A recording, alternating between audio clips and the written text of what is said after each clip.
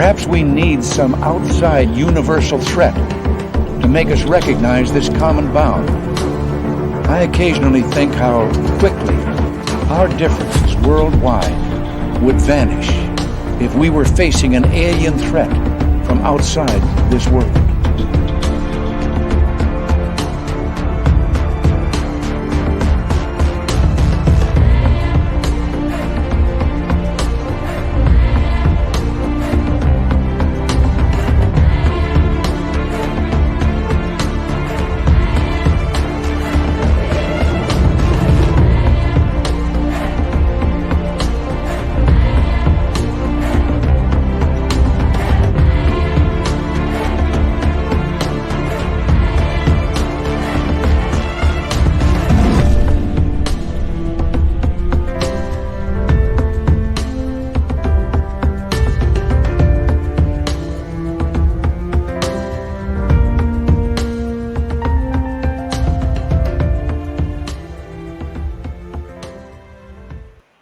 Can you not be excited for tonight? R Keith Andrews and the ET Connection on Spaced Out Radio tonight. Good evening to you. My name is Dave Scott. Very much appreciate all of you being here tonight. God, I get excited. And Keith's, check out his pork chops tonight. They look fantastic. Absolutely fantastic. Dirty Filth is here for another great cartoon. We say hello to all of you, including Race Fan in the gold medal position, Sugar Britches with the silver, and B with a bronze medal tonight. And let's say hello to Robert Lamoth, Penny Van. Dirt Road is here. Dirt Road will be signing autographs after the show. Line up to the left of the studio, if you don't mind, to the left of the studio. Brown Dwarf, Friend of Squirrel, Lisa C., good to see you. JSCO, Kathy Evans, Chris 716. Donna, how are you? Dirty Filth in the chat room. Look at that. Good evening, boils and ghouls, witches and warlocks. There we go. Timothman, good to see you. Markham's back. Yeah, Markham's back after taking a steel chair to the head in a wrestling match in some unknown cavern in North Carolina. Yeah, but he survived. He's back. Nikki from Seattle, Brad Ford, how are you? Joe Stewart, welcome to SOR chat.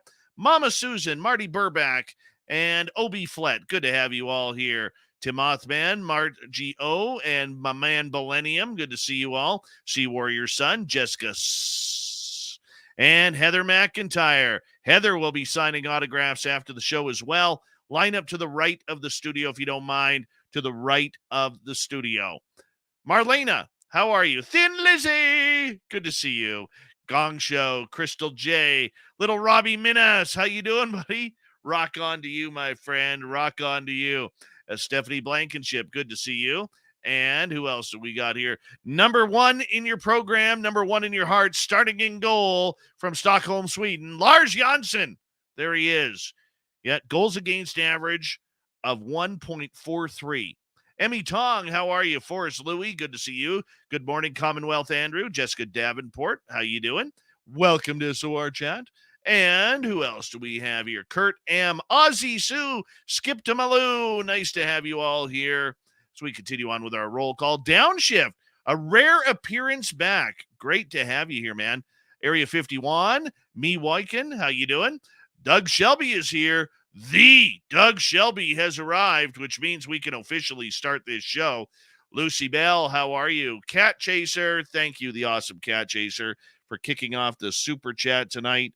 The Super Chat is a wonderful way to start what we do on this show and support us. Thank you so much. Hi, Jenny. How are you? And Forrest Louie getting in on the Super Chat tonight. Thank you, Forrest Louie, for your love and support of SOR. We very much appreciate it. And let's continue on with our roll call here. And where are we here? Let's see here. Anonymous Rex, that's little Timmy Seymour right there. Yep. Andrew, how you doing, man? And Chris.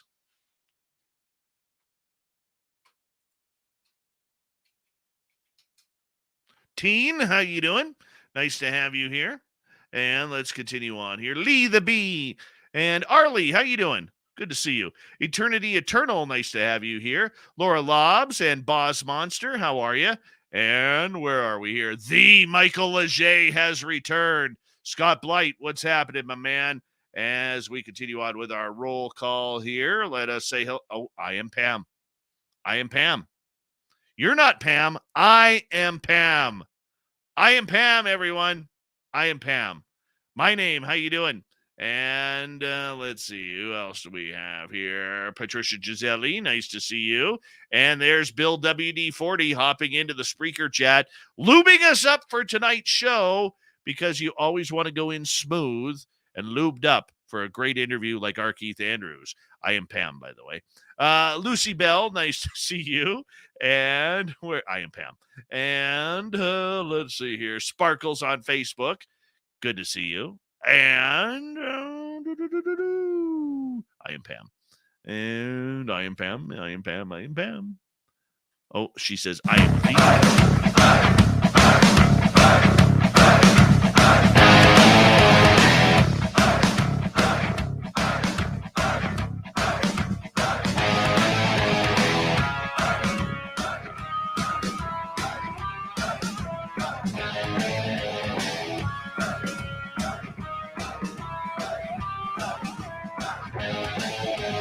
From the mountains of central British Columbia to you listening around the world, this, my friends, is Spaced Out Radio. I am your host, Dave Scott, sitting in the captain's chair of SOR headquarters.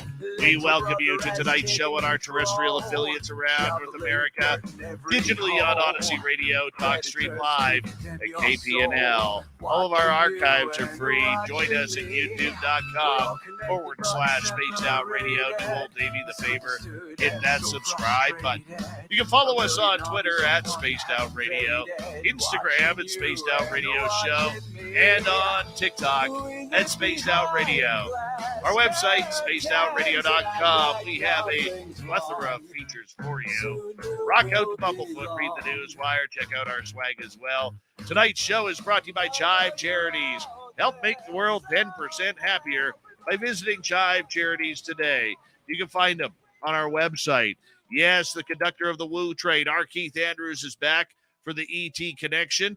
And, of course, in hour number 3, we're going to head to the swamp. Then little Timmy Senor is going to be here for a fantastic UFO report.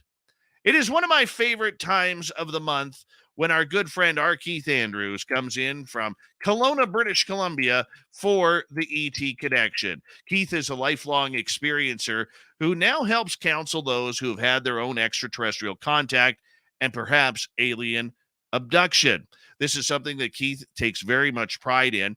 He's not somebody who you would say is in the UFO field, even though he deals with this on a daily basis. He comes in here to answer your questions once a month to talk about everything extraterrestrial, and we love it when Keith is here. R. Keith Andrews, it is always a pleasure to have you here. Your sideburns are absolutely on par for tonight.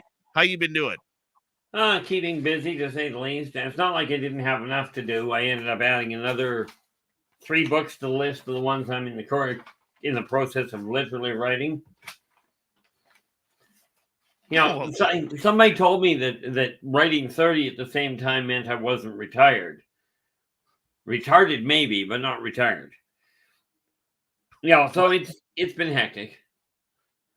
Well, you know what? You're a hectic guy. You always keep busy, and you're always working on something regarding extraterrestrials and UFOs. Every time we bring you on, we have a bunch of different people who are tuned on in for the first time, maybe listening to you, wondering, who's this R. Keith Andrews guy? What's it like being a lifelong experiencer? I'm going to flip that around a little backwards. What's it like not?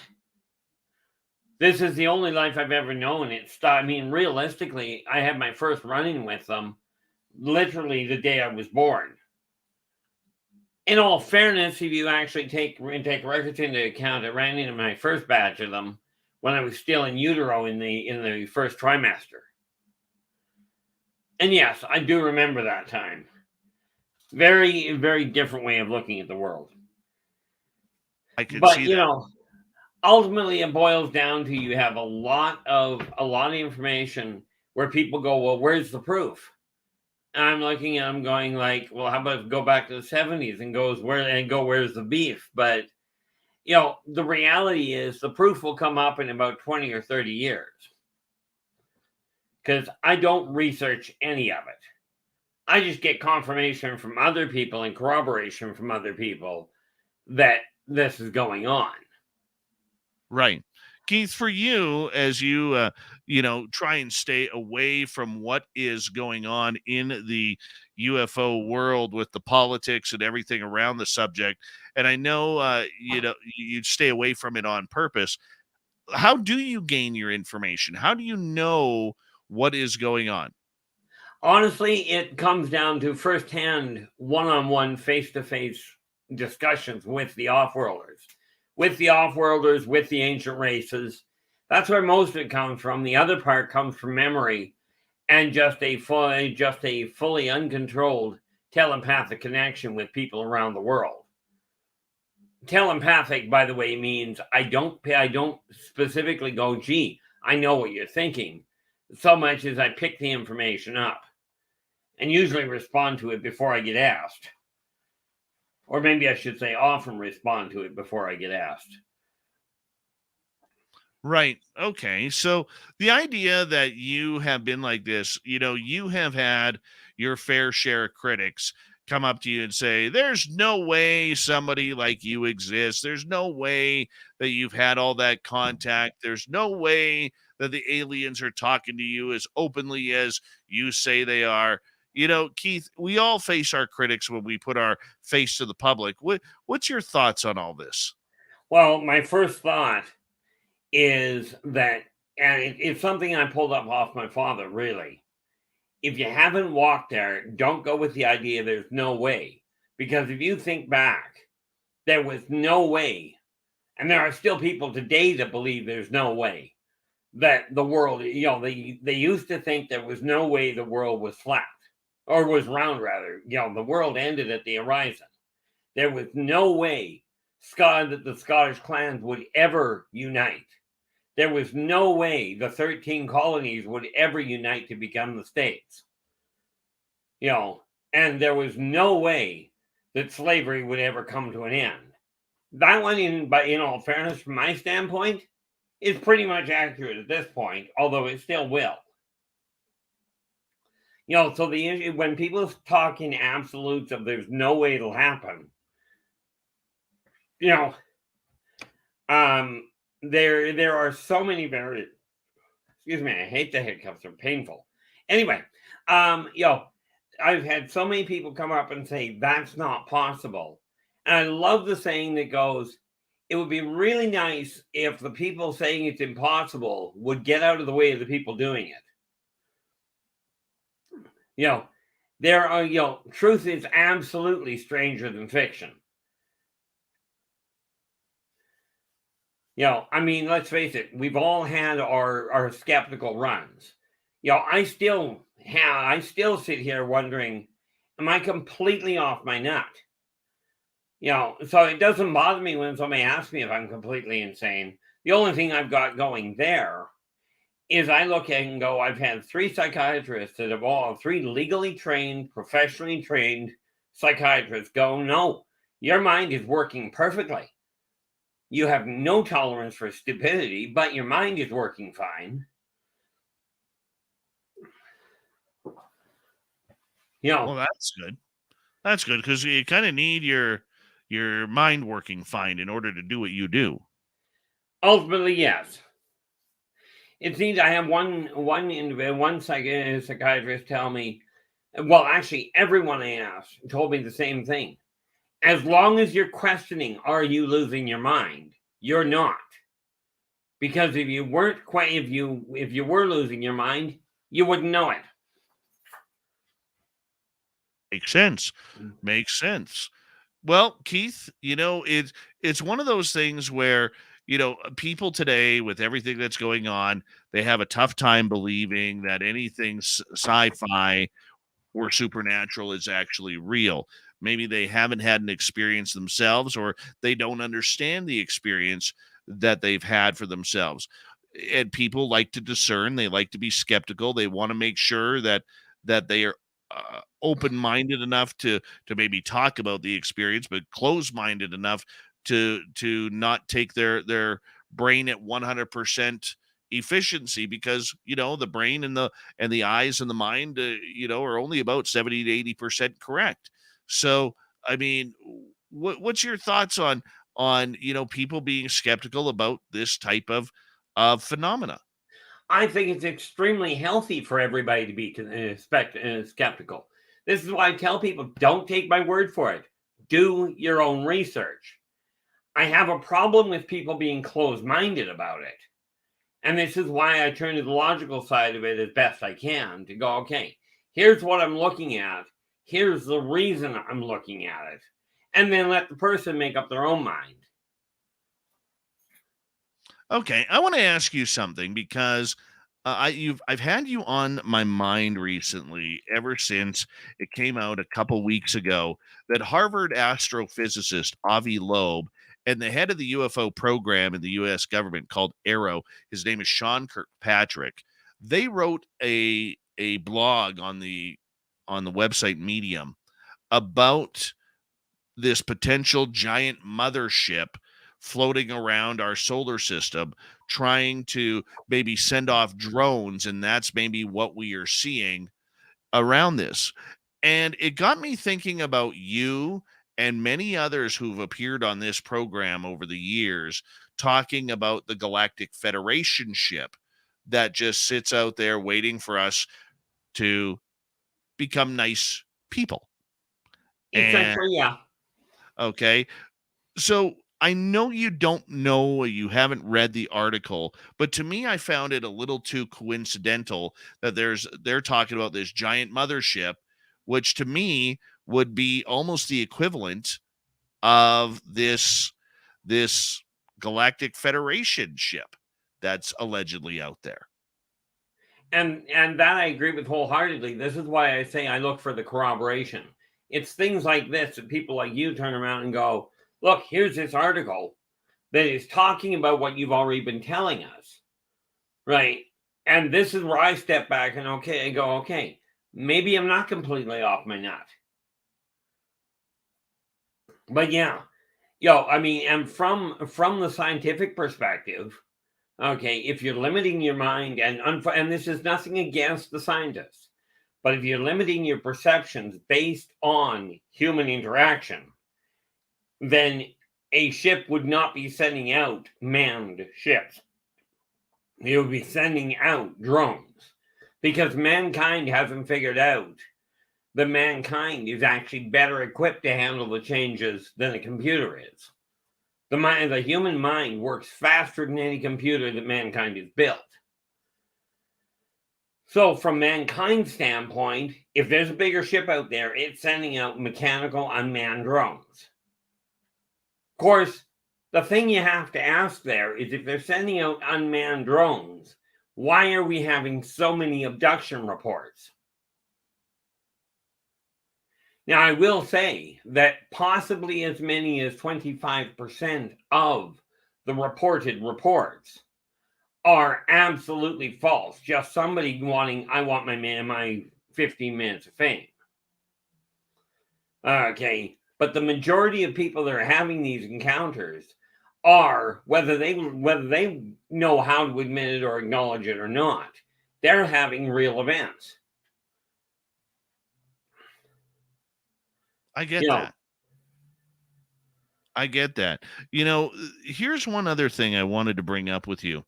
The scientific community seems to be very, very indoctrinated in the nuts and bolts aspect of UFOs. That the scientific studies, from physics to astrophysics to chemistry to everything in between, is going to solve the UFO problem, or maybe not a problem, the mystery. Let's call it the UFO mystery. Okay. Yet there is another faction out there, which I think most of us belong to, which is the experiential side, because we know what we've seen. We know what we've experienced. Right. And yet here we are kind of being pushed to the side and labeled as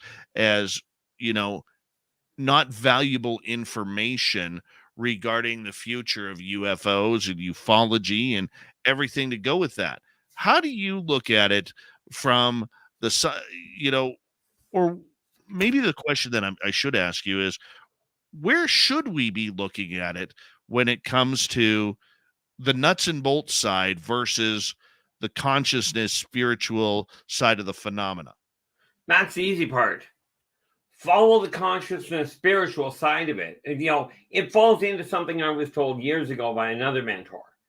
And that really boils down to, if we understand that the nuts and bolts, the mechanics, the physics behind it, is your head. And the experience or the spiritual interaction of it is your heart. Okay, the answer lies in when your head and your heart are in conflict, follow your heart, but use your head to get there. Trust the fact that your feelings and your instincts may well be right. Now go looking for the logical proof to back it up, to corroborate it. All science is based on a theory first, on, if you will, guesswork. True science starts with an unknown factor. What if? Originally when we looked at the weather patterns, it was the thunder god that created the thunder. Now, after centuries of research, they found out what really causes the thunder. This does not eradicate the existence of a god. It simply gives you a scientific explanation for one of the events going on. And if we can find a balance between the feeling that we're having and the logic behind how it may work, we'll be fine. Yeah, I'm not saying we shouldn't look at the nuts and bolts aspect, because science is everything. Okay, it really is everything from the weather to how grass grows, and humanity in its acceptance of what and who we are. I agree with that wholeheartedly. But when you're dealing with something as complicated as the phenomena, where does science win and where does science lose? Science wins in the number of ways that it has actually been able to corroborate some of the information. Their reverse engineering of things has been phenomenal. But where it loses is scientists on the whole right now have this brilliant idea that they know what's going on, that their scientific definitions and explanations are the answer. And the reality for them is that they are only the tip of the iceberg of the answer. Okay, but they limit themselves because of their inability to quantify something outside of their own outlook. If that makes any sense. It does make sense. It does make sense. But should science then be pushing the experiential side to the wayside, though, saying, look, we don't want anything to do with you. Let the big boys play here, and you're in our playground. You're in the weirdo playground way over around the corner. We don't want you here. Should they be doing that? Absolutely, 100%. And I don't hit that very often. Absolutely, 100%. No, they should not. Conversely, the experiences should not push aside the efforts of the scientific community and their attempts at quantifying what is going on or explaining what's going on. It has to be a mutually cooperative effort. Okay, so how does the experiencer side go from looking like a bunch of weirdo tinfoil hat wearing people to having credence about how the experiences work with no true evidence? I'm going to swear at you for a moment. No, you cannot, because we're on live radio. I have to. Okay. The way the experiencer deals with the scientific community is pure, unadulterated, unmitigated logic. Ask the question that the scientist doesn't have the answer for. Okay, if this is what so many people are saying, the fact you don't have the proof of it, what is causing it? if this is not happening, why are so many people having this mutual event and mutual occurrence? I love the way Spock put it in the original Star Trek. When you eliminate all logical possibilities, however illogical something may seem, that whatever is left is the answer. So it may not make sense to the scientific community, but that's their job. Take the thing that doesn't make sense and prove that it does. Quit turning a blind eye and going, quit turning a blind eye to the idea that this is happening and go, no, I don't understand it, so it's not happening. To me, this is like those little kids going, you can't see me. Try that one. No, don't. I was about to say something and somebody's going to get in trouble, probably me. So I won't say that. But, you've got to keep an open mind. And amazingly, so many scientists do not have an open mind unless it corroborates what they're saying, which is really kind of weird in my eyes. Oh, well, I would agree with you on that, but, for many of them, they feel that they want to get the answers first before the public gets involved. Well, there's a difference between the public and somebody who is being downloaded binary code or shapes and holograms within their head at night. Yeah. And this is the other thing that the UFO community, the experiencers, can absolutely do to help with that transition between experience and logic. Document, even if you've got no photographs. If you wake up with a bunch of information, write it down. If all you can draw is a stick man and an oval to say, this was an abduction I feel I went through. Okay, and stick with the I feel I went through.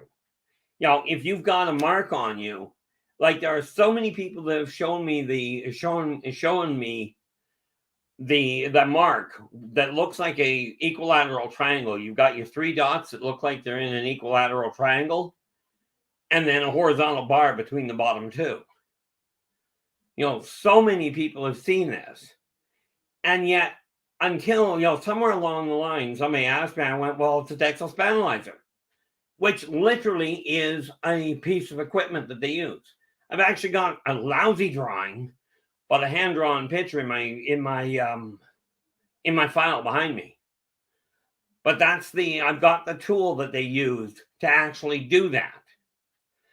But if you can take whatever experience you've had, even if all you remember is something, I remember a big eye, and that's all you can remember. Write it down. Put the date and the time that you remembered it down on paper and mark it down. Keep it in a journal. Eventually, the other things will end up, you'll remember enough of them to put them into a picture. These are just some of the things that you can do. I love it. Keith, we got 30 seconds to go, and I know we're going to be in for an entertaining show with you tonight regarding this. When we come back, we are going to get to some audience questions, but it's going to come down to the scientific aspect and a lot of the skeptical aspect. I'm going to ask you an important question, and I'll tip you off to it right now. Okay. What is proof? What is proof? And I'm guessing you are waiting until we get back to get that. Yep. I'm going to get your answer when we get back from the break here on Spaced Out Radio. A big question from a major big-time experiencer, R Keith Andrews, and the ET Connection happen near the beginning of each month here on Spaced Out Radio. We love it when Keith is on. His pork chop sideburns love it when they're on. And the aliens love it when he's on. And we know you do too. Spaced Out Radio returns right after this. Stay tuned.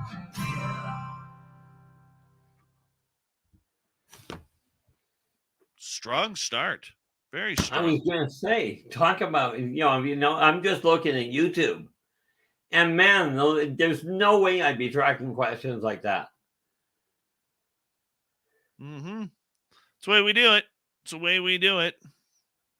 Hey, if any of you have any questions for Keith, you know how this works. This show is all about you guys. So if you're in our YouTube audience or on Spreaker, put your questions in capital letters and I will get them over to Keith. Dirty Filth, let's take a look at what you're doing over here. Let's take a little peeky poo here at the Dirty Filth beautiful art. I think we're upside down right now because he loves doing things upside down. Upside down with the left hand. Don't knock us left-handers, dude. I can't draw very well with my left hand, but I can write fairly well with it. I'm still trying to figure out why you just don't open the tube properly. Why you cut holes in it. Doesn't dry out as dries. fast. It dries, and instead of it being liquid, I can just reuse it whenever I want. I guess I could get one of those little trays that has little selection slots in it, but I will tell you this from experience, Phil. You do that, and you will end up with a lot of dried stuff on the bottom. Right. This is what happens. ooh, paint miniatures. Yep. Yeah. Keith, you come to Vegas? In all likelihood, no. I wish I was, but no. In December 15th of last year, I ended up unemployed, and they turned my EI down.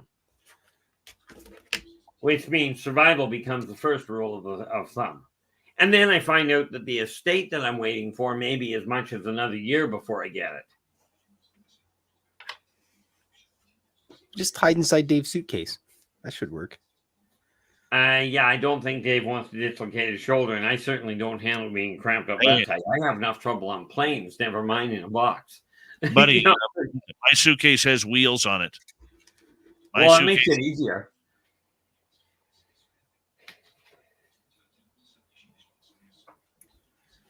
Now, Phil, how many Yes. paintings are you bringing to Vegas?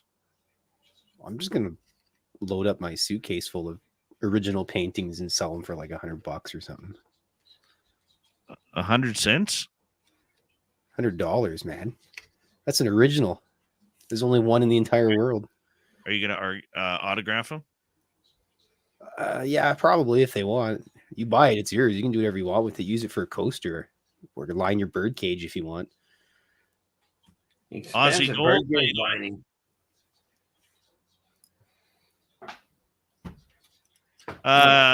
The Doug Shelby has a question for you, Keith. Sure, fire. Seeing as you're a fan and player of Dungeons and Dragons, any thoughts on the movie that started in theaters today? Yeah, I still want to see it. I haven't actually been to see it yet, but I am certainly intending on going. You know, hopefully they did a decent job of it. All reports that I've heard have said they did do a nice job of it. I haven't even seen the trailer. Of course, in all fairness, I haven't seen the trailer because I wanted to see the movie without seeing the trailer. And I am Pam saying I was going to go to Vegas, but can't now. So bummed. You should still come. Cindy Pruitt, welcome to SOR Chat. Hi, Mr. Catfish. How are you?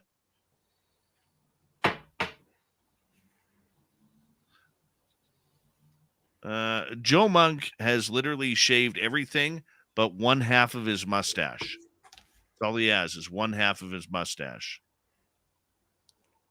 Yeah. Big thank you to Cat Chaser and Louie for the super chats. The super chat is a wonderful way to support what we do on this show on a nightly basis. So thank you so much. And Jeremy Jones would rather go golfing in Bermuda than hang out with us. Yeah. The best thing I ever did in my life was quit golf. Yep. And the worst part about it is every reel that I watch now, every third reel that comes up on my phone is a golfing one. And I'm like, oh. I could see Tony DeTata. Yeah, Tony, we could see you, man. Yep. All right, we got 15 seconds, guys. Okay, I'll be quiet. Thanks, Dirtith. Where's Blob? Let us know. Blue Pilled World, welcome to SOR Chat.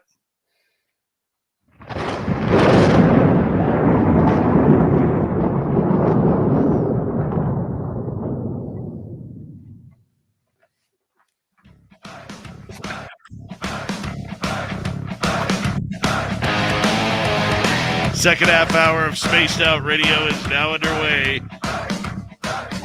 My name is Dave Scott. Thank you so much for joining us. We very much appreciate earning your listening ears. I want to remind you that if you've missed portions of this show or others, check out our free archives by going to youtube.com/Spaced Out Radio. Do old Davey the favor, hit that subscribe button. Our website is spacedoutradio.com. We have a plethora of features for you. Rock out to Bumblefoot, read the news wire, check out our swag as well. Follow us on Twitter at Spaced Out Radio, Instagram at Spaced Out Radio Show, and on TikTok at Spaced Out Radio. Oh my goodness, R Keith Andrews of the ET Connection continuing on tonight as we talk everything extraterrestrial and supernatural. Keith is a lifelong experiencer who joins us near the beginning of each month. Keith, welcome back. And thank you so much for having me. And thanks so much for everybody who's joining us. Tell you, the chat room is just hopping tonight, at least the one in YouTube. Oh, yeah. Let's start off with Skip to Malou. She is asking, Keith, have you had any experiences lately? The answer to that is, I will get back to that one, but the answer is yes. The reason I said I'll get back to that is because Dave asked a question right before we went to break. That's right, I did. That's right. You know what? Let's hold on to this question here from Skip to Lou, and I apologize. It kind of passed my mind. Keith, let's get back to where we were talking proof. Okay, scientists want proof. The skeptics of the UFO world want proof. They don't want anecdotal stories. They don't want sci-fi stories that sound like they're from the X-Files or Star Trek. Every photograph is ripped to shreds because people say it's photoshopped. Every video is allegedly CGI, so there's no good videos out there. And I don't even know what proof is anymore. Well, what proof is the easy part. Getting is going to be a problem. See, the scientists already have enough quantifiable evidence via so many different methods where they can cross-corroborate. They've already got the proof they're asking for. Okay, by simply going, okay, we've got a vehicle up here in the air. We can spot it. The Russians can spot it. The Viennese and the Australians can spot it. None of us we've all said it's not ours. Well, if it belongs to nobody on the planet, it's an unidentified flying object. There's your proof. Okay.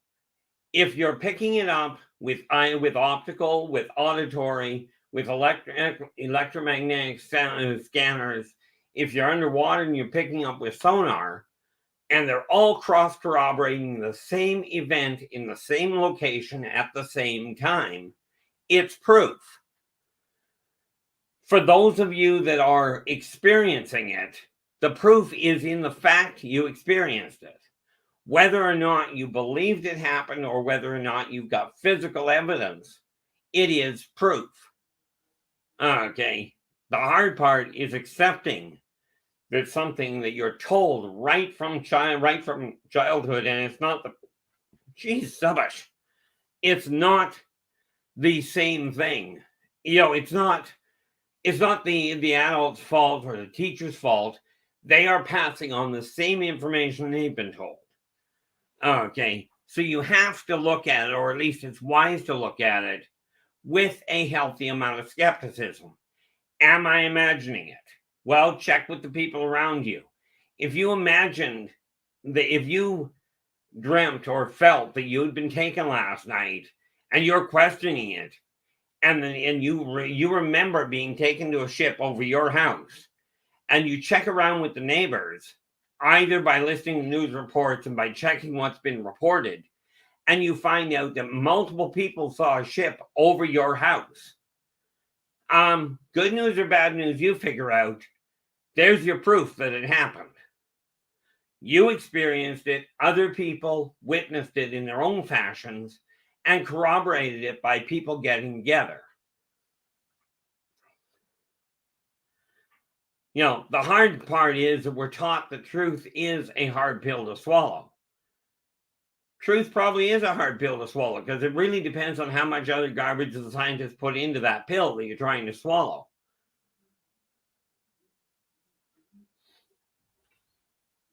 But ultimately, that's where your proof is.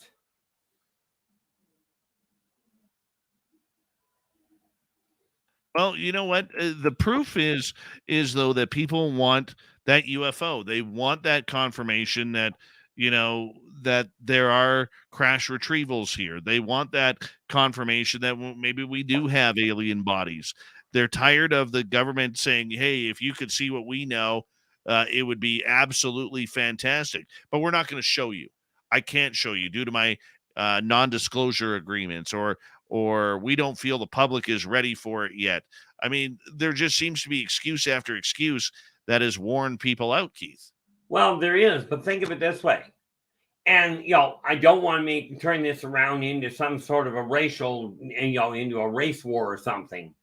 But mankind gets edgy about people that are taller than them, about humans that are clear-cut humans, that are taller than them or shorter than them or a different color or different clothing.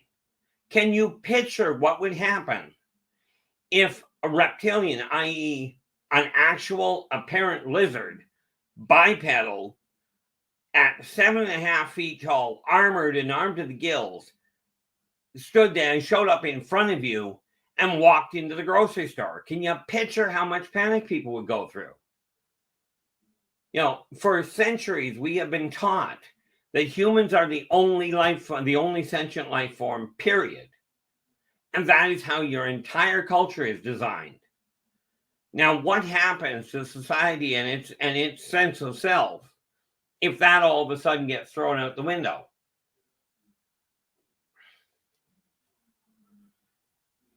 You know, that's the big thing you have to look at. It's not that I agree that the truth shouldn't be shown. It's a question of just how much damage is it going to do. People panic now. You know, I mean, and argue with it if you will. How many times have you heard of an Hispanic or a black person walking into a white community and they're just automatically shunned because they don't speak the same Terran language? Okay. Now, what happens? And of course, mankind's got this really brilliant idea when you get an unidentified ship. Let's shoot at it and then ask if it's friendly. Now, I don't know about you, but if somebody's shooting at me, the last thing I'm going to be doing is going, yeah, I really like you guys. No, I would agree. I mean, there is quite a large population out there that are shoot first and ask questions later. I mean, it doesn't matter where they're from.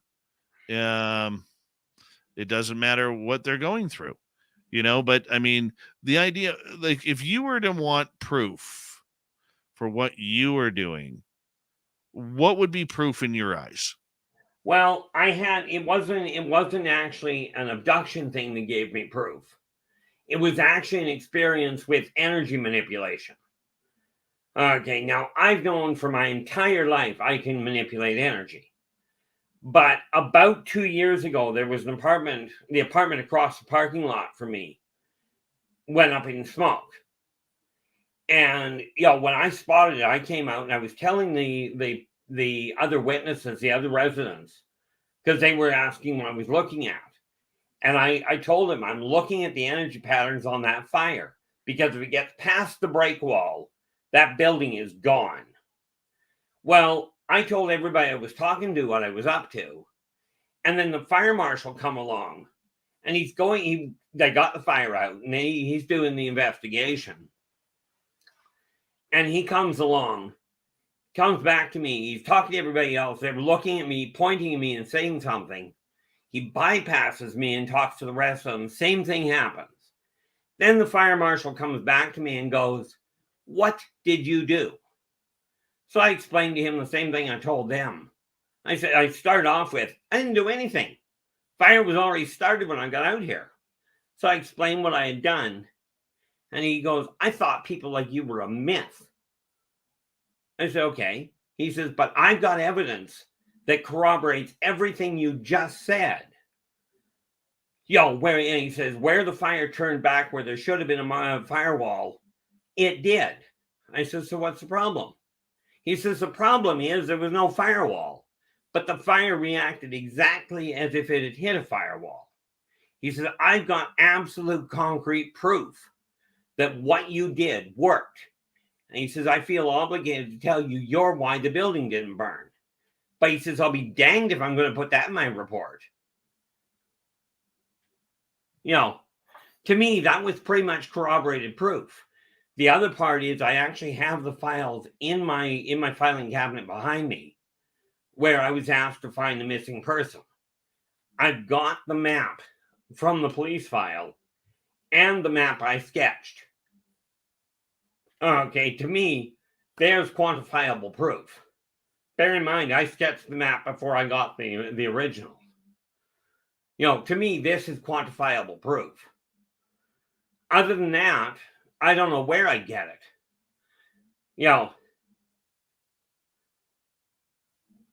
Just the way it is sometimes.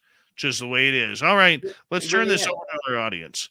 Let's turn it over to our audience. Okay, and the first question was, have you had any experiences lately? So, have you? Well, as long as we call this week lately, like this last Tuesday, maybe Monday night, Tuesday morning, I ended up actually discussing this whole issue that is back in the middle of the headlines, as far as I can tell, about how the off-worlders are planning on invading and how they are pulling the strings of everything in everything going on Earth. And I got absolutely told, told they have nothing to do with what mankind is doing except tracking what's happening. They're sitting there going, these people have to, I was literally told, humans have got to start taking credit for their own advances and responsibility for their own screw-ups. They've got to make that step before they're going to be considered ready to join the consortium. And I know that upsets humans. It's like, but we're smart enough. No, you're not. Well, you may be smart enough, but you're not mature enough as a species. And yes, there are individuals that do have the brain capacity to deal with it. And many people, but these guys are going, yeah, we will spot people that are aware of what's going on and that are open to it and ready for this information. But they're not ready for the ramifications of having the information. I'm lucky. I've been reclusive most of my life, so if somebody figures I'm an idiot, I got over it pretty quick. That's very true. That's very true. All right, let's go to our next question from Terry. Keith, do green goblins really exist in certain abandoned mines? You call them goblins, I call them Beirandi. And the answer is yes, but they're not green, they're gray. Does their skin glow? Turn them green? Not unless you can get a hold of them and spray paint them. Their eyes, on the other hand, do glow. Or more to the point, they reflect. But yes, what you call goblins, what are also known as what the actual race call themselves, which is the Beirandi, are very real. And they've been around here a very long time.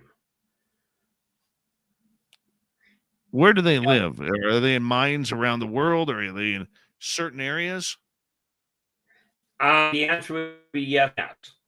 What I mean by that is they are in catacombs throughout the world. Some mines have broken into their territory. Okay, at which point they're in the mines. And yes, they have been known to take some of mankind's tools and run off with them or sabotage them, but usually they end up sabotaging the machinery, much like humans do. What does this button do? Or gee, there's a gear that's going around in circles. What happens if we take this chip of stone and just pop it in there at the right time? Okay, and all of a sudden the machine goes bang. But are they a violent race? Well, technically the answer would be yes. They'd eat a human alive without thinking. Okay, probably not okay, but are they real? The answer is definitively yeah, they are. All right. Let's go to another question here.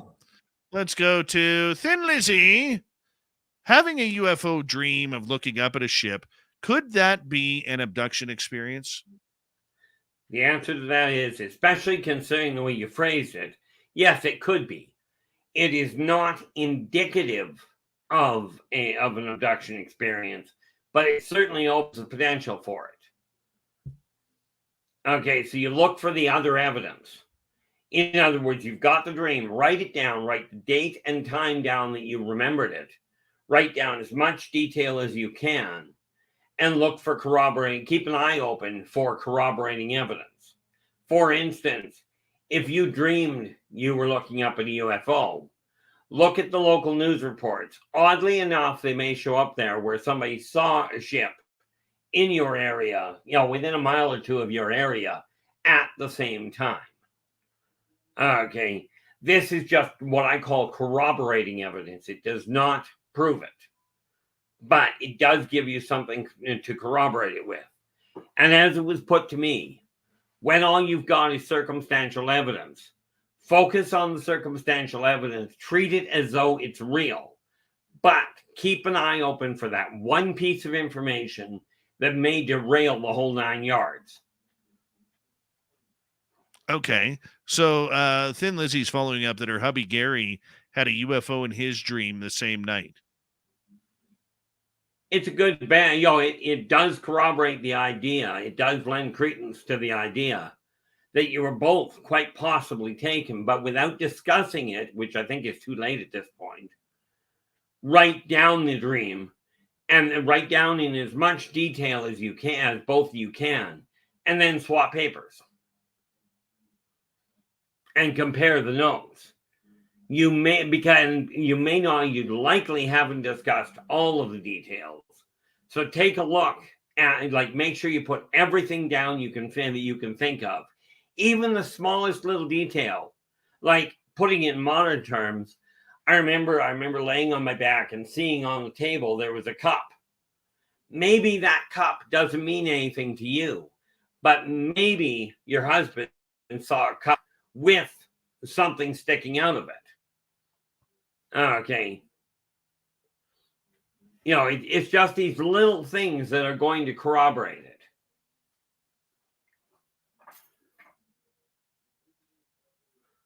All right, let's move on to another question here, Keith. And let's go to, Donnie Cho just popped up. We'll put his up there. Donnie is asking, in terms of arts and music, how do you think Earth ranks amongst all the various races? In my personal opinion, right smack in the middle of them. Some of them have better music, some of them have worse. Okay, music and art is literally a matter of personal opinion. Okay, I've seen some phenomenal artwork by off-worlders, some phenomenal artwork by humans, and I've seen the other end of the scale. But art and music appreciation is very much an individual thing. It's not a racial thing. Although if we take a look at it, Venusians are some of the best artists I've run into. The Orions are some of the best artistic dancers that I've ever run into. Okay, but this does not make them the best of everybody. This is just, if you will, a personal assessment. And rest assured, I am no artist. And you really don't want to watch me dance. Although, in all fairness, when I was suffering from full-blown epileptic seizures, I didn't do bad on the dead fish routine. What kind of music do they like? Are they rocking out to Lemmy Kilmister up there somewhere? Jimi Hendrix? The word would be, some of your Terran aficionados would certainly turn to what we call the human graves. Absolutely, they do. But they've got a much wider array. Okay, and some of their sensory receptors take the whole idea of artistic interpretation to an absolute different level. Got it.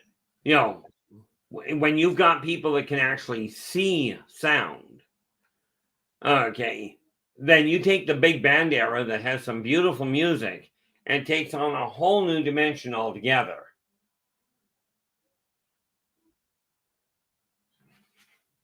All right, let's get to another question. We got about 3 minutes before we got to go to break here at the top of the hour. And let's go to Christine. Keith, do the ETs love us? Please say yes. Well, I'm going to disappoint you. Some of them absolutely do. Some of them absolutely hate humans, but the massive majority of them fear the human race. And yes, I will elaborate on that. Mankind is one race that has a staggering capacity to take all the logical indicators and go, there's the path we should follow. That's where everything points. We're going to go that direction. And they still land on their feet. Okay, this scares the off-worlders because they do not comprehend the idea of instinctive redirection. And humans have it down to a fine art. In all fairness, most humans don't even know they do it. Have you ever heard the term when a kid is asked, why'd you do that? The kid looks at you and goes, seemed like the thing to do at the time.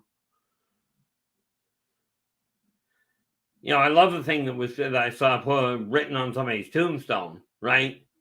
Well, dang, that didn't work. This is a perception that many off-worlders have about this infantile race. They're extremely aggressive, and no offense to humans, extremely aggressive, short-sighted, and, well, impetuous is to say the least, but impulsive is the word I was originally looking for.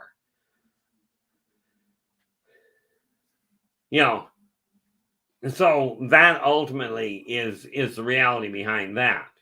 But they look at humans. Some of them literally look at humans as, well, that's a cute little pet. Let's take that home with us. Which is why some people don't come back. And yes, there is, and I know this is going to upset somebody, there is an intergalactic slave trade going on, as well as many zoological exhibitions or exhibits. Humans are an oddity. They are a fascination. And they are both revered and feared at the same time, which is really kind of comical in my eyes. Always comical. It's always comical. That's what we do here, And Donnie Cho, we'll end it with your comment here. I think aliens fear us because we're chock full of disease. And, absolutely not. Remember, there are people out there who like Celine Dion and Mariah Carey's Christmas music. That's full of disease enough right there as we speak about it. Yeah, and the millions and billions who like soccer as well. Bad disease there. Very bad disease. Spaced Out Radio's Hour 2 with R Keith Andrews and the ET Connection. Coming up right after this, we'll continue with your audience questions. You're in one of our chat rooms. We appreciate it. R Keith Andrews comes in the beginning of each month. You can look him up on YouTube. R Keith Andrews. Hit subscribe on his channel. Spaced Out Radio continues right after this. Best comment in a while from Skip to Malou. Dave is pure bacon love. That is right. That is absolutely right. I love you, Skip to Malou. All right, let's see what Dirty Filth has for us. And we want to remind excuse me. We want to remind you that you could go on Amazon and get your Cryptid Cartoons, a collection of drawings for those of us wearing tinfoil hats. It's right there. I got my copy. You should get yours. Dirty Filth. What do you got here for us? There we go. Keith, I'll be right back. Absolutely. Not exactly going very far. Now that you said that, he's just going to get zapped up by a UFO and bye-bye Dave. I had that happen a number of years back. I got off shift at 10 o'clock at night, and I told my son I was just going out to, it was a Thursday night. I told my son I was just heading out to take the garbage. And he turned in, so he asked, can I stay up till 10:30? And, until you get back in. I said, yeah, not a problem. I'm just going out to the garbage. Well, I came back in. I didn't think to check the time. So he'd already gone to bed. So that was fine. I went to bed. I got up in the morning. He comes flying out of the bedroom. He'd have been 13, 14 years old. So this would be 3-4 years back. Right, or 4 or 5 years back. But he comes flying out of his bedroom, wraps his arms around me, and goes, Dad, you came back. I looked at him and I said, I just went to the garbage. He goes, but Dad, I was up until 2:30 waiting for you, and I just couldn't stay up any longer. He says, were you taken? I went, yeah. I said, I've been telling you that for years. He says, yeah, but Dad, I didn't believe you. And you just get used to people looking at it going, where's your proof? I'm like, good question. You find it, fill us both in. So do you think that they zapped you and the garbage bag up at the same time and they just kind of took some garbage with them? In all likelihood, they probably did. I really don't know, but I suspect they grabbed me after I threw it off. They've got enough garbage up there. They don't need ours. Yeah, they just zip by the moon and open the hatch and just dump it right out, or zip by the sun and just dump it out. If they're going to dump it out anywhere, it'll be into a sun. More often than not, they drop it into the OT drive. The OT drive, the oscill densification of the tri-transspatial equilarity. What humans would call an advanced fusion reactor. Interesting. And yes, for Blob. those of you, try that again. Oh, Blob showed up. Ow. Oh. So did they just throw whatever they don't need in there? Just, If it's not consumable, they'll throw it. See, you got to understand, I have actually in basic detail laid out what the OTE drive is in the second printing of the Races of the Worlds. But ultimately, it converts all energy, all matter into energy. Right, in order to provide their power. Works like an absolute charm. So what you're telling me is if you go up there and someone's being a jerk and they can't handle it, they just toss them right in there, and that's how people go missing? Oh, heavens no. Usually, if you're not diseased, and if you have to be on board a reptilian ship or on board a ship with a reptilian, they won't toss you in the fusion reactor. They'll just toss you on the dinner table. Remember that thing about waste not? If you're diseased, as in with a disease they can't deal with, which, by the way, cancer does not rank as a disease they can't deal with. So sorry, for those of you suffering from cancer, it does not stop you from getting taken. Do they wash the humans first? Do you consider ranch dressing washing? I don't know. Yeah. You put enough on, you can clean things off. Yeah. Well, I was just hoping if I ever hopefully I'm dirty enough they don't throw me on the dinner table. Oh, the amount of dirt. You got to remember where these guys get some of their food from. Looks good. Hey, you're back, Dave. Just in case you didn't realize it. I am back. I am back. Just seeing if there's anybody new in our chat room. say hello to. I like Enya. I'm an Enya fan. I don't even know who Enya is. Oh, you should listen to it. What's an Enya? It's beautiful. Beautiful. I think it's a Who, but Downshift. Nothing really interesting in the mountains. I went to the mountains first time today. I'm going to go again tomorrow. A lot of the roads were clear, but the side roads where I got to get are still full of snow. So I'm still about 3 weeks away here. see, this is why you take a snowmobile or a 4x. Well, I do have. Hey, there's Blob. There's Blob. Capital T, the Blob. Hey, Blob. How you doing, buddy? Big thank you to Sweet Donnie Cho, ×2, Carlito, Sugar Britches, Louie, and Cat Chaser for the amazing super chats tonight. We love it. We appreciate it. Don't forget, if you're coming to Vegas or still thinking about it, you got until the 15th to get your VIP tickets. Go to the ticker below, and there you go. Here we go, everyone. You're listening to Spaced Out Radio with Dave Scott. Follow Dave on Twitter at Spaced Out Radio and on Facebook, Spaced Out Radio Show. Hour number 2 of Spaced Out Radio is now underway. Good to have you with us. My name is Dave Scott. Very much appreciate earning your listening ears wherever you are on this beautiful planet we call Earth. Hello to everyone listening in on our terrestrial affiliates around North America, digitally on Odyssey Radio, TalkStream Live, and KPNL. All of our archives are free. Go to join us at youtube.com/Spaced Out Radio. Do old Davey the favor, hit that subscribe button. The Desert Clam has set the password for tonight in the SOR Space Travelers Club. Janker. Janker is your password. Use it wisely, Space Travelers, as the Clam sets the password each and every night right here on Spaced Out Radio. Our website is spacedoutradio.com. We have a plethora of features for you. Rock out to Bumblefoot, read the news wire, check out our swag as well. Follow us on Twitter at Spaced Out Radio, Instagram at Spaced Out Radio Show, and on TikTok at Spaced Out Radio. Here we go, hour number 2 of the ET Connection with R Keith Andrews, answering your questions to all weird and strange things that are extraterrestrial. That's why we love the captain and the commander and the controller of the Woo Train, R Keith Andrews. Welcome back, Keith. And thank you so much for having me.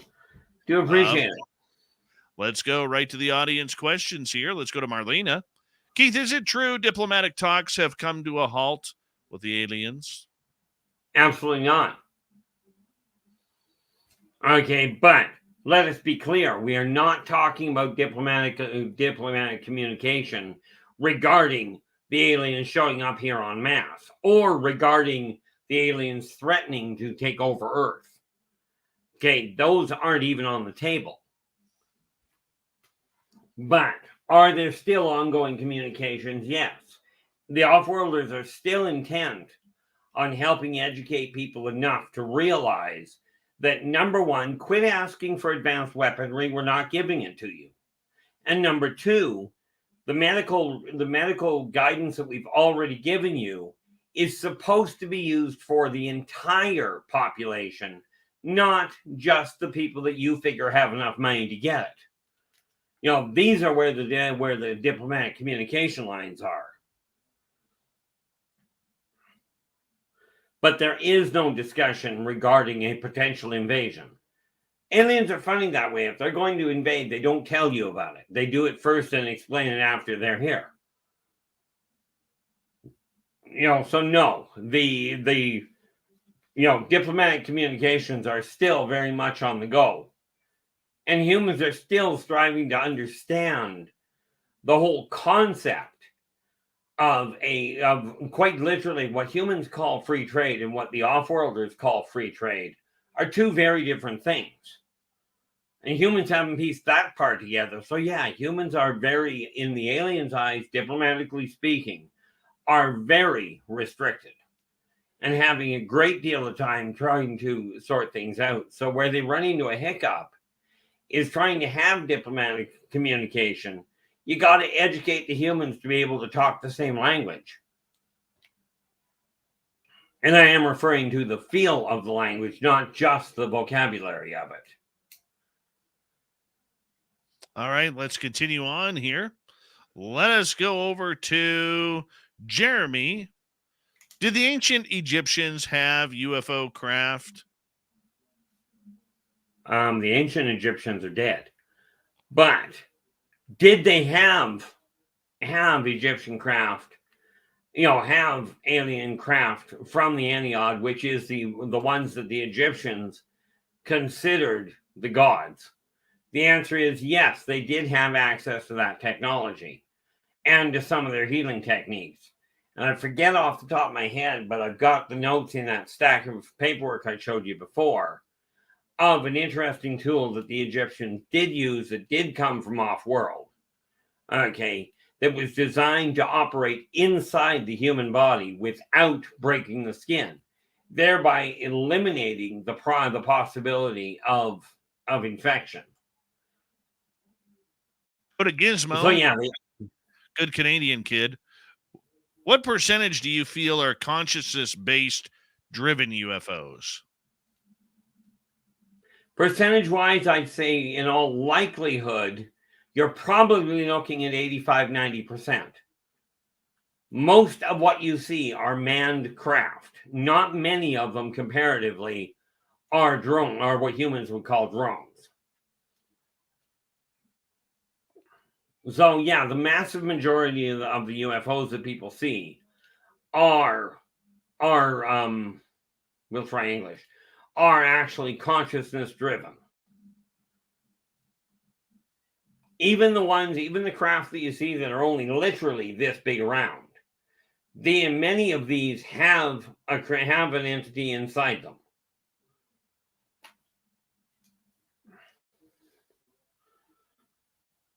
All right, Let's continue on. Let's go to Cindy. How many species, Keith, do you think there are out there? I can't even begin to count. I can tell you, last time I asked anybody, there were well over 2,500 involved in the Galactic Consortium. Now, all 2,500 are not in this sector. Okay, they may have one member of that race over here periodically, but most of them are not. This is a very small little spot. I mean, you think about it. We have 8 billion people on Earth, 8 billion plus. How many of them are in Iceland? Okay, or better yet, how many have shown up in 100 Mile House? Or pick any small town. Same idea. This gives you an idea of just how many people we're dealing, or how many races and how many show up.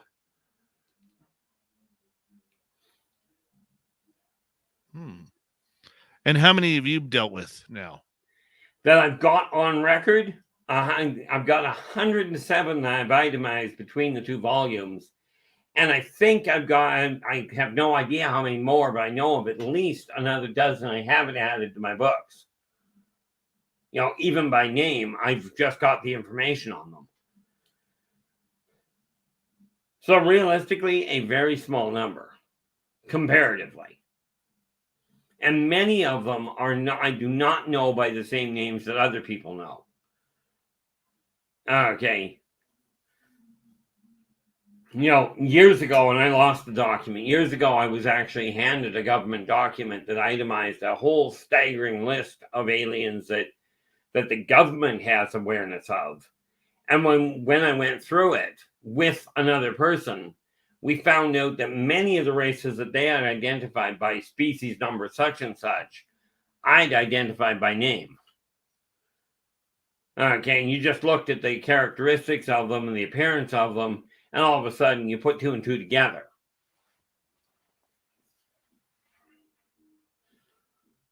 It's the way it goes sometimes. Pretty much. Let's go to Debbie. Multiple times screaming help and waking myself up. What's this all about? Well, that in and of itself, that could be a terrestrial problem based on childhood trauma. Okay, or it may be like you don't have a lot to work with there. So you could be dealing with abductions. You could be dealing with just simply human memory. Now, with that in mind, might be dealing with past life recollection. That being said, Debbie, document it. And when you do, as soon as you wake up, write down whatever you can remember, even if all it is that you remember screaming. Okay. Even if that's all it is you remember. Track it down, and then you can keep each experience, each dream, dated and timed as best you can, and then you can go through it again, or you can put it into a database and have the database sorted out. From what I gather, I think it's Access from Microsoft Office, I believe, does that. You know. But you get to figure out the technology side of it. Never go wrong with that. Never, ever go wrong with that. R. Keith Andrews and the ET Connection. Continuing here, Keith, let's go to Deb. So the monster from the Black Lagoon, you're saying, is real? I am saying, quite honestly, everything I know about it, yeah. I haven't looked into it, but I do know of a race that I'm trying to think offhand. That may be the 13th one. But yes, that particular race, as in living in the swamp, most of the time underwater, 3 fingers, webbed hands and feet, and absolutely vicious. Yes. I'm telling you, what you're looking at is not an alien. In all likelihood, it's an ancient race.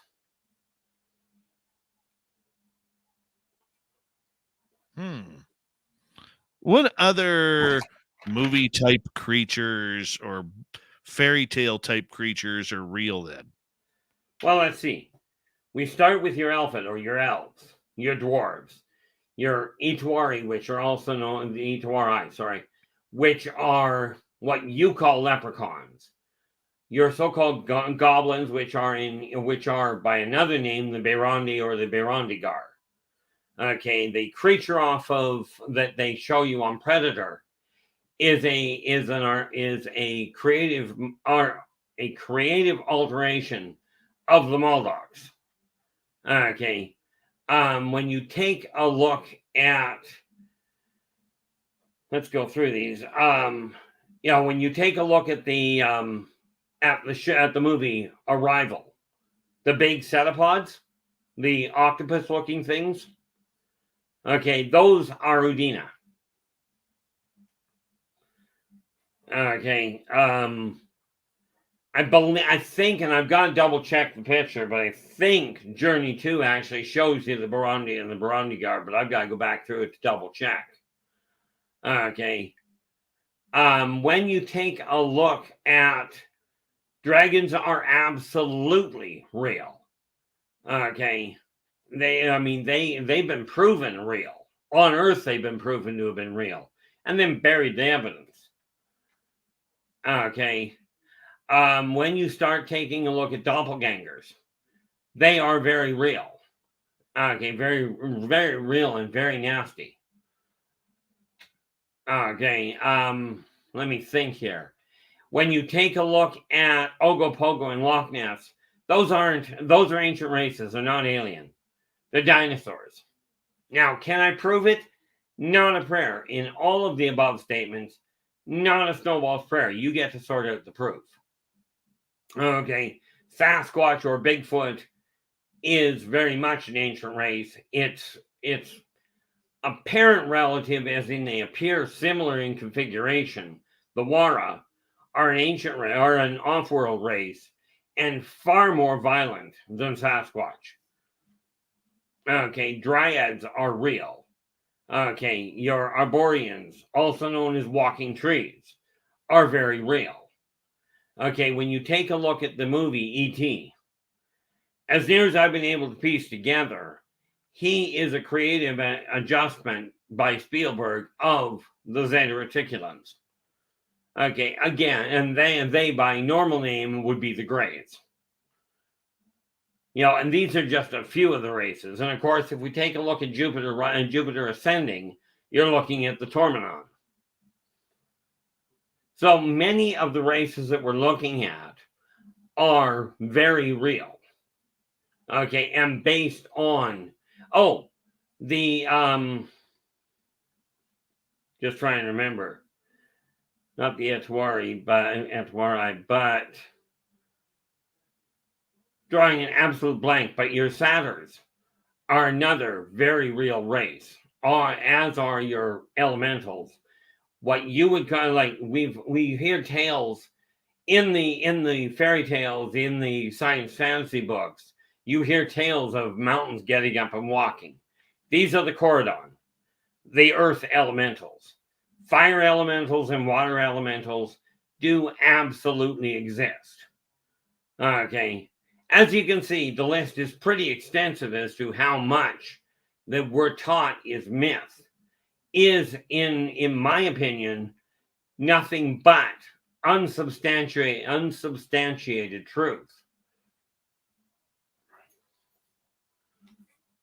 And hopefully that makes sense. All right, let's continue on here. R Keith Andrews and the ET Connection. Let's go over to Cindy again. How do you tell the difference between a lucid dream and UFO contact? This is a great question. I love it.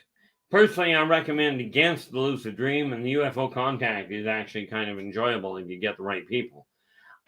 Ultimately, it boils down to this. A lucid dream, you're just not going to find corroborating evidence.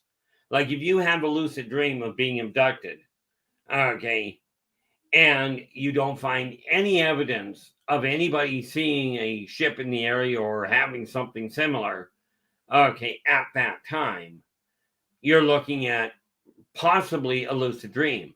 This does not mean if you don't have corroborating proof that it didn't happen. And this is extremely important that you realize, is that all abductions do not result in quantifiable proof.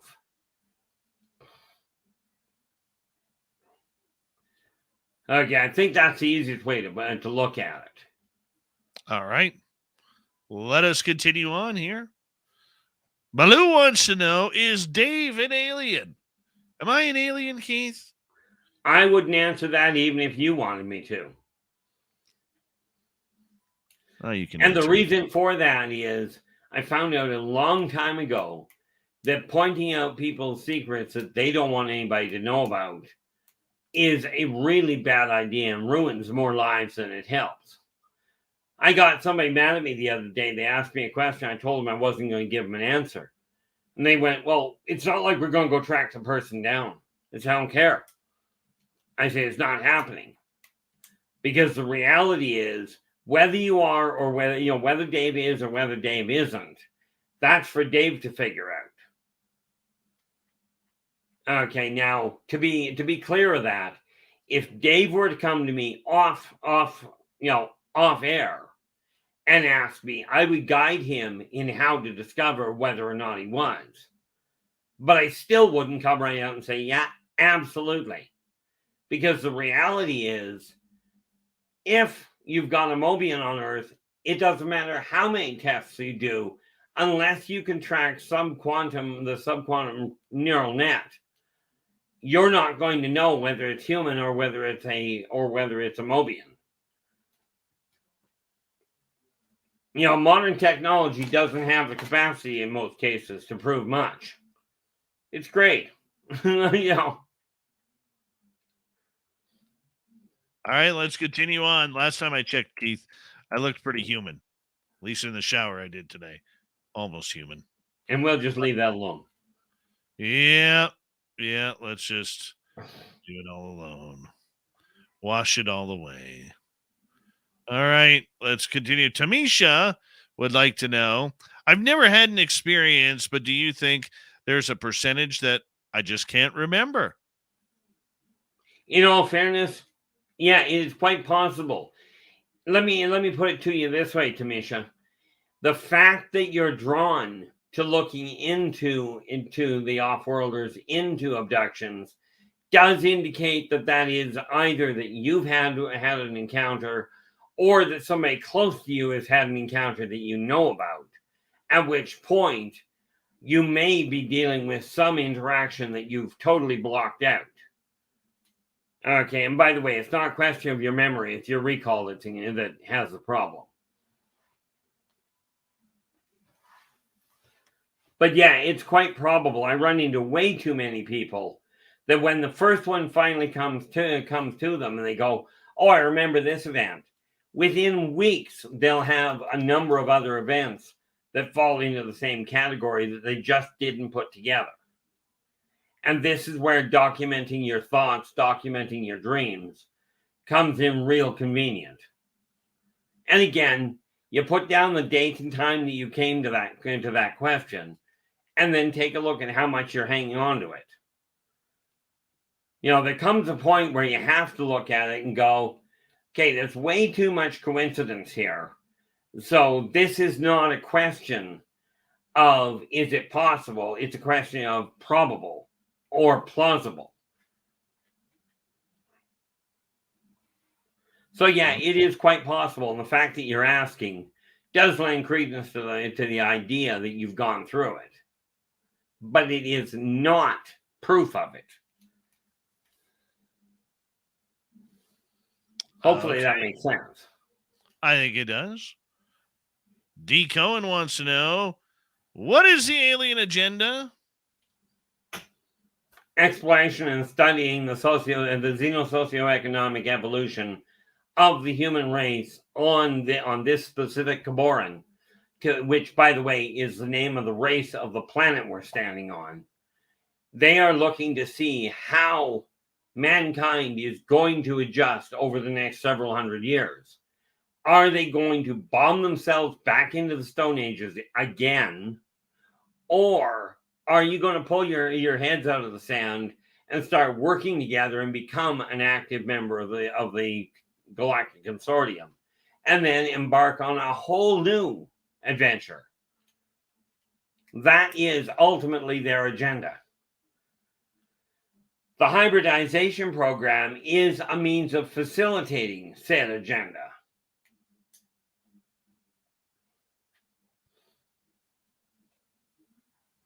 Okay. You'll notice I bypassed the idea of take over, control, conquer, wipe out. We bypassed all of that on the agenda list. It's got nothing to do with them.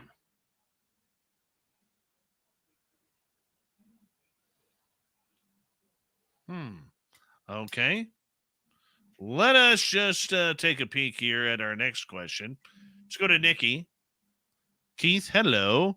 Is the printing of the second Races of the World book out soon? Well, I love the word soon. This weekend, I'll be turning in the last 4 pictures, and we did start final edit. Okay, fine. We've started final edit on it, so yeah, we are nearing completion. It would work so much easier if I didn't end up with family emergencies getting in the way and that sort of thing. But I mean, understand, Races of the Worlds, the original printing was only 64 pages. I've only gone through on the initial run a third of that book, and we're up to 84, which might give you an idea of the change in size. You're moving on up. We are. Moving on up. All right. Keith, I'm going to get you to hold on right there as we got R Keith Andrews and the ET Connection for another 30 minutes here on Spaced Out Radio. Keith comes in near the beginning of each month to break down all things extraterrestrial for us, because that's what we love to do around here. Yes. Open your windows if you're on the woo train. Let that woo come on in. Let it feed you. Let it flow through your veins. Because the woo is all about you on Spaced Out Radio. We'll be right back.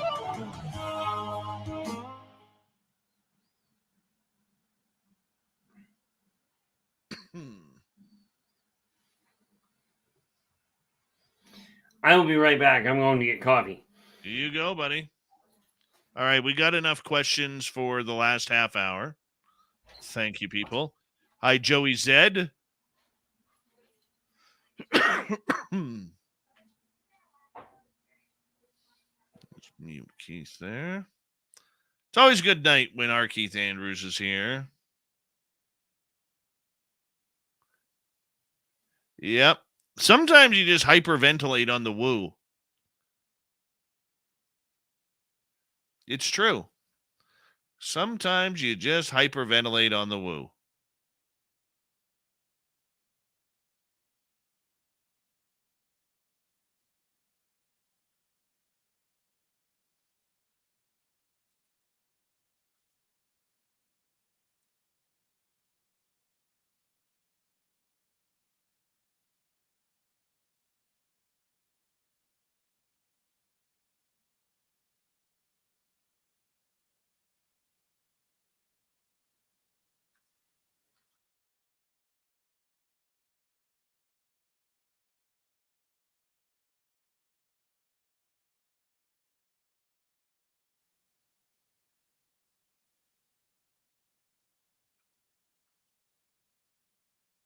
And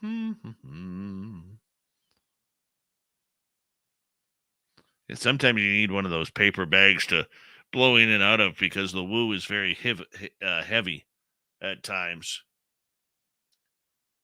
Cindy Pruitt, we are here 7 days a week for your listening entertainment. Don't forget to hit subscribe and ring that bell so that way you know we are on. Derek, Dave getting Super Jeep ready for the deep. Yeah, we went in today. And kept it safe. Just traveling the roads, all the side roads where I need to get to for my Sasquatch are still quite heavily snowed in, so we couldn't do any side roads. Yeah, my two areas were snow. One still had about 3.5, 4 feet of snow on it.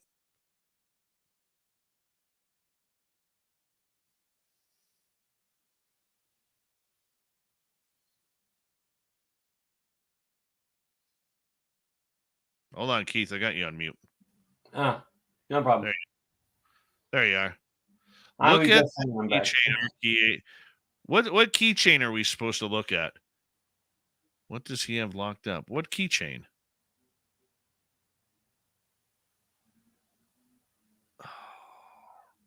It was 11 degrees Celsius here today. It was beautiful. And then it rained. It dropped a couple of degrees and rained and cleared up a bunch of ice and snow on my front yard. It's awesome. Blue Cruise, you are right. No one can ever get enough woo. We're going to post that one. Big thank you tonight to Gizmo, Sweet Donnie Joe ×2, Carlito, Sugar Britches, Louie, and Cat Chaser for the amazing super chats. I don't know Canadian metric. It's about 52 degrees, 53. It was warm. Light hoodie weather. Or t-shirt. Close to t-shirt, yeah. The wind brought it down a bit, but that's okay. Monica.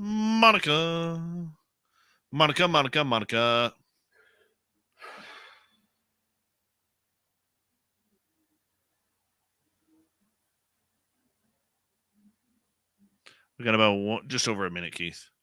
Yeah, no problem. I'm not exactly going very far. Yeah.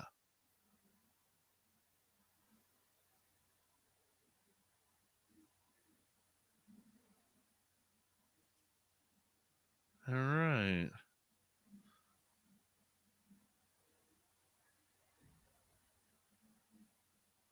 Dave would be wearing shorts in like 2 degrees. I would have wore shorts today if I would realize how warm it was. I would have wore shorts today.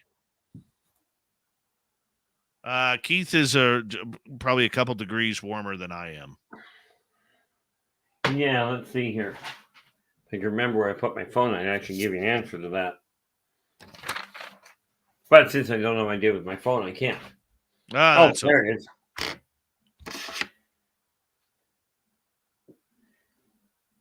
We are looking at right now 8 degrees here. Yeah, that's warm. That's warm. All right, Keith, I'm gonna get you to button up for a couple of seconds because we're gonna get going right now.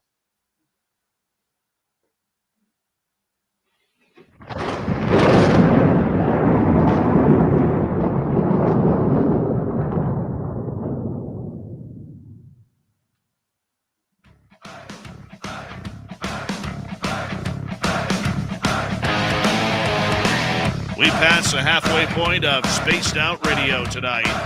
Thank you so much for joining us. My name is Dave Scott. Very much appreciate earning your listening ears. Want to remind you that if you've missed portions of this show or others, check out our free archives by going to youtube.com/Spaced Out Radio. Do old Davey the favor, hit that subscribe button. Our website is spacedoutradio.com. We have a plethora of features for you. Rock out to Bumblefoot, read the Newswire, check out our swag as well. Follow us on Twitter at Spaced Out Radio, Instagram at Spaced Out Radio Show, and on TikTok at Spaced Out Radio. Final segment tonight with R Keith Andrews and the ET Connection as Keith comes in to turn up the woo and talk all about extraterrestrial contact with us. Keith, welcome back, my friend. Well, thank you so much. I do appreciate it, and I really appreciate the people showing up. Questions have been great. All right, let's continue on with our audience questions because we're still jam-packed here, man. Let's go to Nikki. Oh, we asked that question. Let's go to Dave in Kamloops. Did Eisenhower meet the aliens, or did that happen with a previous administration? As far as I'm aware, the answer would be yes to both. In other words, yeah, everything I picked out, everything I've found out says pretty much all of the major powers at the time had contact with various different aliens, but none of the other of the off-worlders offered up combat technology. Okay, nor did they offer up manpower support. The other thing is, no, by the feel of it, there was, as far as I'm aware, there was never any body count contract set up that, we'll give you technology if you give us specimens. That's kind of like humans trying to ask one group of lions if it's okay to kidnap one from another part of the plains. It just doesn't happen that way. Well, it's still interesting to know whether or not that happened. So absolutely, allegedly, so for people who don't know, the story behind that is allegedly President Eisenhower back in 53, 54 had gone to Palm Springs for a charity golf tournament where he disappeared for a day and a half. There were many people who thought he died. And members of his presidential media, people who report on him, thought he was dead. Now, when he returned, allegedly he had flown to Beverly Hills to get some teeth work done because he had a toothache. But there's a rumor that he went to an Air Force base to meet with extraterrestrials. And it was trading humans for technology. So what's real, what's not, we don't really know. All right, let us move on here. Let's go to another question. Let's go to Marty. Marty is asking, is there life on planet Mercury? If so, what kind? Mercury, I'm not honestly certain of at this point. Okay, as far as whether there is, it would not shock me at all to find out there is. Most planets do have some form of life on them. It's just not oxygen breathing. But do I have any information on what's on Mercury right now? No. Venus, Mars, Jupiter, Neptune, yes. But Mercury at this point, no. But Vulcan, which is it's closer to the sun than Mercury is, does have life on it. Deb is asking, are doppelgangers and clones the same thing? No. Clones are a genetic replica. Somebody takes a cell and replicates it and grows it to intentionally look like another individual, basically growing your own twin. A doppelganger is a race that literally modifies its shape in order to replace a human. Okay, they do it by DNA sampling and natural expansion or natural replication. And contrary to popular belief, no, doppelgangers do not just grab hold of a person and immediately assume their life, if you will. What they do is they modify their appearance over time. They study the individual. They follow them more often than not, just out of sync with the visible life spectrum that humans are privy to, in order to be able to mimic the way they behave. A clone doesn't mimic. All right, let's move on. Let's go to Gizmo in my former hometown of Abbotsford. What do you think all this contact is leading up to? The xeno-socioeconomic evolution of the human race and the eventual inclusion in the Galactic Consortium, thereby exploration of the interstellar regions within functional distance to Earth. In time, we are talking about traveling the cosmos. But we are talking about probably hundreds of years down the road to accomplish all of this. Like, for those of you that are the youngest in our listening audience, or the youngest of the kids of the people in our listening audience, are not likely to see the inclusion of the human race in the Galactic Consortium. They may. I'm just not holding my breath on it. Very cool. Helion Beast wants to know, are Mars attacks ETs from the movie based off of any real types? I would love to give you an answer to that, but since I deliberately never watched Mars Attacks, much less the trailer to it, I cannot answer that. I know that's not the answer you wanted, but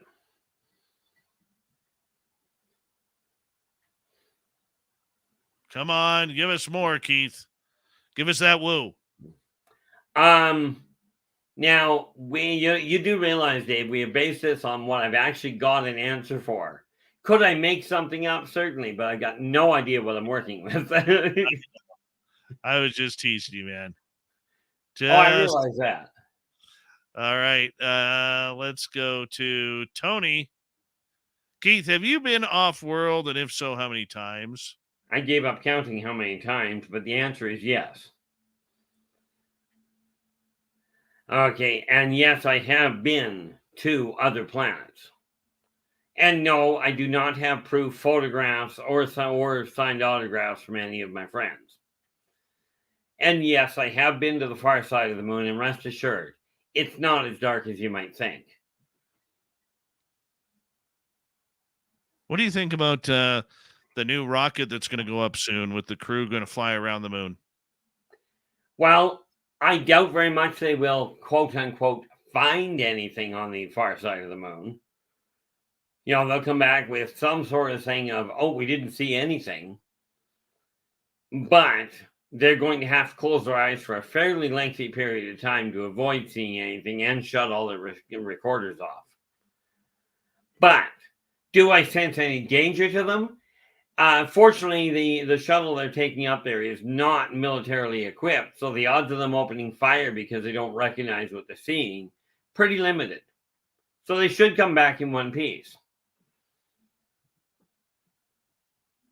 All right, let's continue on here. Let's go to Dave Walters.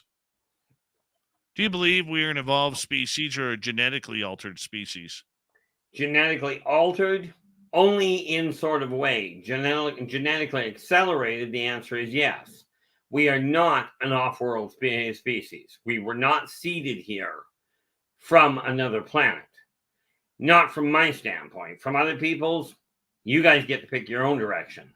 From my experience, the chimpanzee was literally accelerated in its own evolutionary path in order to accommodate the functional evolution of mankind. Net result, you have a trackable human evolution from ape to man, combined with the concept of creationism and or alien interaction. But mankind itself evolved here on Earth. Right on. All right. Continuing on, Keith. Human Carl, not to be misconstrued with alien Carl, is asking, do aliens have sex just for fun sometimes, or do they just do it for procreation? Well, we would have to chalk that up to a yes, because it depends on the individual and the species. Okay, you take a look at the Orions and the Venusians, and on the whole, they will do it just because it's a great way to pass time or it's an experience. You take a look at the Amazonian race, what we call the Amazonian race, which is not, by the way, their actual name, and I'm still looking into that. They do it for procreation purposes only, because that particular race is literally, they find entertainment and enjoyment in combat. But the rest of the races, it depends entirely on the individual. Much like some teenage humans will interact in that fashion just to experience it, and others will do it because they're enjoying it. Makes sense. Let's move on. Derek here is asking, Keith, those pork chop sideburns, what race of aliens did you copy that from? Best question of the night. Yeah, wasn't an alien as far as I'm aware. Those are actually because my father always had sideburns up until the last couple of months of his life. Right. He always had sideburns. And I'm pretty certain that's why I told my other half, I'm not removing them. The beard will come and go, but the sideburns, she's stuck with them. Gotta love them. Gotta love them. All right. Chris Mo in Austria is asking, how common are humanoid life forms out there? Pretty uncommon. The bipedal genome is a very unbalanced, very fragile, and very poor design. And most of the ones that are bipedal have either armor or a carapace on the outside that helps stabilize that form. Okay, I don't know what the term is when you're talking about something with two arms, but most of the races that, like, even having only two arms, you know how people say, I was born with too few hands? Most of the races agree with that, and hence ended up evolving many more.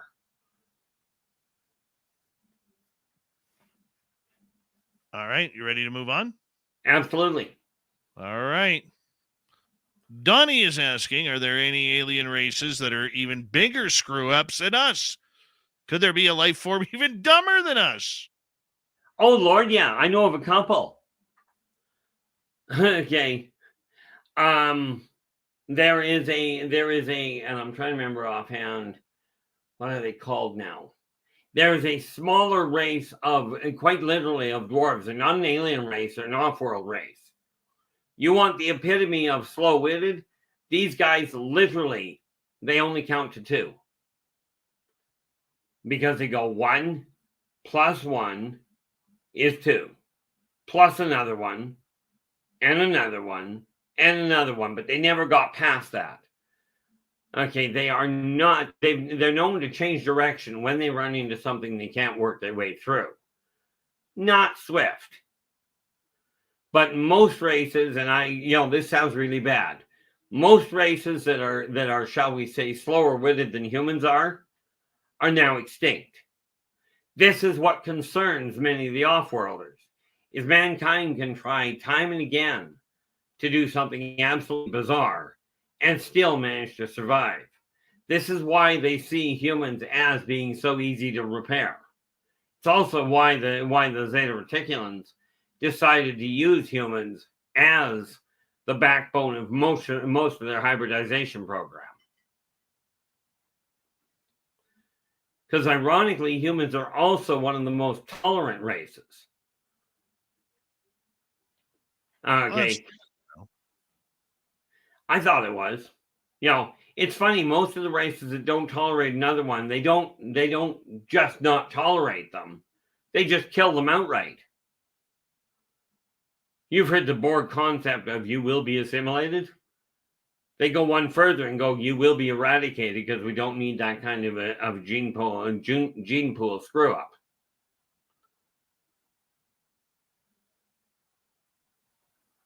All right, let's move on, bud.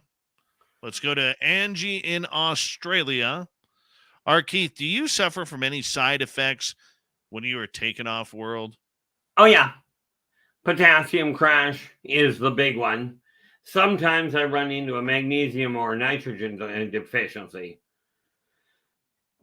Okay. Once in a while, I get this neat little problem. I had it happen once where I suffered from a dislocated knee because of the way they returned me. But the common one is potassium crash. And by the way, just for your edification, if you look up what astronauts go through when they come back after being in orbit for a length of time, they suffer the same thing. This is how I know what that actually goes through. Let's go back to Donnie. So do the aliens were kind of like Gary Coleman from Different Strokes?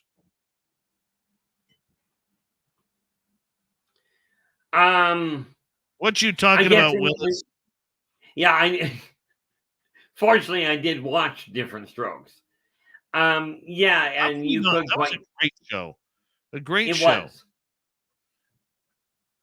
And all three of them, all three kids ended up with criminal records, and two of them are now deceased.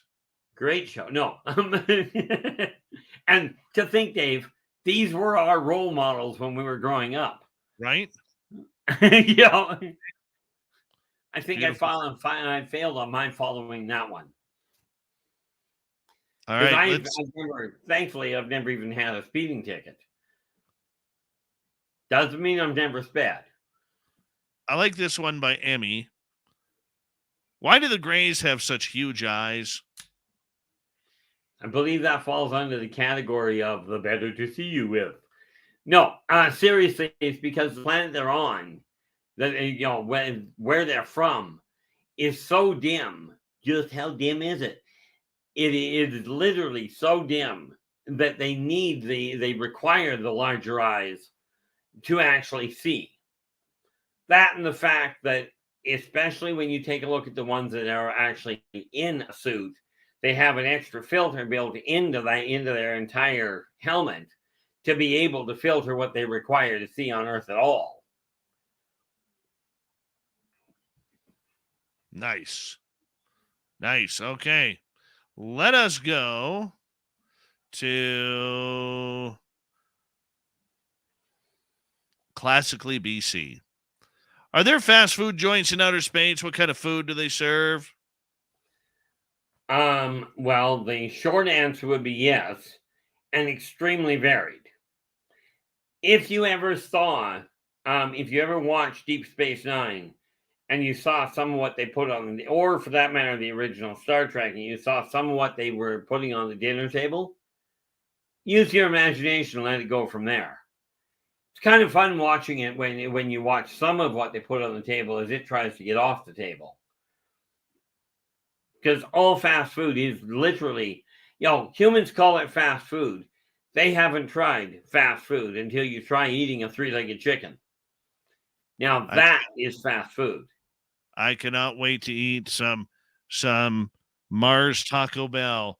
Let's go to Sweet Donnie Cho again, who is asking, are Bigfoot and Dogman merely just homeless aliens? Dogman, I certainly can't entirely speak to.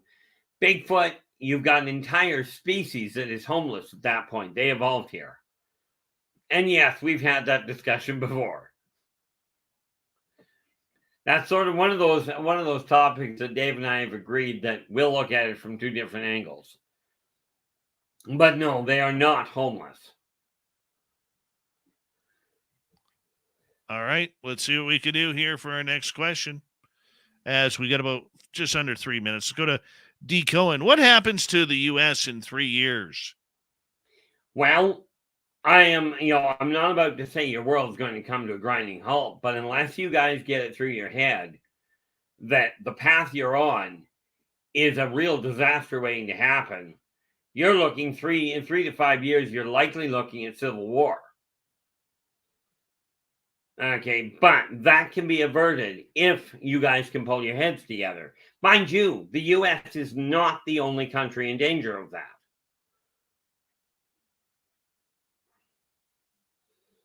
This is something that the people of the states and the people of the world have the capacity to alter the path of now if you start working together. But that's up to you guys. And by the way, no, the off-worlders are not controlling this and pulling the strings to make it happen. They're standing back going, okay, what are they going to do this time? Last time they didn't choose so well, but let's see what happens. All right, we got final question for you, Keith. From John. Keith, do you run into other people off-world? Not intentionally. I'm presuming he's referring to humans. And yes, I have run into some. Okay, most of the time, I don't tend to run into ones off-world that I run into on Earth here, but then I don't get that many visitors in my house, and I don't leave my house much. But yeah, I certainly run into other humans that have been up there. Okay, or while they are up there is more accurate. What's it like when you run into another human on a craft? For them, a relief. For me, it's just another person. It's just another member of another race. But for them, it can be really a sort of a relief, if you will. And then they get to know who I am, and they're happy to come back to Earth without me. But but for me, it really is. To me, it's not any different running into a human up there than it is to running into a Srazazian or a Zeta Reticulum, or for that matter, to an Adina. They're all just people. All right, let us say we got about a minute, just over a minute here to go for you. And Keith, it's always a pleasure to have you on Spaced Out Radio to kick off the new month, because it's just a lot of fun when you come in and join us for a lot of these questions that people have regarding aliens and ET contact, my man. Tell everybody where they can find your YouTube channel and all your books. The YouTube channel is the easy part. It's R Keith Andrews. Okay, and any of the books, if you go to rkeithandrews.com, you'll find the list of the books I've got in print. If you want direct contact, Inner Voice Enterprises at yahoo.ca. You just look under the list, under these videos, under my videos, and you'll find all the different ways of getting a hold of me. And how many times a week are you live on your YouTube channel? 5 to 6 usually. I'm virtually never on a Thursday. Right. Other than that, I'm usually on from 4:30 to 6:30. Okay, we'd be going Friday to Wednesday. It's a silly way to put it, but it's easier. Most of the time I'm on then. Thank you so much for coming back on Spaced Out Radio, Keith. We love it when you are here. Coming up next, we're going to head to the swamp. Then Tim Senor is back with the UFO report. Our resident tidbit is going to have some great news for you tonight. Spaced Out Radio continues with Hour 3 next.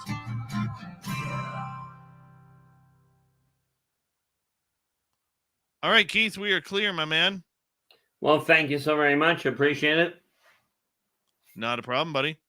It's amazing how long this has been going on, isn't it? Still fun, isn't it? It is. You got that right. This is why I tell people when they go, can you come on my show? Well, yeah, but not on that Friday. Just not happening. All right, brother. You take care, okay? You too. Take care. Bye-bye. All right, that's R Keith. I'll be right back, guys.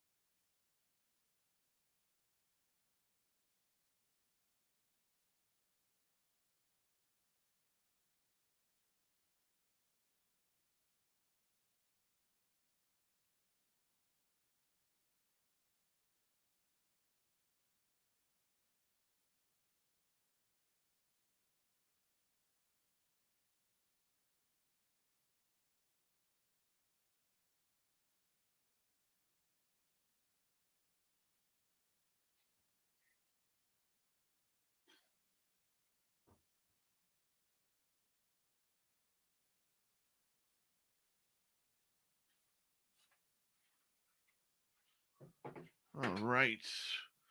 Got about a minute and a half. Bob McBob, you're acting like old Gilbert.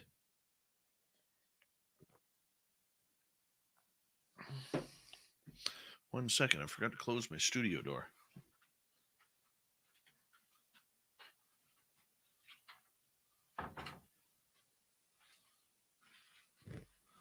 All right.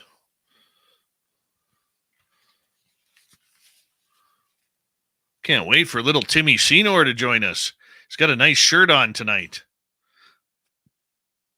Very nice shirt. Big thank you tonight to Cat Chaser, Louie, Sugar Britches, Carlito, Donnie, Times 5, Gizmo, and Derek for the amazing super chats. Thank you so much for the love and support. It's a great way to support what we do on this show on a nightly basis. Also, if you're planning on teetering whether or not you're coming to Vegas to join us May 19th through 21st, do it. Do it.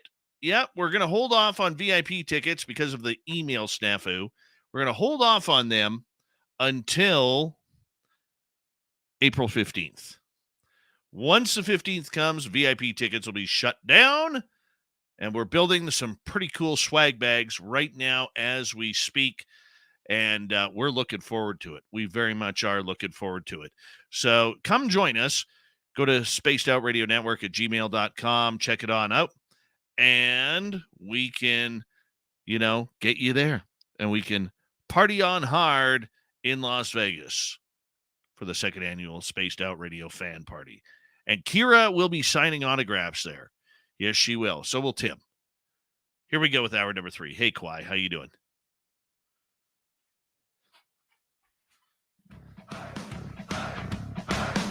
Would you like to connect with us? Head to spacedoutradio.com for all your latest show info. Now, back to Dave Scott and SOR. Third and final hour of Spaced Out Radio is now underway. Thank you so much for joining us. We very much appreciate earning your listening ears wherever you are on this beautiful planet we call Earth. Hello to everyone listening in on our terrestrial affiliates around North America, digitally on Odyssey Radio, TalkStream Live, and KPNL. All of our archives are free. Join us at youtube.com/Spaced Out Radio. Do old Davey the favor, hit that subscribe button. The Desert Clam has set the password for tonight in the SOR Space Travelers Club. Janker is your password. Use it wisely, Space Travelers, as the Clam sets the password each and every night right here on Spaced Out Radio. Our website is spacedoutradio.com. We have a plethora of features for you. Rock out to Bumblefoot, read the Newswire, check out our swag as well. Follow us on Twitter at Spaced Out Radio, Instagram at Spaced Out Radio Show, and on TikTok at Spaced Out Radio. It is time once again for us to head to the swamp. Our resident swamp dweller takes us on another spooky journey. Hi, Spaced Out Radio listeners. This is Swamp Dweller. It's time for your nightly dose of spookiness on the show. If you have an interesting encounter or a spooky story that you would like to share, be sure to submit them in at swampdweller.net. You can also find our YouTube channel at youtube.com/swampdwellerreads. Now, let's chill out, relax, and together, let's enter the swamp.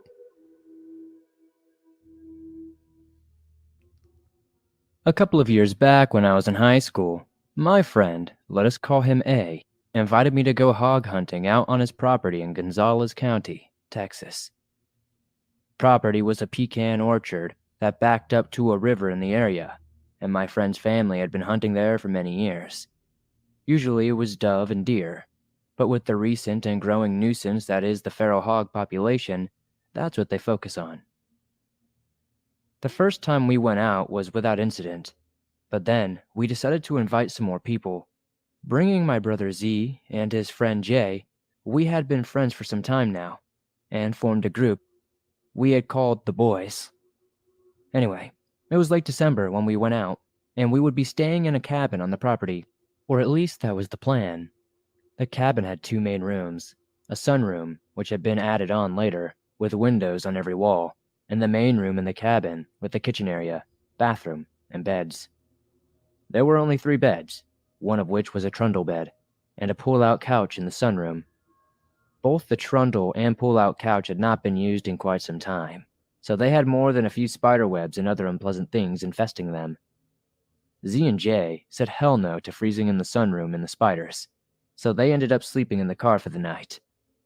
Now, the whole group was well acquainted with the paranormal, and we would joke about seeing skinwalkers or wendigos on the trip, even though we knew they were not in these parts of the country.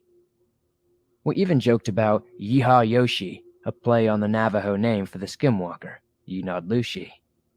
We were playing around, saying it would come and visit us in the night.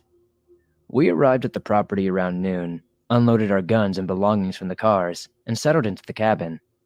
We spent the day messing around and looking around the property. Around 5, we decided to head to the nearest town for barbecue, and then came back and headed out to our makeshift blind before sundown.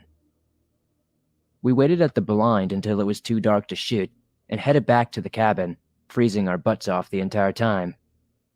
When we got back to the cabin, we made a fire, and while we hung out around it, I found some stupid green text about skinwalkers and read it to the group.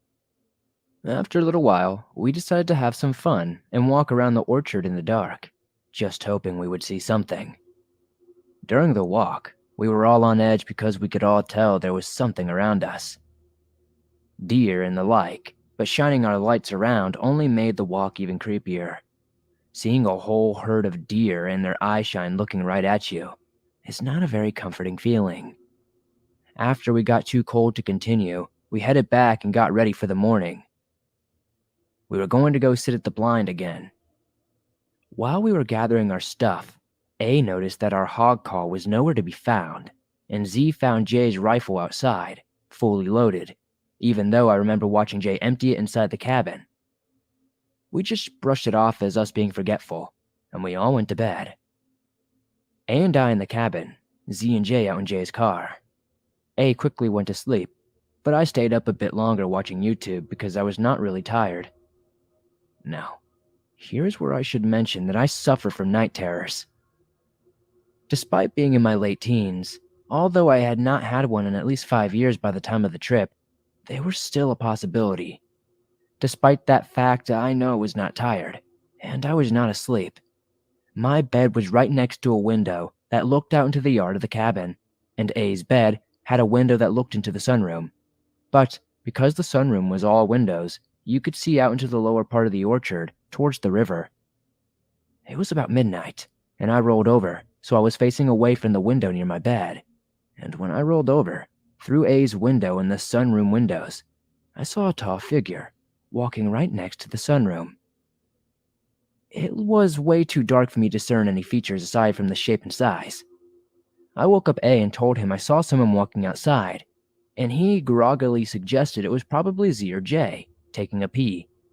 But I rejected that, because why would they walk all the way near the cabin to take a pee outside when they could just go right outside the car?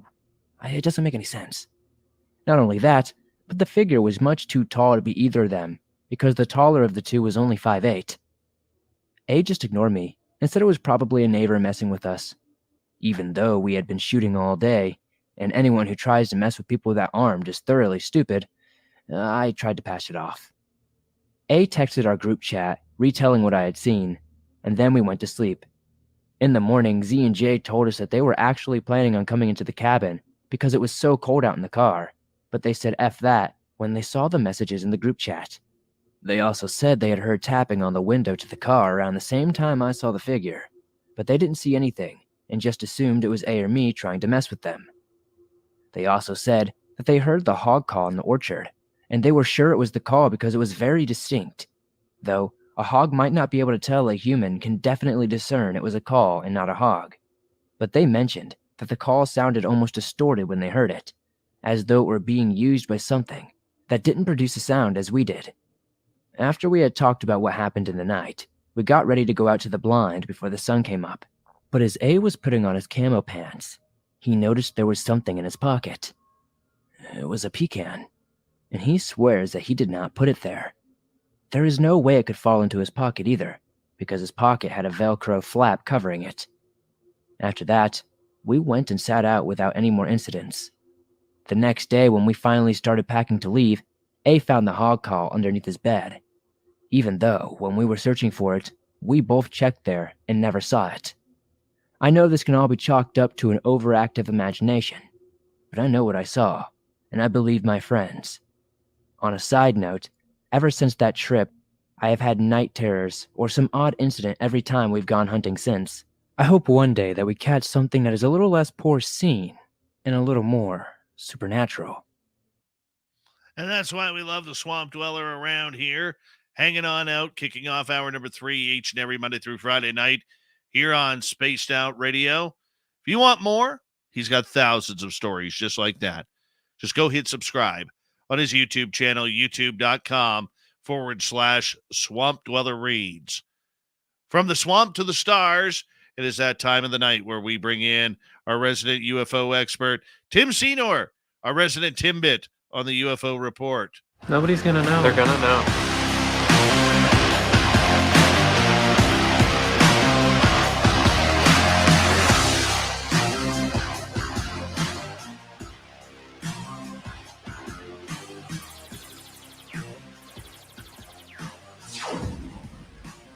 There we go, buddy. Good to have you back. If the people in Radioland could see that beautiful shirt you got on, you look like you're ready for a night at the Roxbury. That is for sure. Awesome. I knew you'd say something. It's my Friday shirt. I always try to keep you and your audience guessing. You always got to say something. It's the little, call me the little Timmies, the Timbits. Gotta talk about my shirt. What? This guy always busting my chops, y'all. I love the shirt. I love the shirt. I do. I think that's the one. Isn't that the one I sent you on a wild goose chase to try and find me one? It actually is. You're hilarious. This guy. I love that shirt. Yeah. Love it. It's going to look good in Vegas at our fan party, May 19th through 21st, man, at the Golden Nugget in Las Vegas, Nevada. Oh, you want me to bring it in? Oh, you have to. Vegas. Oh, okay. Yeah, I got a challenge for you, Tim. I got a challenge for you. Hit me. Because we're working on something very private that a lot of people don't really know about. Are we talking about this? No, we're not talking about it yet. But I'm going to bring something down for you that I want you to wear for me. All right. I'm bringing down a Sasquatch outfit. I'm the least Sasquatchy guy. I'm like 5'9", buddy.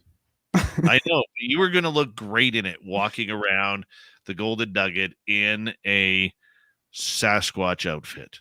Oh, yeah. That is not happening. Definitely, no way. Can you imagine how many tips you're going to get on Fremont Street wearing that? Tips. You have me working for tips now. Hey, it'll pay for your room. It'll pay for your room, buddy. Random guy's in for at least $1,000 on that. Dave is always trying to upgrade your trip for you, people. Just know that. He's always looking to upgrade for you. You know what? What still trips me out, Tim, before we get into this? When we went and met Random Guy last year at Caesar's Palace, when we checked into Caesar's Palace, that old guy that passed us, that I said hello to, he's, to this day, dude, I think that was a full apparition ghost. Yeah. Yeah, I didn't see it. He was right in front of us, and you were the one who asked me, was that a ghost? Oh. Remember when we were trying to find our elevator? Oh, yeah, no, I think that was a real dude. It was just a really old dude. He just looked pasty as all get out. Dude, I still think that was a ghost. Okay, I mean, I guess it could be. I wouldn't know a ghost if it walked up and shook my hand. You're totally right. I would, you would know. Gave me the heebie-jeebies, man. That's right. Oh, that's right. I do. I remember exactly what you're talking about. We were rolling with our suitcases, right? Looking for the elevator. Yeah, okay. Going up to our rooms. Yep. That was creepy. He definitely looked like maybe. Interesting. Dave making me recognize the afterlife, y'all. There you go. Hey, let's get to Russia here. Apparently there was a UFO sighting there. Indeed. So in Newsweek today, an unidentified flying object was located near a nuclear power plant close to Russia's second city, St. Petersburg, according to the new reports. And so an alert signal was sounded around the Leningrad nuclear power plant in the Russian town of I'm going to have to pronounce this, Sosnovy Bor. Local and state media reported on Wednesday. And so the object was moving at around 200 kilometers per hour or 125 miles per hour at an altitude of approximately 10,000 meters or 33,000 feet. according to the Russian sources. And so the alert triggered a special response status for a military officer who was telling the Russian online newspaper Lenta.ru that the reserve colonel, and I don't need to name him here, that he suggested that state media was that there was nothing unusual here and that this is a regular situation. And so it is possible that this is just a weather balloon, he added, which could be of Russian or foreign origin.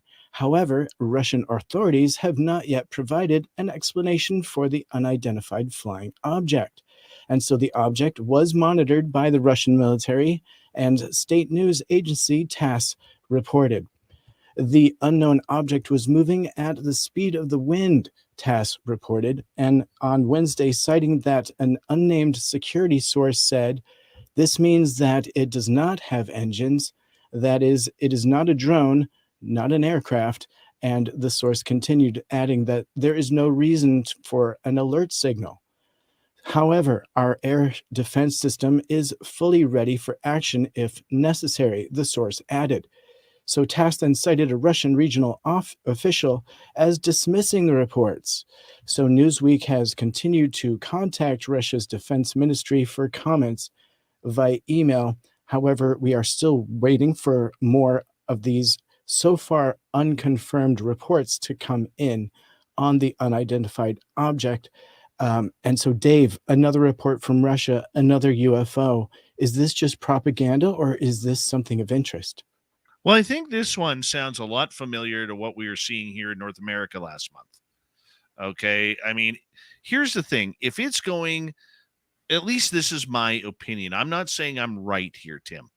Okay. But if this thing is traveling at, not even close to Mach speed, and it's going in a straight direction and there are no turns and there are no, it's not doing anything out of the ordinary, I have a real hard time believing that this is a UFO. Okay, like a true UFO. I think, as we've learned a lot since the Chinese balloon incursion, I think that this is something that is spyware for somebody else. Drones, UAP. Would this fall under the category of UAP? I think so.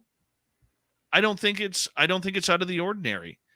I would put it in that UAP category of the spying that every nation is going on. They have expensive spy satellites and they have very cheap drones and cheap balloons that are doing the same job except closer. That's what I would mark it up to, and I think, I don't usually believe a Russian general, but I think in this case, the Russian general probably has it right. Your thoughts, Tim? Oh, it's really hard to yield at this point. I'm very much down the middle because I would love this to be a UFO. I would love this to be, beyond even your explanation, just a UFO that happens to go slowly. 33,000 feet is a sweet spot. We know that that's where aircraft hang out. So this was definitely something of concern to them. The fact that one person says it's nothing and another high-ranking official says it's something of concern definitely draws my interest. So we are seeing these reports coming out of Russia. So of course we have to consider it potential propaganda. However, why would their ally China be floating another balloon over Russia, right?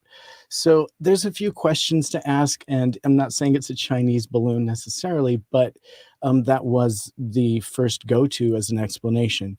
I would like to, however, stay right down the middle with we need more information. But I would love to pose that this is one of these new things that we are starting to see coming out on this topic, that it is a concern, whether it's coming from the United States or from Russia. It's a new topic, whether it's UFO or UAP. It's definitely drawing the attention, and it's getting and grabbing headlines.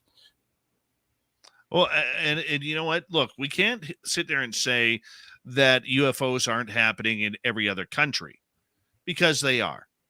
Okay, and Russia has a long history with them as well. But the thing is, I think we learned a lot, Tim, or at least I did, from the Chinese incursions. and listening to our random guy come out, explain everything that was going to happen to 100% accuracy. And what we saw there just seems to be going along. Look, we didn't see, or there wasn't anything in the report of any strange turns, high velocity takeoffs, or anything along those lines with this Russian report, which has me wondering whether or not there is something more to this. It could be, Tim. You could be right. But I think we're dealing with UAP and not UFOs. Potentially, but the initial report came from the Jerusalem Post, and you've got to consider that this is Russia's Leningrad nuclear power plant, and it's a major point of interest for, historically, ETs, if you want to consider that route of information. And so would it reflect something historically explainable by UFOs, legitimate ETs? Yes. The fact that it was concern that it was over a nuclear power plant, I think, is of interest because, we've seen this historically and also from Russia. Let's not forget. So I wouldn't just consider this story not interesting. I think we need, like I said, more information. I haven't seen any of the photographs yet. I hope that will become something available to people. Well, I hope so too. And Tim, I'm not saying I'm right. I'm just saying that this looks all too familiar on Indeed. things. So that's all I'm saying. Hey, stranger things have happened. Like you said, there is pattern of them being over nuclear facilities here in North America, turning missiles on and off. We have seen the Canadian government come out, and that's what started the whole conversation publicly, was UFOs being seen over Canadian nuclear power facilities in Ontario. So you could be onto something. This could be something. But when we talk about the speed and the direction it was going, I don't know if I can be convinced that this was something more than a drone or a balloon that was taking off, because the UFOs that were recorded around the American missile silos, when they took off, they weren't driving a Honda Civic, something random guy would drive. No, they were taking off at lightning speed. They were getting the hell out of Dodge. We didn't see that in this one. Right. I don't think we have the full report. And the fact that it did draw attention and was called a UFO by people that we would consider a trained observer by any other stretch of the imagination here. So somebody's calling this a UFO for a fairly good reason, and it is historically an area of interest.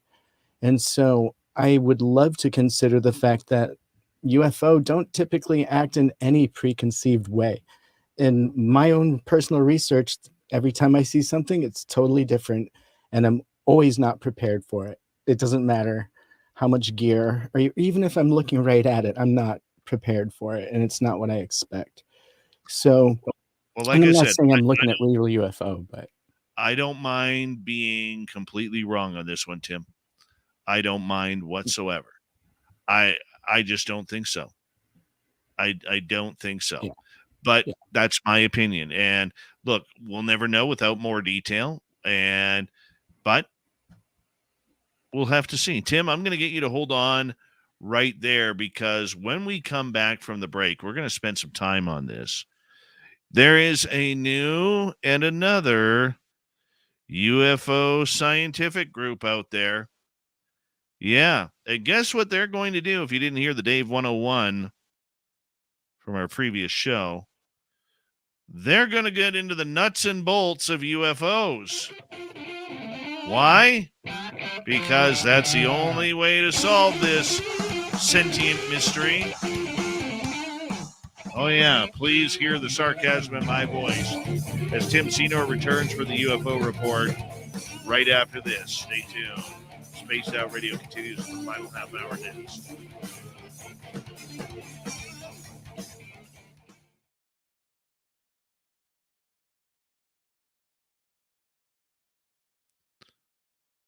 Derek with a great comment. If random guy saw my wife, his wig would split. That is awesome. That is awesome. You know what? We're gonna give away random guy's wig in Las Vegas. The highest bidder, or the first one who walks into the YouTube show, the live YouTube show, with the random guy T-shirt on. The gift you don't want to win. I don't know. Or maybe you do. Dun dun dun. Dave. My head hurts.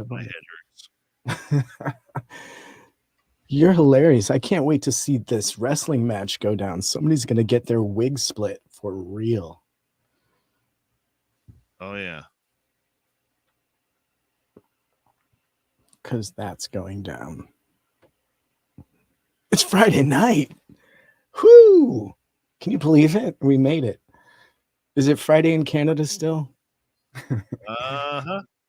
Well, in every province except British Columbia. Do you guys get weekends up there? I don't know. You just have 5-day work days every day. Wow. No weekends. Oh, look who it is. It's Ross Dogs hitting up his buddy Random Guy. You know what that means, Tim? It's always a pleasure to have our agents and alphabet agencies tuning us on in here at Spaced Out Radio tonight. Thank you so much for tuning us in. Remember, we can be bought. Just show us the money, and we can be bought right off the air. Just like that. Give us a call sometime. Let us know how you're doing. You already got our number, so we don't have to give it to you. I'm pretty sure somebody's been messing with my internet. I have Starlink, and somehow every time this stuff gets a little juicy, I glitch out. What happened on Wednesday? You guys saw that, right? We were going to get juicy, and suddenly Starlink was like, That's because you didn't have the power shirt on. Mm-hmm. I'll just will it back. NeuroStream, thank you for that awesome super chat. Actually, it's a super sticker. Big bad Neuro right there. Christine, hi CIA. Are you hiring? I need a pension and I'm a good secret keeper. And he's pro AI. Mm-hmm. Or are you? Actually, I don't know. Well, there's little Terry Hall and There his he is. power mustache.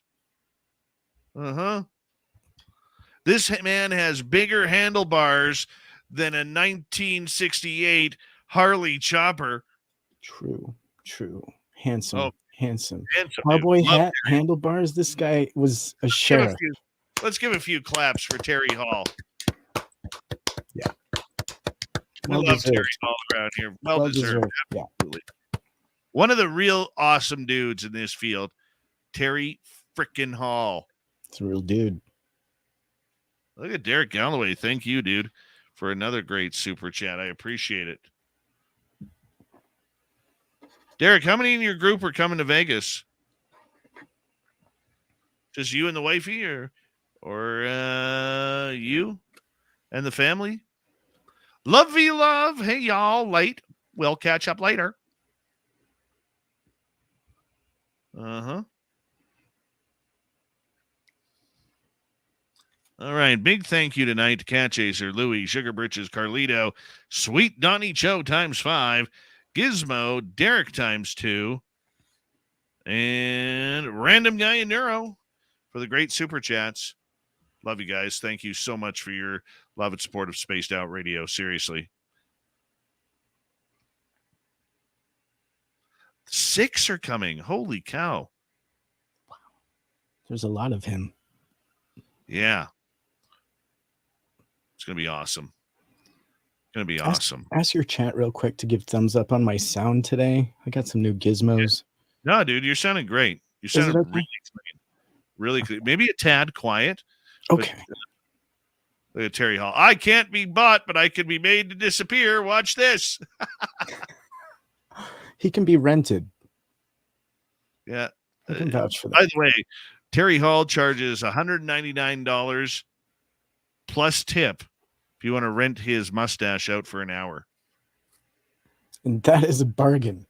He'll take it off, and you can go vroom, vroom, vroom with his mustache. You could have gone in a really weird way with that. I'm glad that's the way you took it. Wow, it's a kid me, man. I thought you were going mustache rides, and that is for the after show. No, that's for the after show. Here we go.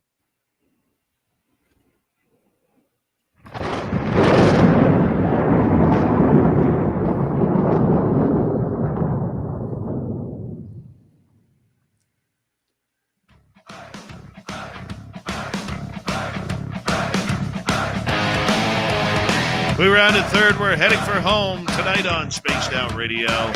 Thank you so much for tuning us on in. My name is Dave Scott. Very much appreciate earning your listening ears. Want to remind you that if you missed most of this show or others, check out our free archives by going to youtube.com/Spaced Out Radio. Do old Davey the favor. Hit that subscribe button. Our website is spacedoutradio.com. We have a plethora of features for you. Rock out to Bumblefoot, read the Newswire, check out our swag as well.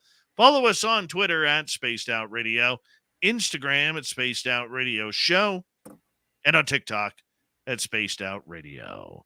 Tim Senor, little Timmy Senor, our resident Timbit, is back for the UFO report, hanging on out with us, talking about all things UFO. And Tim, as I mentioned in the Dave 101 on our previous show, I'm all excited.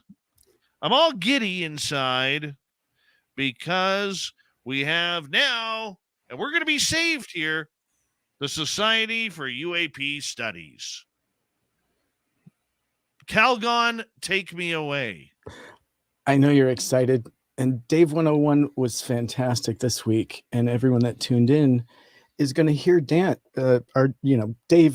actually come down right down the middle, maybe a little on the side of not a fan. I'm not sure. You feel like the swamp is pretty filled with new organizations that are bringing out some research on this.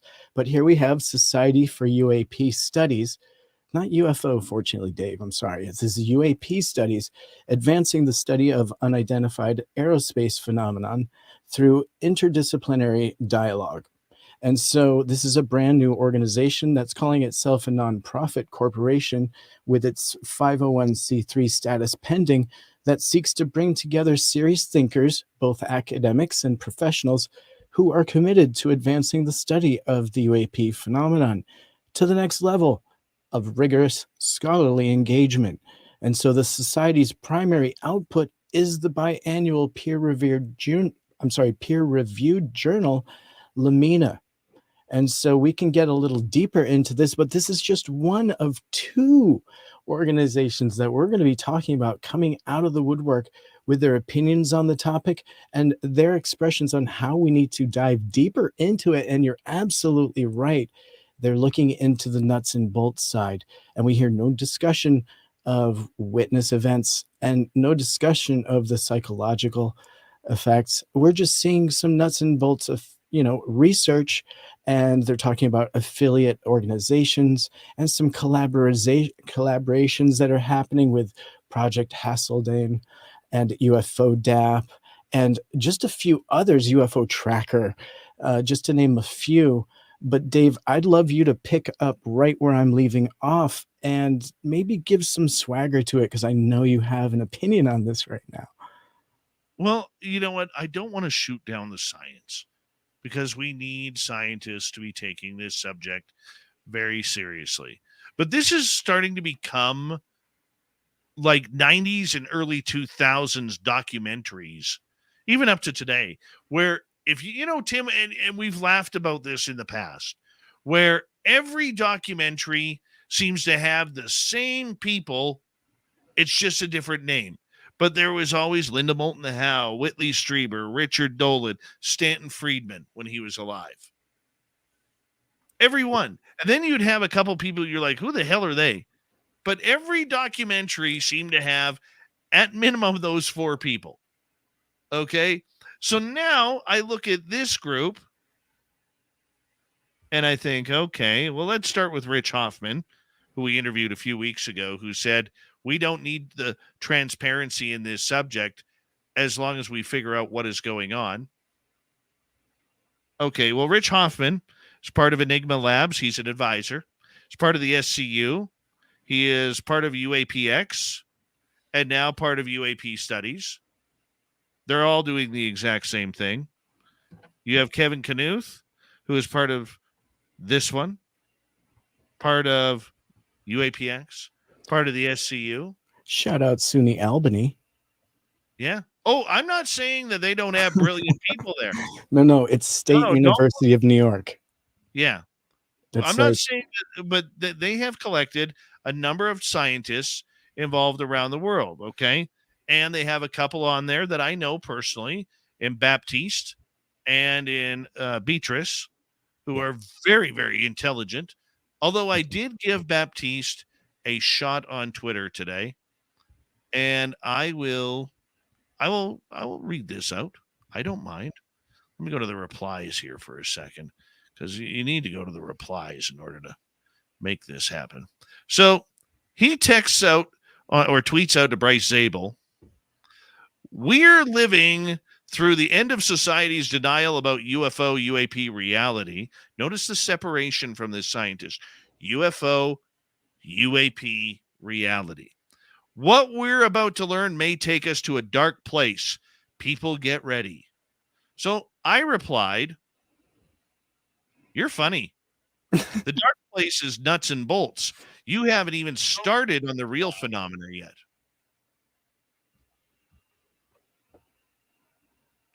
Where are nuts and bolts getting us? Nowhere. Where are they? They're getting us with the same scientists, with all in the different groups, doing the exact same thing. And the one thing that I found funny about this in reading up about the Society for UAP Studies, or whatever the hell they're called, is they actually talked in their about section about transparency, bringing this to public light. What did Rich Hoffman just tell us on this show 5-6 weeks ago? He doesn't care about the transparency. This isn't about the public, the people, the experiencers. We need to know what's going on. Leave this to the big boys and girls who have a BA, MA, or a DR behind their scientific name. Am I wrong there, Tim? No, you're absolutely right. And the fact that they filled their board of direct or their collaborative board there with people that are already fixed on that as perhaps the outcome on this topic is a little bit, well, I don't know how to put it, but it is telling of what is going on there. And I would also like to highlight that recently there's something called UAP Guide that came out, literally UAP.guide.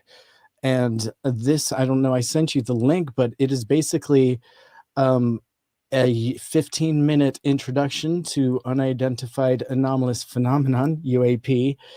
And you click on it, and it basically gives a new person, a layman, an introductory guide to what UAP is, if you will. And immediately on their splash page, we're getting recommended by.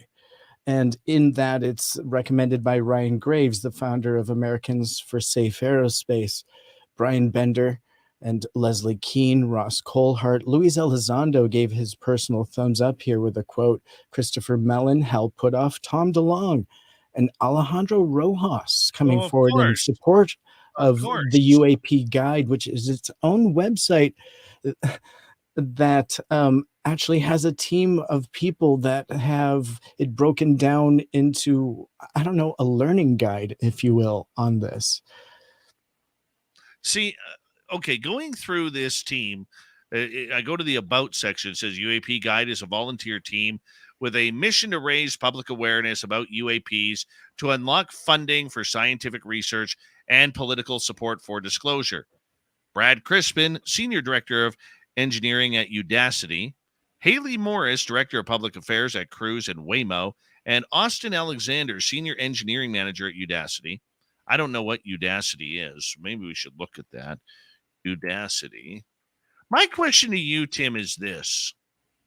Where are all these people coming out of the woodwork who know nothing about UFOs, all of a sudden getting all of these giant names in our field to give them the thumbs up and the support? Yet the people who've been doing the legwork for the last 50 years get nothing. Nothing. Okay? This is where I get my hackles up. Okay? These are three young, obviously Gen Zers who I think is great. We need younger blood in this field. 100% we do. Okay? And we need that 40 and below crowd to start taking this seriously, because the brilliancy and the ideas and the thought with combining social media with today's UFO scenario is great. But I often wonder when these people like Brad Crispin or Haley Morrison, maybe this is something we need to get them on for an interview. Okay. When I look at that list of who is supporting them that you just read, it tells me they haven't done their homework in this field at all. They just went after any big name that they could. Ryan Graves. Okay, let's go by the recommended names here. Ryan Graves, former fighter pilot, founder of Americans for Safe Aerospace, another nuts and bolts group. Brian Bender, journalist for Politico, big name. Leslie Kean, big name in this field. Christopher Mellon, Lou Elizondo, go figure. Ross Coulthart, investigative journalist.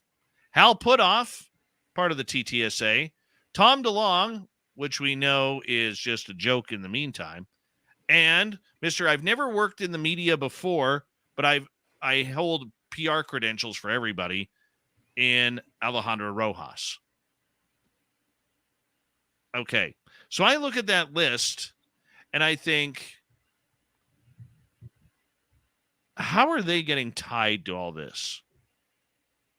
And all these groups popping up and all these new names who haven't been in the field at all, just jumping right in and like, oh, by the way, Lou Elizondo, you're my best friend. Will you give me a thumbs up for our group? Wouldn't you want to check it out before you put your name on something? Where did they make a presentation to these people? There haven't been a lot of public talks. The only talk that we know of that may have included all of them was the NASA conference and the one Enigma and Limina put on. That's it. 2 places, and all of a sudden you are getting your name, all these big names. You don't see me after 8.5 years of doing this show going, hey, Lou Elizondo, will you make me, or will you make Spaced Out Radio a recommended show for your followers? Oh man, I think you missed something there. Probably did. Probably did. What an idiot I am. Yeah. You should have gotten the endorsement when you could. Well, But you see where I'm going with that, too. Yeah, I do. And when I skirt around on UAP.guide, I see that there's a direct link to Ross Coulthart's book, and you can click on that and buy it on Amazon. I do see kind of a lot of the idea here is to perhaps move the topic forward, give a one-stop place for people to get information on it, and more people. And so this is, you're going to hear this from me, unfortunately, and your audience is probably already going to know. I am one of these people that there's the more publicity, the more eyes on it, I think the better. Now, a lot of these websites might be kind of gearing people to one way or another, but it's definitely more information. And it's another website that we had on the UFO UAP topic that we didn't have 10 years ago. There was barely any information really on the truth of it on the internet. So, I mean, we're not clouding the waters too much if it's factual and it is from, a few groups. But what you're saying is we're getting too many of them. and they're being endorsed by people. So we're getting just all of this misinformation potentially. We need them to stop so that they can at least agree on things before they put things into press or into the public eye. That's not what I'm saying whatsoever, buddy. Okay, well, so I apologize if you took it that way. What I'm saying, Tim, is you're not a hockey fan. Okay, I'm going to put this in sports terms because it works for me. Okay, you're not. Let's just say all of a sudden, out of nowhere, you come up with an idea for the Seattle Mariners. Well, let's talk baseball. Okay, you come up with an idea for the Seattle Mariners that 100 different groups are doing. You haven't really researched, as far as we know, yet 7 or 8 of the biggest Major League Baseball teams all of a sudden give you a recommendation, but you really haven't done anything. Right. Okay. You haven't, I don't want to say, look, without sounding like a complete jerk, I don't want to say that they haven't afforded the ability to this. I want to know where they're popping up from, like anything. Right. How did you get to know Lou Elizondo, Chris Mellon, Ross Coulthard, Leslie Keene? How did you get to know them? These are the questions that I have that makes me very fickle about where this entire phenomena is going and how many people are trying to jump on board to make money off of this. I have no problem with people making money. No problem. We make a little bit of money at Spaced Out Radio. I'm not going to lie. Why? Because we're a business. Okay? We're a business. But when I see these people jumping into the field, it reminds me of new podcasters. New podcasters come out, and I had this talk with Marquise Williams, our After Hours host, Grant Baker, her former one. What happens is when a new podcaster comes out to get into, they're going to bring the news about UAP to the field. So the first thing that they do is they go and book all the same guests, ask all the same fluff questions, just so they can name drop. Well, hey, I've talked to Richard Dolan. I've talked to Ross Coulthard. I've talked to Leslie Keene. I've talked to Grant Cameron. I've talked to Melinda Leslie. I've talked to Jim Goodall. I've talked blah, blah, blah, blah, blah. Okay? So first thing they do is they go and name drop all the names that they've had. But what have they done to deserve that? You don't see George Norrie or Jimmy Church or Dave Schrader dropping names, okay? Like, let's take our good friend Dave Schrader. You don't see him dropping names that one of his best friends is Chris Jericho, the legendary wrestler. I would. Right? But you just don't see him doing that. And I understand exactly what you're saying. Like, new blood that's not got a true interest in UFO or creating things like this. Right? No, they don't have. They may not have a background in UFO. But no, what I'm saying is, and I apologize if I'm jumping all over the place here. Because no, I think maybe I'm just missing. I'm sure your audience has already grasped this. What I'm saying, Tim, is this. I have a tough time with people coming into this field, okay, and becoming stars, for a lack of a better word, when they've done nothing to deserve it. There's been a lot of people, and I'm not saying we're a star here, okay, but when you're dropping the exact same business names as every other major group out there, it's a cause for concern for me of where are you getting your information from and where did you come from? I don't see them mentioning the legends of this field. I don't see them mentioning the secondary legends of this field, okay? The newcomers who have worked their tails off over the last 5 years. I think of Danny Silva, or I think of Nicole Sakic, or I think of even yourself for that matter. Look, we don't know everybody. This is a big room, man. But we know the majority of the players here. And when people come out of nowhere and are starting to intermingle with the so-called new big names of this field, it makes me wonder, where are they going? How did they get there? What is their purpose of being in our field? Because our field is very tightly intertwined with each other, whether it's people who are trying to politicize this, whether it's Twitter spaces, podcasts, UFOs, radio shows, whatever. We know who the people are. And when people come out of nowhere and say, hey, by the way, I got Lou Elizondo and Chris Mellon and Leslie Keene and whoever else recommending what we do. Well, what have you done? What have you done? Show me what you've done. See, this is where, and I'm going to take this on a different tangent here for the last minute here. This is where the people who have had true experiences continue to get screwed. Okay? Because it's groups like this, and I'm speaking out of tongue here because I would like to talk to these people, find out what they're all about. That's our job. We should try and get them on the air. Okay? But I'm tired of these groups coming in,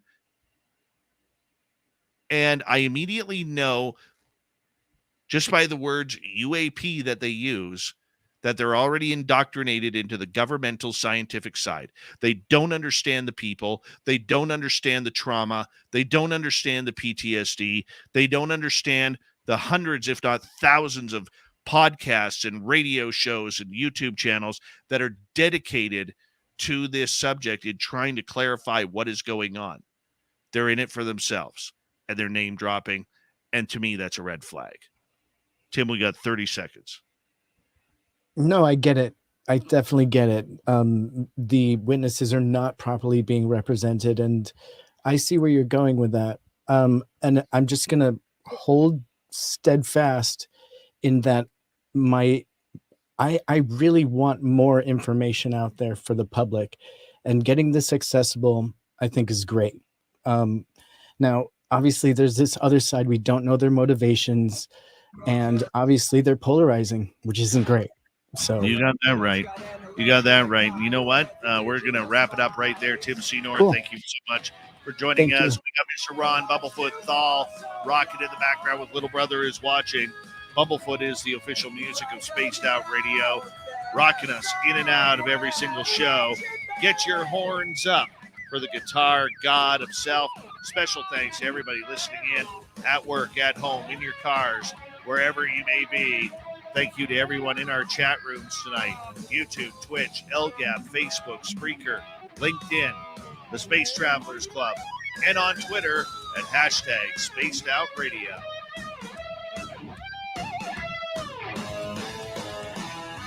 I know you're out there somewhere. Remember, this show is copyrighted by Spaced Out Radio and SOR Media Ventures Limited.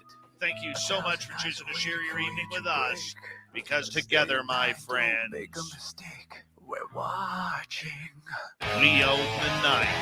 Mr. Bumblefoot, we need a favor. We need you to take us home.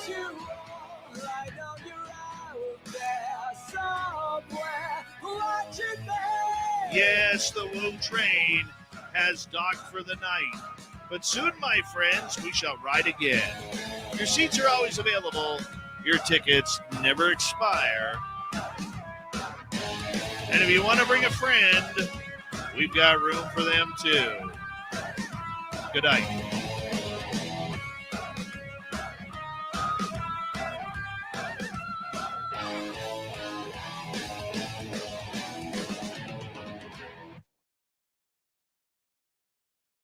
We got to figure out a pattern on when you're staying late or not. You never tell me. I'm ready to continue this conversation with you, and you're getting ready to push the explode button for Yeah, the ejection seat. exactly. That's why I do it slow, in case you want to. Well, Tim, I want you here because YJ's taking a couple of shots at me here. Uh-oh.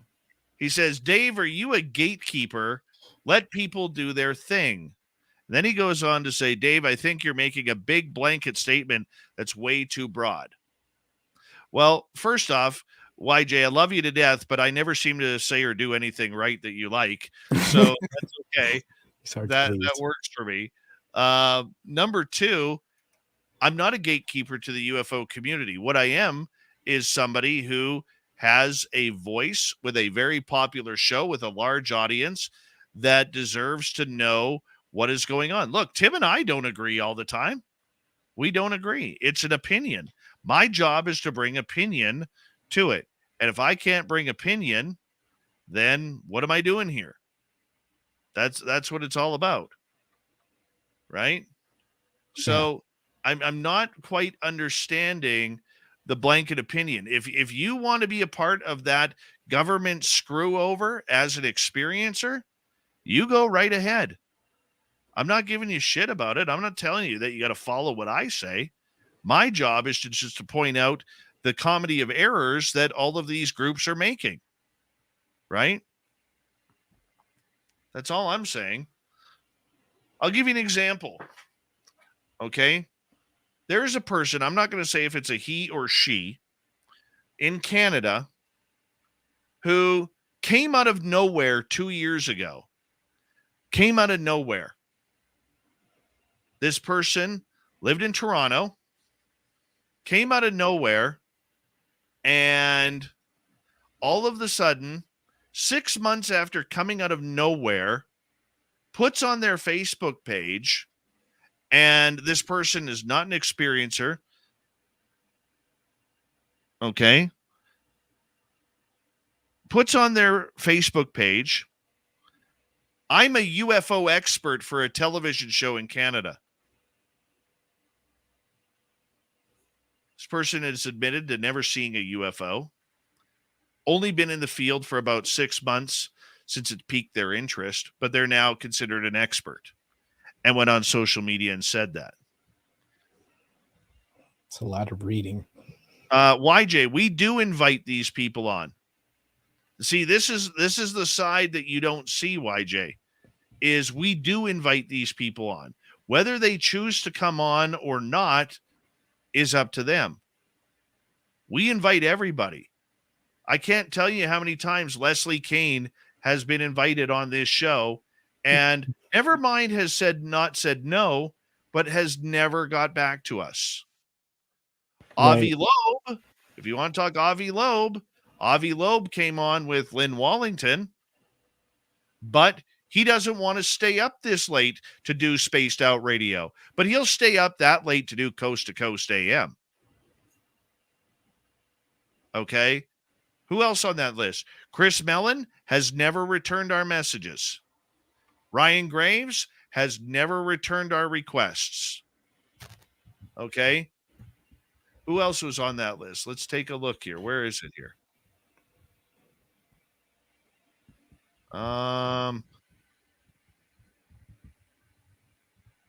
Here we go. Brian Bender never returned our requests. Hal Putoff never returned our request. Tom DeLong 15 times never returned our request. Alejandro Rojas, I won't put a fake journalist on this show. So explain to me where I have not tried. I'm not mad. I'm answering your question. I'm just answering your question. Yeah. And Dave, I'm going to flip it. And so from my perspective, I am one of these new groups and I am a new guy. And everything I do is totally personal. And yeah, I might have a website and stuff, but I don't really make it public or anything like that. So when I see other groups doing their little bit, kind of like this, they may have some support from some great names and they want to hype it up and get excited. But I always feel like there's good intention when it comes to something like this. Even when it comes to Enigma, I feel like that's even trying to be a one-stop shop for information. Now, it's not talking about UFO, so let's just consider that, which can be a little distracting. But I just got to express that I like seeing new organizations and new groups that are focused on discerning what's UFO and UAP, and I see a lot of them trying to do that. And if they're talking about UAP, they have to automatically be talking about UFOs or reality somewhere in there because they're trying to weed it out. And they're talking about a phenomenon. So I love that there's a conversation going. I don't like when I see something polarized, like to selling a book somewhere in the website or to someone's opinion in a website. That draws a red flag up. But things that are not polarized or not motivated by a dollar sign directly, I'm very much in support of. Now, are there a lot of those? No. Enigma doesn't appear to be out for everyone's benefit and sharing and transparency. Does this new group appear to be? I don't know. I need more information, but I'm saying there can be a working mechanism out there, and I do see a lot of good intentions. So I don't want to dissuade people from getting into this topic that aren't, well seasoned. I am super new, but I've been really accepted and been onboarded by people. So that can happen to anyone, right? And so what if I'm going to call you out here for a second because please? you're being very politically correct in a public setting compared to our private conversations. No, I'm just saying on a personal level, I understand these new groups trying to kind of get their information out there. And if you listen to what I was saying earlier, I don't have a problem with new people coming in. Right. The more the merrier. That's I don't have agree. a problem with it. We've already got 18,000 freaking podcasts on this topic. Yeah. What's another one? It's okay for me. Okay. But what you don't like is, please. What I don't like is the way I look at people is, what are you coming into? Tim, you came in and you were YG, I'll get to you in a minute. You came in and what you did was you sat back and you did your homework to kind of take a look at what's right, what's wrong. Carl Vibe did the exact same thing before he delved right in. Who are the good people to work with? Who are not the good people to work with? Who are the people who are trying to get to some great truth out there, or some, at least, I hate the word truth. I shouldn't even have said that. Or to try and bring some quality information out that benefits everybody in every community. Okay, not one side or another, because we haven't picked sides. Okay, what we've done is we've also taken the time to point out the shenanigans that many of these groups, like Enigma Labs, your new best friend, that are pulling the wool over people's eyes. Okay, that's the issue that I have. And when I see people who come in, all right, I remember working with this one podcast. They were out of Canada, Eastern Canada. And they were just a bunch of name droppers. Okay. They were going to light the world on fire because Richard Dolan, or they had Richard Dolan's phone number. They're gone. They don't exist anymore. Okay. So I guess what I'm getting at, and I'm not getting it across very well, is I have no problem with new people coming in, new faces. But you know what?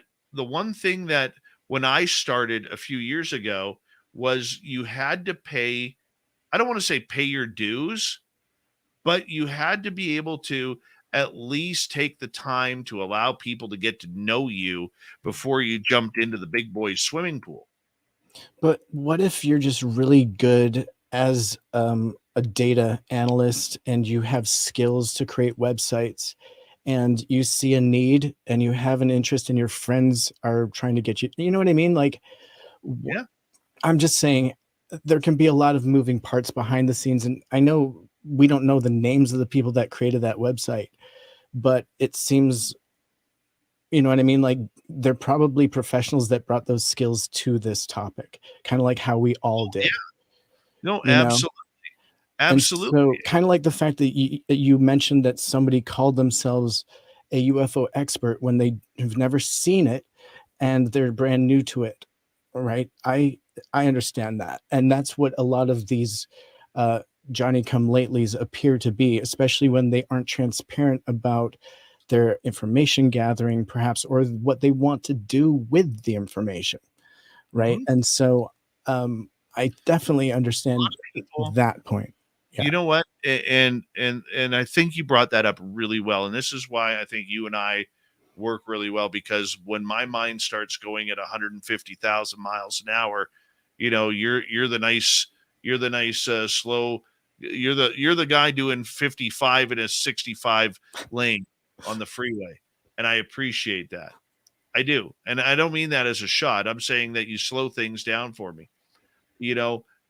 I want to address YJ. When you were making your statement before it ended, I felt like you weren't being specific enough and covering too many people without making it clear and who and what behaviors you were chastising. No, I wasn't chastising the behavior. What I'm saying is, with all of these new groups, we see the exact same thing with everybody. It's all about, you could tell that they haven't studied the subject if they're using UAP. Okay, they haven't gone deep into the subject if they're using UAP. Most people and most groups will, even this new group of the Society of UFO Scientists, whatever their name is, you will see them use UFO/UAP. Okay, and when you see them using the UAP sign, to me, it's an automatic red flag that they haven't done their homework to understand the different avenues of this subject. That is what I worry about, is what is the different avenues of this subject that is not being talked about. Because, Tim, we have told everybody, or we have talked numerous times about this subject being not so nuts and bolts. Somebody say nuts. See, look at Major League here. Captain Dave, I listened to the fraternities you mentioned yesterday. 90 minutes of selling online woo courses for $600 a time. Bingo. That's a great deal. They're over there in Pahrump with all these women. We're not playing that right now. Can't we all just let people be who rises to the top? Will be luck like anything. Well, you get the odd, unique person. Also, don't expose someone's personal life. It's not fair. I don't understand that comment whatsoever. I love it. Fuck yeah. Dude, the swearing, man. Oh, I thought we were off air. Sorry, my bad. You're still on air, but still hits me. My bad. It hits me too, man. I'm trying to get away from it. My fault. I thought we were after midnight. We were good. Podcast. You give me a demerit. Hold on. I'll super chat. It's not gatekeeping, YJ. It's not freaking gatekeeping. Grow up. Okay? Seriously. You aren't the thought police. Call them out. Let them talk. I can't call out people, YJ, if they don't come on the fucking show. That one back for random guy. Okay? I was about to donate to the swear jar. Okay? Don't make accusatory statements about me if they're not true. Yeah, and honestly, you have really great discussions with people when they're here, and I feel like people, as your guests, walk away with some knowledge. And I know you have Rob from the Social Dig in here, and he brought up a great point that you have in the past had and taken the opportunity in some of these interviews to educate people for the better for their organizations, and this open dialogue that you have with your great thoughts and ideas and in this group setting has made some changes for the better. So getting people on your show and having that open discussion, I think that's part of it. We need that public open forum. But guys, think for a second here. We're one of the larger shows out there, and we can't get those people. What does that tell you? It tells you a few things. Number one, I'm either an asshole, okay, which I'm not, or it tells you that when you look at the list of names of those people, okay, They're not going on the bigger shows that are out there. They are picking and choosing who they go on with. Right. And the funny thing is I've met quite a few of those people. I'm not name dropping here, but I'm going to bring up the point here, which is I've had offline conversations and they agree that transparency is important, that sharing data is important, that having public involvement and oversight and interaction with the public is necessary for the topic. But then it seems like that concept doesn't translate into their actions necessarily or into their list of goals on their website. Like none of that dialogue is there. And I feel like when I meet them and I'm talking to them, that's what I'm excited about. I'm like, that's collaboration. That's true collaboration with no preconceived notion of what our end result's going to be. We're going to do this. But that's not what I'm seeing. And so that's really frustrating, right? And I'm Tim, that's the stand you have to take, though. Like, you know, this isn't politically correct here, right? If you want a cleaner ufology and everybody to work together, the problem is we have too many people who love the yeah buts in this field. Okay? Yeah. Melinda Leslie, and I've told her this, so it's nothing I haven't told her before, okay, is one of the greatest yeah buts in the world. Okay? She came at me one day after a certain show went nut bar on me because they used my content without my permission and they monetized it. So I struck them on YouTube. She went nut bar on me because I protected my channel.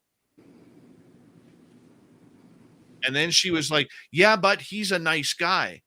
I said, really? He's a nice guy who steals from people? Yeah, but you don't know how, he grew up or this or that. Hey, I don't care. All he had to do was ask. This guy's wearing a wig, for crying out loud. Okay. And that's the least exciting thing that's going on right now. No, I'm fired up right now because I feel like I'm being painted into a back corner here, and I'm not getting my message through properly. I feel like a high school girl on a party line. Yeah, no, I think that we've gotten it pretty clear between us, Dave. I totally 100% see where you're coming from. And yeah, I understand why you have reservations.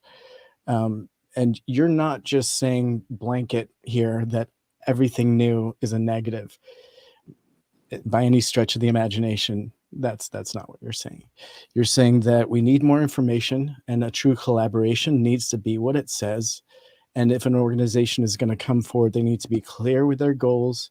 And if they're taking information from people, they need to be transparent with that and share that back.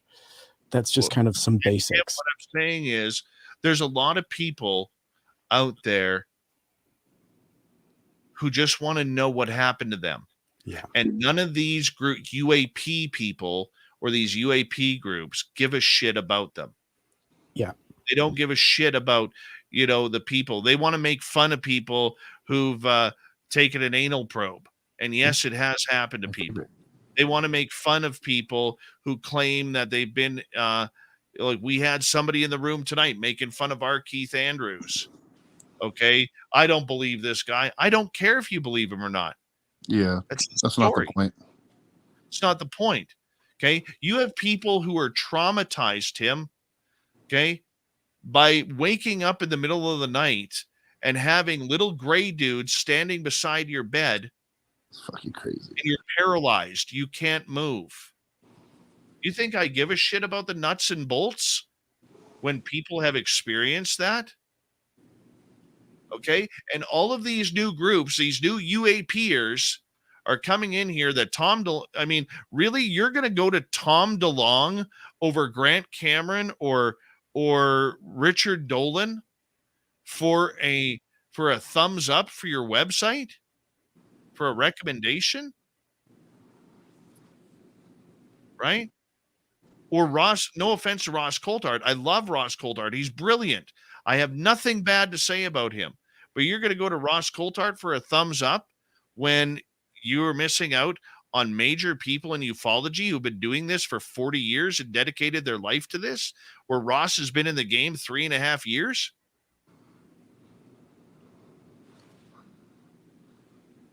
That would be like the same equivalent, Tim, of somebody of this group coming up to random guy who's been in the field for 3 months, even though he doesn't want to be a part of the field, and saying, hey, random guy, give us a recommendation on our website. Give us a thumbs up. Does By the that way, make sense? I do want a recommendation from random guy for my website, by the way. Just saying. Oh, yeah, of course. He's special. He's special. He's got a unicorn. He does. Okay.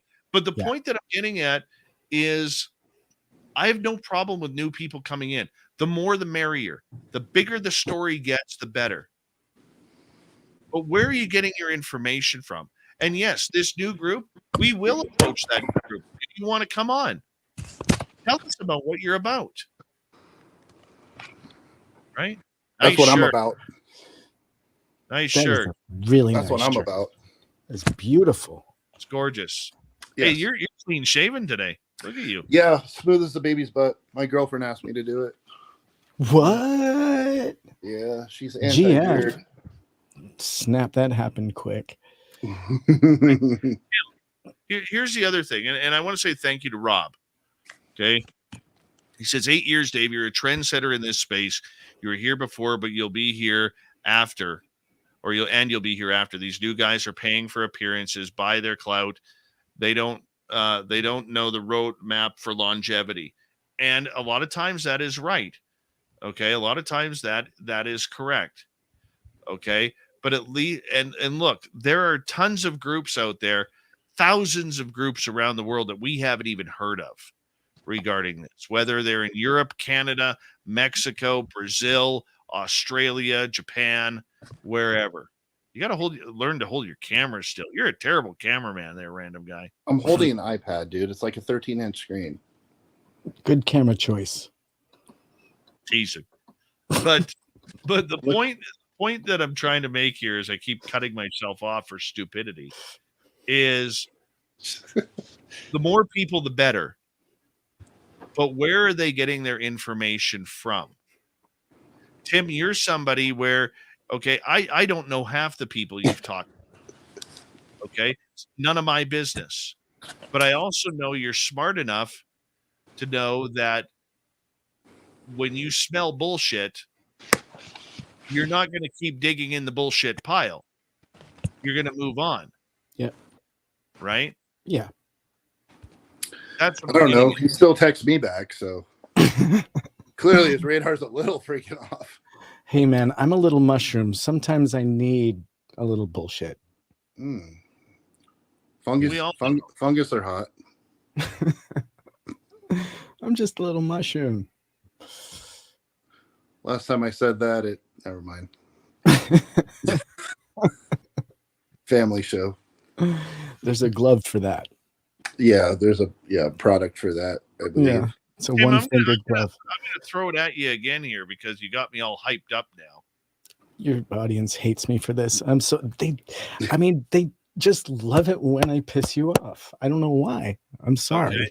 But Yeah. I'm gonna throw something back at you here. Okay. Okay. I am. All right. You mentioned that you think Enigma Labs is going to bring some good shit to the table. After everything we have discovered with zero transparency, zero names, zero anything, everything is top secret with them.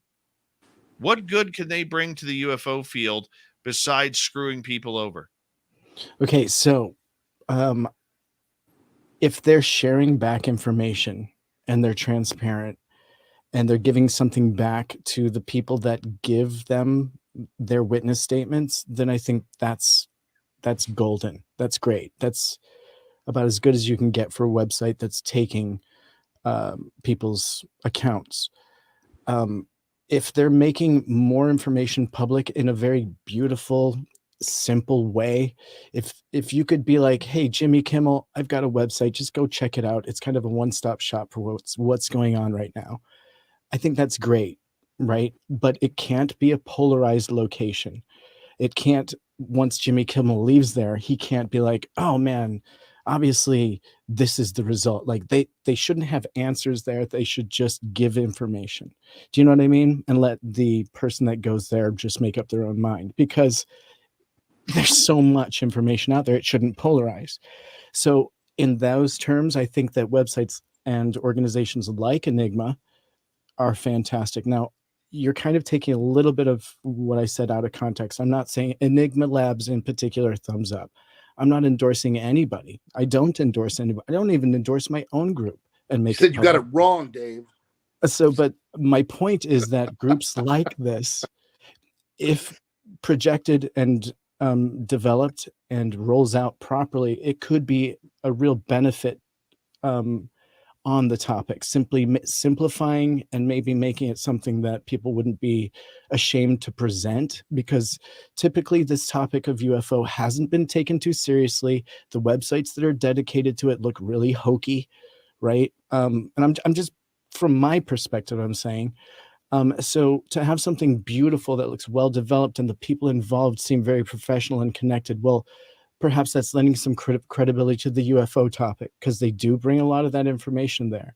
Now, again, I'm not endorsing this one website, because there are a couple that have come out recently, and some of the bigger names are developing some really gorgeous websites.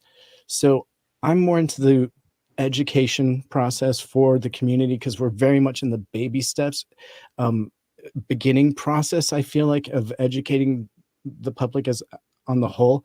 You know, it's still a very new topic for people to get their heads around, even for me. So can I time you out there for a second? Please. Okay, because I think you made some great points. Okay. But if you see Enigma Labs as being incense and peppermints, I would question that. Okay, because they don't plan on having any transparency. That doesn't help the community. The fact that they are bragging that they have over 300,000 reports when all they've done is mine databases for reports and are now using them as their own, that's not right. Okay, I have no problem with them. Everybody can mine MUFON's database. Okay, that's fine and dandy. What if it simplified things for researchers that were really digging? And what if it actually did help them to move the topic forward? And Okay, Enigma, you know, or not, let's not say Enigma. Let's just use someone else's website, because for that matter, we have a massive database with David Marler. Let's use his library and his database. Sure. Which, by the way, somebody should really ask David Marler publicly why he declined having his database mined by Enigma. It's kind of why I picked him. Okay. But the other point is this: what ufology do you want the public to know? Good point. Okay. That's the hard part. What ufology do you want the public to know? Do you want them to know the last, and it's not a new topic. This has been going on for 50, 60 years. NASA's been lying for 60 years. The government's been lying since before Roswell. It's new to many people, such as yourselves, because the media around this the last 5, 6 years has brought in a great understanding and knowledge to this subject. But they have only touched the tip of the iceberg, like you said. But the question is, when you're educating people about this subject, what do you want them to know? Do you want them to know the real story? Or do you want them to be, as we've put it over the past, do you want disclosure, or do you want confirmation?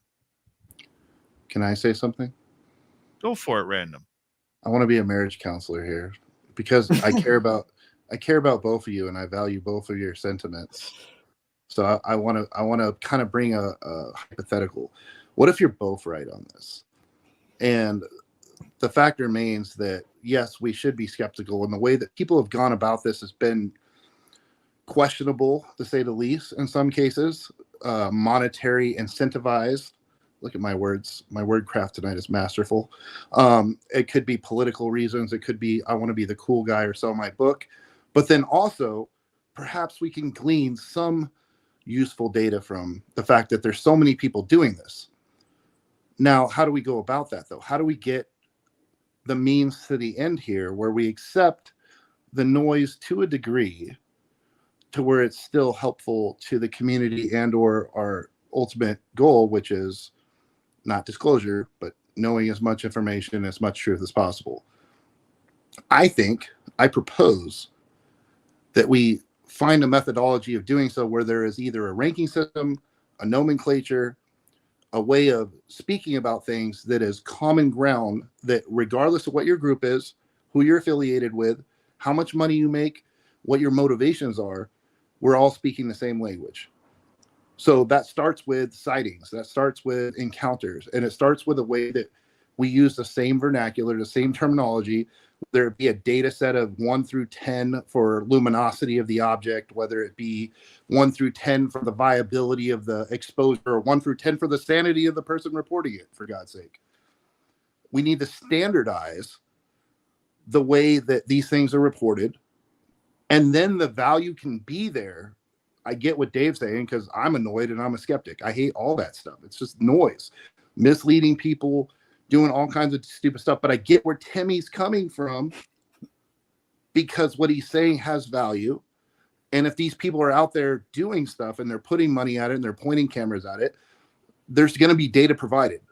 But what value is that data is what I'm stating, without having a regulated and similar way to report things, to grade things, to measure things that we can all agree on, regardless what your motivation is. Back to you, Dave. Random guy. I always wanted to say that. And I think you're right. There has to be a healthy blend. You're absolutely right. This UFO issue is not going to be solved until everybody comes together and brings the story together. Because I come from an experiential side. I'm not a scientist. I don't understand science. I try not to. Random guy, I know your background. You're a brilliant guy. Okay, Tim, thanks. You're a brilliant guy. I'm the dumb one of the trio when it comes to science and technology. I'm not saying that to self-deprecate. That's the truth. Setting us up here, Tim. Yeah, I'm feeling it. Where I wear my heart on my sleeve is when I'm sitting there talking to people on this show, or even privately, who ask me to call them, or the emails that I get from people who say to me point blank, thank you for allowing me to tell my story, or I thought I was crazy. I was suicidal. Okay. I've dealt with all of that. Yeah. That's the point that I'm getting at, is these are real people who are being walked on for UAP. Yeah. And for Enigma Labs not being transparent. Yeah, no, and I'm not supporting a giant game with people's lives are on the line. It's a great point. And I'm hearing that, and I'm not personally supporting the cult of Enigma in any way whatsoever. But I would also like to consider that even the logo for Enigma, it's kind of like shaped like the blue pill from the Matrix. The blue or the red pill. I was thinking of a totally different blue pill when you said blue pill, but go ahead. So Virax. I think it's a herpes medicine. That was a herpes joke. Sorry, I don't know if that. But I'll be right back, guys. If that landed. He's like, I'm out of here. He's like herpes. I was thinking Viagra, but I mean, sure, whatever. Oh, is that blue? I've never seen any of this, so it's just all guessing. Yeah, it's not like I need that stuff. I just, saw it on the internet one time. Yeah. Clearly, I don't know anything about it. And given the opportunity, speculating. The red pill looks tastier. I'm just saying. But I am This is where we talk. This is the part where you real. always ask questions that Dave won't let you ask. Go ahead. So do you think it's professional jealousy that we are dealing with here tonight? No, I'm just kidding. No, I told you I'm the marriage counselor here. I've been to marriage counseling. I know how it goes. You take everybody's thoughts and feelings, you validate them, and then you tell everybody they're both wrong. That's marriage counseling. Just saved you guys $100,000 a psych. Thank you, RG. Thank you. I will bless you with the same thing when you're needing it. Trust me. I'm just saying that's how it works, guys. You just got a GF, so RG's going to need some serious counseling ASAP on the DL from the MOB. I don't know where I'm going with all this, but it's just fun. So, do you have any questions? You know, that'd be cool. Do you want to bring up a topic instead of me doing it? Because Jeez, that's actually caught me off guard there. Right? Because there is oftentimes I have something in the back of my mind, but I usually just text you. No, I think we're in a wild time right now, man. And I don't think it's intentional that all this war stuff and economy stuff and virus stuff. I don't think that's intentional to distract from the UFO stuff, but it works pretty damn well, right? As a parallel for distraction. Yeah. And so I've told you, we're a broken record with this. They're not going to say anything. We're not going to get anything. So what we do have to watch, unfortunately, is those groups where you're reliant on them because you can't. I know you're dedicated. I know you got a lot of gear. I know you care deeply. I know you take it seriously. And there's other people like you out there that do. But unfortunately, you can't match up with $1 million corporations that have access to NASA. You're never going to get it. Like you're not. It's not going to match up. So unfortunately, we are kind of reliant on crumbs that are thrown down. And so that's why I said, I think that the key is for the ground roots people at your level or people like you or the research level or even at the MUFON level to a degree, as an outsider looking in that understands kind of how to organize things tactically, what you need is an incident command system. Okay. So like anything you do in the military, you do, doesn't matter, fire service, law enforcement, there's an incident command system for handling calls, for handling emergencies, for handling things.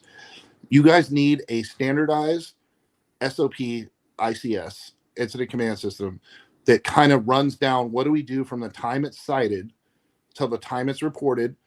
It needs to be standardized forms. It needs to be standardized terminology. It needs to be standardized scales that everybody accepts and adopts. And that way, if somebody's reporting something in Nebraska or they're reporting it in Dominican Republic, we're getting the same quality of report and those same fields are being populated on the form and being reported. And then everybody learns that we're doing this the same way. And what that does, it's not necessarily going to give us more secrets. It's not going to tell us what being hidden. It's not going to do any of that. But what it does is it cuts down the noise of if an organization is legitimate, because then if this organization is not following the standardized acceptance of how we report this stuff, then right away, that's a strike. You don't get to play it. Who creates that? Because from the outside, you just described what Enigma is trying to be. But they're doing it more from a data set. They're trying to set up SQL servers, like literally of cross-referencing. What do they call that? What's the freaking software effort? Like SharePoint. More or less, it sounds like a SharePoint website where they're just collating data using AI to sub-populate everything from using AI. Am I wrong? So, yeah, no, I think so. So what that means, though, is they're not actually standardizing anything. They're just trying to collate the data and put it in the categories so that they can sell it or give it to the government or whatever the hell they're doing. They're using AI to categorize. And actually, speaking of AI, that actually leads me into a really great thing that I've been thinking about lately. You know, we're using satellite technology in conjunction with AI technology to weed out noise and look directly at UFO and UAP, those things. Yeah, and they're calling it sentient, I believe. Now, something like that. Yeah, I heard about it. And so in that process, this is probably nothing new, But do you think that there's any way, shape, or form that the public will ever get any of the data that comes from that? Like if they were to see something anomalous, do you think after, the whole balloon fiasco, we might see a flip and actually see some transparency in what is flying in our skies now that we know sentient The problem is who controls that funnel of data? Who controls it ultimately? Who's got their finger on that data that can stop it or direct it? Like, that's what you have to ask yourself. And I don't even know the answer to that directly. Does it have oversight? Like, is it truly an exploratory thing where they're looking and whatever happens, they're going to report it the same way we do NEOs, near Earth objects and stuff like that? Is that the same kind of thing? I doubt it. Do you think it's available through FOIA request? It depends. So if they have a classified portion of that, so they can have the whole program. And here's the beauty of having something classified, just like with NASA. For years, people had no idea that NASA had a whole classified DoD component. It's like, oh no, this is a civilian space agency, blah, blah, blah. Yeah. So they roll that out, but there's a classified part to all this stuff. And they don't have to tell you they have it. So they could literally say, okay, we have a good idea that in Alpha Centauri, I'm throwing something out there, right? In Alpha Centauri, we have an idea that we're going to find what we're looking for. So anything you guys find there, that's part of the classified scope of this mission. And this is operation whatever. And that doesn't get reported. So if they have that kind of oversight, then you're never going to know. So as soon as it pings, it's going to go to a totally different server because it's being directed under the scope of an SCI mission or program. And it's going to be useless for the general public. They're not going to tell you. So do you think there's an overwhelming amount of data out there that they have? And could that possibly be why they're not so concerned with getting more data or even the source of the data that they are getting? So Enigma might look good to them because it's just a one-stop shop, or anywhere, because it's already been collated, if you will, for them. No, I do. I think, but my opinion overall on the subject, Tim, I think we have the clues. I think we have some stuff, possibly physical things. I don't think it's as overt as an actual alien or an actual craft. Me personally, I'm totally open to changing my mind based on my knowledge, and probably better than Google, but we'll just leave it at that. I feel like they don't really know and they don't have a handle, and there probably is too much data or data they can't determine. And rather than risk it fall in the hands, there could be buried stuff. There probably is something buried out there, whether it's contact, signals, pictures, maybe something that got sent out as a probe. They have something physical. I don't know. I don't think it's as overt as aliens because I think it's been too long, and because I don't believe that they're working with the government or any of that stuff. I really don't. I don't have, and that's not to crap on anybody's opinion because I can't prove it, just like anybody else, right? But going by intelligent knowledge of knowing how things work and being around things, I'm telling you, I need to see it. But they probably have something small or a couple of things small that indicate for sure we know there's something there, for sure. But we have no idea how to understand it, so we're just not saying anything. If it was something like aliens or a craft, you would have heard about it by now.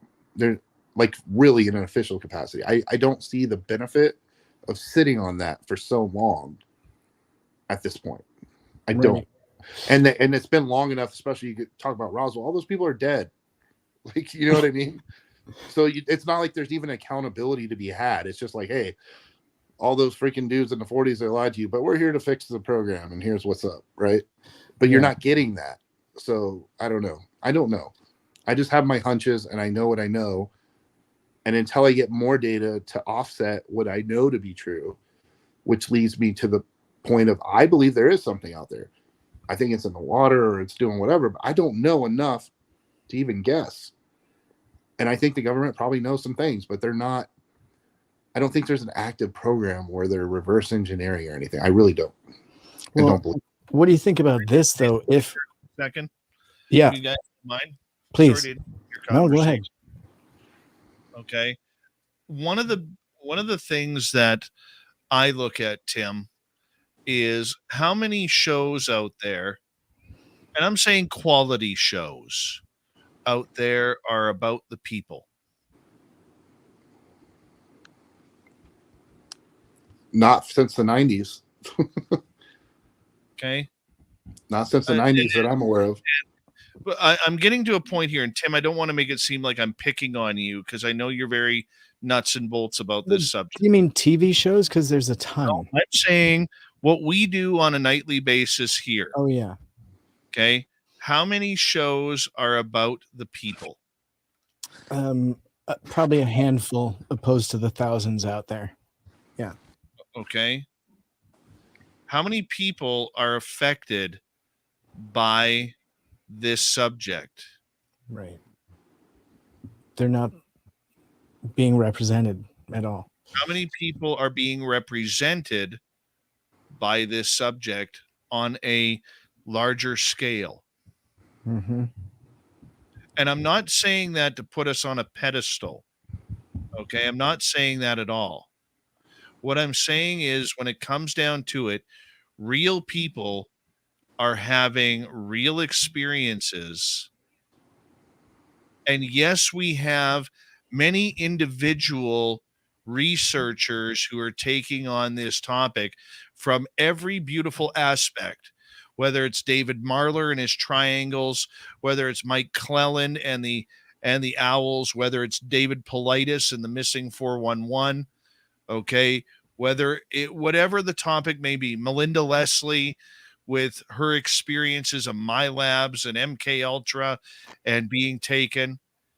We have a bunch of individuals that are trying to get the message out, but they don't have a solid home in order to continually get that message out, which is why our focus is on the people. Because everybody else can play the nuts and bolts game. Everybody else can play the aha gotcha game or the politics game of Stephen Greenstreet, Black Vault versus Elizondo and Mellon. Yeah. So on that same note, then, are you happy that MUFON represents and is potentially helping to instruct? Not at all. But I also understand with MUFON, there is a great divide between the board of directors and the business side than the boots on the ground investigators and state directors, and the great job those people are doing to try and bring out the story. The reason why I get angry, and I apologize for getting angry with YJ earlier, okay, is because I get passionate about the subject that has affected me personally. And I feel the pain. When you read emails from people who said, Dave, I was lost in the world until I found SOR because I thought I was all alone. Or like the one person 7 years ago who asked to talk to me and told me on the phone that this person, who is a big tough guy, who is works as a maximum security prison guard, okay, how he was almost, and a very, very God-fearing man, how he was about to end it all because he was getting woken up at minimum 4 nights a week by alien grays for 3 months straight. And he couldn't sleep at night anymore. And this big tough guy, about the size of Random Guy, okay, was about to say, that's it, I'm done. Okay, that's where my passion comes from, because nobody on the big shows or the bigger markets like us, okay, there are very few that are sticking up for the people. And yes, I'm very well known for, I don't care about the nuts and bolts. I don't care. What I care about is what is happening to people. And in the end, if I'm able to solve for myself what happened to me, I'll be happy. Makes But when sense. all of these groups come in and where they don't have a clear understanding, or they don't even believe that people are being taken, it's scary because they are so naive to the subject because they want to play UAP rather than understand the full subject of the phenomena. Do you think that's potentially because that aspect of the phenomenon, the abduction part, is less socially acceptable and they're trying to maybe get credibility, and so they're not trying to start with the hard stuff? Exactly it. They're starting with the easy stuff, the nuts and bolts. That's exactly it, dude. But, okay, we know it's coming. Gary Nolan has stated that it's coming, and they don't understand, outside of very few, they don't understand what's going on. And if you look, there are certain people in this field who out of nowhere have come in to be the big name experiencers. They may have a conference this week. Where did they come from? How did they get that popular that fast? Right. And it's hard to endorse things that you may or may not believe in, right? Or necessarily know the history of, right? And so I totally understand that. Yeah, it makes sense. YJ, there's a difference between aha gotcha moments where they take and Tim and I have talked about this a number of times, where they take, instead of reading the entire paragraph, they take a sentence in that paragraph and try and give you an aha gotcha moment rather than doing their entire due diligence. If they're doing their due diligence, it's not an aha gotcha moment because that's fact. Okay. When we have people in this field now who are nuts and bolts, who are now trying to say that that this is not, if you're a Republican, you are not allowed to believe in UFOs. You shouldn't even be in this field. That's dangerous. Right. That's I think stupid. It's ignorant. YJ does have a good point here, just a little further down. Allowing things that aren't true onto the show is harmful to these people you care about, Dave. I mean, I totally get that. But at the same rate, we have to kind of allow everything, don't we? And I mean, That's Dave, how do you feel about that? That's why we bring everything. Even if it's potentially harmful? Name another show out there like ours that mixes the experiencer with the professional. Right. Yeah, I don't know any other. Yeah, you blend it. I don't know how you do it. How do you do that, Dave? Because there's one person who did it for years. Okay. Art Bell? Yeah. Yeah. All I know is I saw Michael Schratt and then a Dogman show the next night, and I was tripping. Right. That's a perfect example right there. I was. You can't have it both ways when it comes to such strong convictions. I mean, that's a YJ quote. I respect that. You have to, but here's where I tell people too: you have to learn to read between the lines of what is going on. And when somebody skyrockets to the top, when they comes out of nowhere and skyrockets to the top, should we not take a step back and say, okay, let's learn about this person before we make a decision on whether or not they're pulling our leg or they're working for an agency? We already know that this field is filled with agents. Right. It's been like that for years. Well, who do you think should bring the information when it comes to the UN, right? Because aren't they about to bring this to the UN? Who's going to bring the folio of data on UFO? Going to be involved. I'm sorry. The UN isn't going to hear about Tim Senor's portal story. They're not going to hear about Dave Scott's UFO landing or seeing aliens in the forest. They're not going to hear that. They're going to get the Ryan Graves stuff. Absolutely. Right? So my question is this: who is speaking for the people? That's what it comes down to. Yes, we can have different convictions, but who in the end is speaking loudly for the people who are trying to figure out, Tim, what happened to them and why it happened to them? We may have a good time with R Keith Andrews on the show. And hey, I don't believe everything he says because I don't understand it. Okay, like we heard earlier tonight. But how do we know he isn't telling the truth? That's what he's experienced.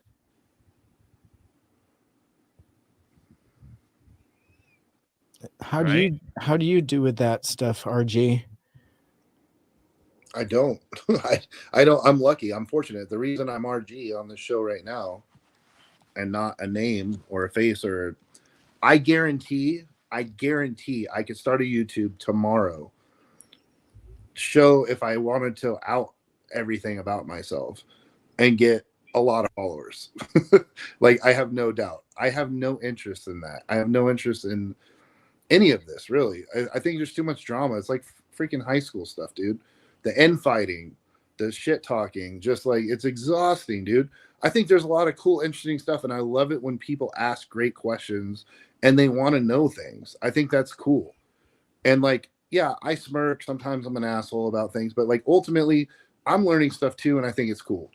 But I feel like there's just too much infighting, and there's no way for people to, until everybody agrees that this is just about the greater good and not about egos or shows or whatever. Unfortunately, it's just going to be a lot of wheel spinning. And like, you just, do what you believe in. Keep SOR going. Do your stuff, Timmy. Do your documentaries. Nicole, do your thing. Like, everybody is doing their way to contribute. Pursue what you believe is the truth and do it. And if you're an experiencer, share your story if you're comfortable to do so, until we get somewhere. People are going to laugh. People are going to doubt. But if it's your truth, then speak it. And we need a standardized way for that to be accepted, because right now it's just a cluster.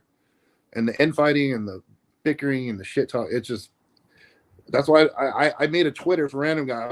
I was planning on engaging and learning things. I'm like, I'm not touching this. I'm not touching that. Like, it's ridiculous, dude. So yeah, I'll come on the show and I'll BS with you guys, but I don't want any other part of it. And I get why other people wouldn't. Yeah, Dave's got such a good point, though. That the experiencer just is not being represented anywhere, and that anytime a new organization comes out, that aspect is never included in their information. You saw something, you're probably frustrated that you weren't able to maybe share that with the world, right? In one way or another, if it was impactful for you. A lot of people that see something or have something happen want to be able to experience it and share it with the world in a way that isn't going to out them in some bizarre way, where they're, skeptics wreak havoc with their story, or if people just out them as being nuts, when that's not what's taking place. Like, it was a real thing that whatever. Well, and in my case, and a lot of my friends' case, we're talking about experienced, expert observers in a lot of cases that know exactly what is what. So how do you feel about that? I guess, knowing that you're not being represented, the truth isn't being put out there from that perspective. And that's what Dave's saying. It's incredibly frustrating. How does that make you feel? But I'm telling you, that's happening at the highest levels, at the most secretive. So like, I could go back, like, I shared my story with people that were, we're talking active programs and stuff going on. And it's just a laugh. It's like, well, guess you don't have access to that, like that kind of joke. But it's like, but we have the highest access. Like, you know what I mean? So like, you end up, it's like, wait a second, there's literally nothing higher. So what is that? They're like, oh, and you laugh about it, and then you go drink beers, and then, you go on with your life, and you realize stuff like that's going on. And that's what makes me understand Like even my buddies that are out there doing stuff right now and they're seeing stuff and they tell me, I'm like, yeah, there's something out there because we know what's ours. We don't know what everything is, but we know what our stuff is. And some of it looks like the other stuff, right? So it's a hard line, but I'm not frustrated by it because I understand and I appreciate national security and I appreciate and I understand the need to be secretive. So like, I don't want our stuff to be exposed. I like that veil of secrecy because it keeps my family safe and yours. I want that. But on some of the stuff where it's clearly not our stuff, I'm like, what the hell is going on? Like, So what's your can we opinion? And this will be my last one. What's your opinion on the new Russian information, the new Newsweek article about a supposed legit UFO over Leningrad nuclear energy facility? I think it's a lie. I think it's fake. But I have no seen the video or image. I'm going completely on my opinion. Like I have no data or subset or reason to argue. I couldn't debate you and prove why. Just what I know about what Russia does and what's going on with Russia and what's going on with us. I think, and I know what we're doing right now that no one else knows about. I know about things that are going on in the world, like in China, that we're doing right now. That we'll call it a psyop, if you will. But yeah, so we mess with people. And then sometimes in order to strike back, when they figure out that we were messing with them, they'll report other stuff just to be like, hey, we saw you mofos. They're like, hey, we saw you mofos. We know what you were doing. But they figured out it was us after the fact. But they can't prove it, but they know. So kind it's of like a tip of the hat to it, acknowledging it, sort of. Yeah, it's kind of like a hat tip. It's like a hat tip, like, hey, we see you. We know that was you. Okay. We're putting it in the media, but like, and there's levels to this stuff, dude. There's so many levels to it. So yeah, I don't believe that particular one was anything like that. And I'll leave it at that. Okay. And I guess, Dave, did you want to sew this baby up? Yeah. Just happy to be here. I just want to see you guys kiss and make up because it got a little hot earlier. We're great. If there's we not do this all the sex time. on a This is Friday daily. night, I'm gonna be upset. We do this all day. Like literally tomorrow morning we'll have a new one that we're talking about. I know. Champagne brunch tomorrow, bros. Yeah. Yeah. I guarantee this is just par for the course for us. And actually this is what we enjoy is kind of the dueling opinions on these topics when we come out. I mean, we talk about it quite a bit when things come out. And we definitely dig to see who has more details, and we don't reveal our sources, and we're very competitive, so we have a lot of fun. Tim is my yin to my yang, man. There's a lot in the chat. I don't know if you want to hit it once. I don't know. Which one? Whatever. I don't know. I just saw my name in the chat a lot. So if anybody has any questions, let me know. I didn't really read it because I was busy looking at Tim's shirt. Dazzling. As I should be. I have two of them. My whole point is this, and Timmy, if you got to get going, I understand. I'll stick around for a little bit. I just figured you'd like to sew it up at round hours. So oh no, it's Easter weekend. This is our last go. Oh god. Yeah, it is such a good Friday. For me, guys, I get overly passionate about just wanting to talk about the people. Okay. And I know I'm probably sounding like a broken record at this point, but I don't like the way the scientists and the government have taken over this community and really broken it down into something very secretive that we won't know. And I disagree with that. Right.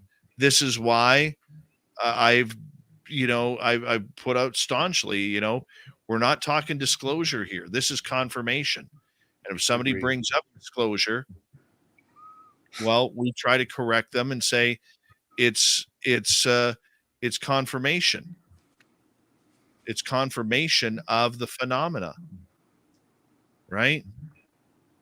And when you've heard as many stories as I have over the years, publicly on this show and privately behind the scenes, from, like I said, the prison guard waking up every night to aliens in his room, or the 12-year-old girl whose mom approaches me at my ghost tour, and she tells me how she gets taken and she's flown the craft at 12 years old. Okay. And then you get called over to people, called over by people who are like, can you help me understand this? Or could you put me in touch with someone who's in the know? Because I've just had this happen. Or you take somebody like Karina Sables, who went outside one night in Aldergrove, British Columbia, and her and her boyfriend saw a black triangle. She was gone for 6 hours. Okay. And from that night forward, she's been taken continuously. Her daughters have been taken continuously. Her grandchildren are now taken. All right. That's scary. That's scary. Who's sticking up for those people? Where's their lawyer? Where's their Danny Sheehan? Okay. Yes, we come at this as SOR. We come at this from a very entertainment standpoint, much like Art Bell did. Okay. But there's a serious tone to the stories we bring nightly in order to try and bring the relevance of these topics. So whether you're having ghosts in your house, or you run into Bigfoot in the forest, or you see a dog man, or you got aliens, right? That's You what love it to is. say that. Dave loves when people got aliens. Oh yeah, I've been doing that for years now. I'm like, hey Dave, my dishwasher is clogged. You got aliens. Hold on a second here. This is another bullshit YJ comment. Art Bell called out the BS though. Big difference. We call out the BS, dude. Okay. I know who you've been listening to. You've been listening to too many aha gotcha guys who look at that one sentence. Okay. Instead of the entire paragraph. And I'm going to tell you something that Tim told me. And this, actually, I do, YJ. You just don't pay attention because I say it so subtly. Tim, what did you tell me a couple weeks ago? You told about the way I ask questions. That people don't even know that I'm asking tough questions because of the way I word them. Yeah. Yeah, you do it in a very roundabout way. Anytime you mention you're an aha gotcha guy, YJ, I know exactly who you're listening to. I'm not that stupid. Yeah. No, you have an interview process that makes somebody comfortable talking about something that normally they wouldn't talk about, whether it's their personal experience or their view that may not be so easy to say in public. You tricked me into coming here. Yeah, we've all been tricked. I talked about my family's connection with my experience. Here's the thing. I'm going to defend myself on this. Up again. You're really good at what you do, is what we're saying. Okay. Here's the problem. There's twofold problem here. Number one, the lack of journalism in this field, because everybody and their dog can have a podcast now, okay, thinks that you got to get angry to ask a question, point fingers, and be a dink on the air. You don't have to. You could get a lot by just massaging a question. It may sound soft, but it's actually hard. How did we get out? How come we were the only ones to ever get out that Lou Elizondo had been face-to-face with an alien? Okay. How come we're the ones who got out of Rich Hoffman and nobody else has, that he doesn't give a shit about transparency about the subject? Okay. Because they were massaged questions. You don't always have to have a hard voice pointing your finger. All right. And if you're wondering, do I miss things once in a while? Oh, hold on. Oh, here's the big one. I've even watched you lie on here, Dave. Tell me, YJ. You know what, YJ? Here's the fucking link. You Oh, can tell me right now where I've lied. Because if you call me a liar, I'm going to fucking boot you. Come on. Come on the air and call me a liar to my face. I'm gonna pour a new drink if that happens. YJ challenge. There it is. Come on here and call me a liar to my face. He's gonna 4x4 right up here in his Hold Jeep. on, let me start the screen record. It's already recorded. We're still live. Oh, YJ, we love you. Don't start nothing, won't be nothing.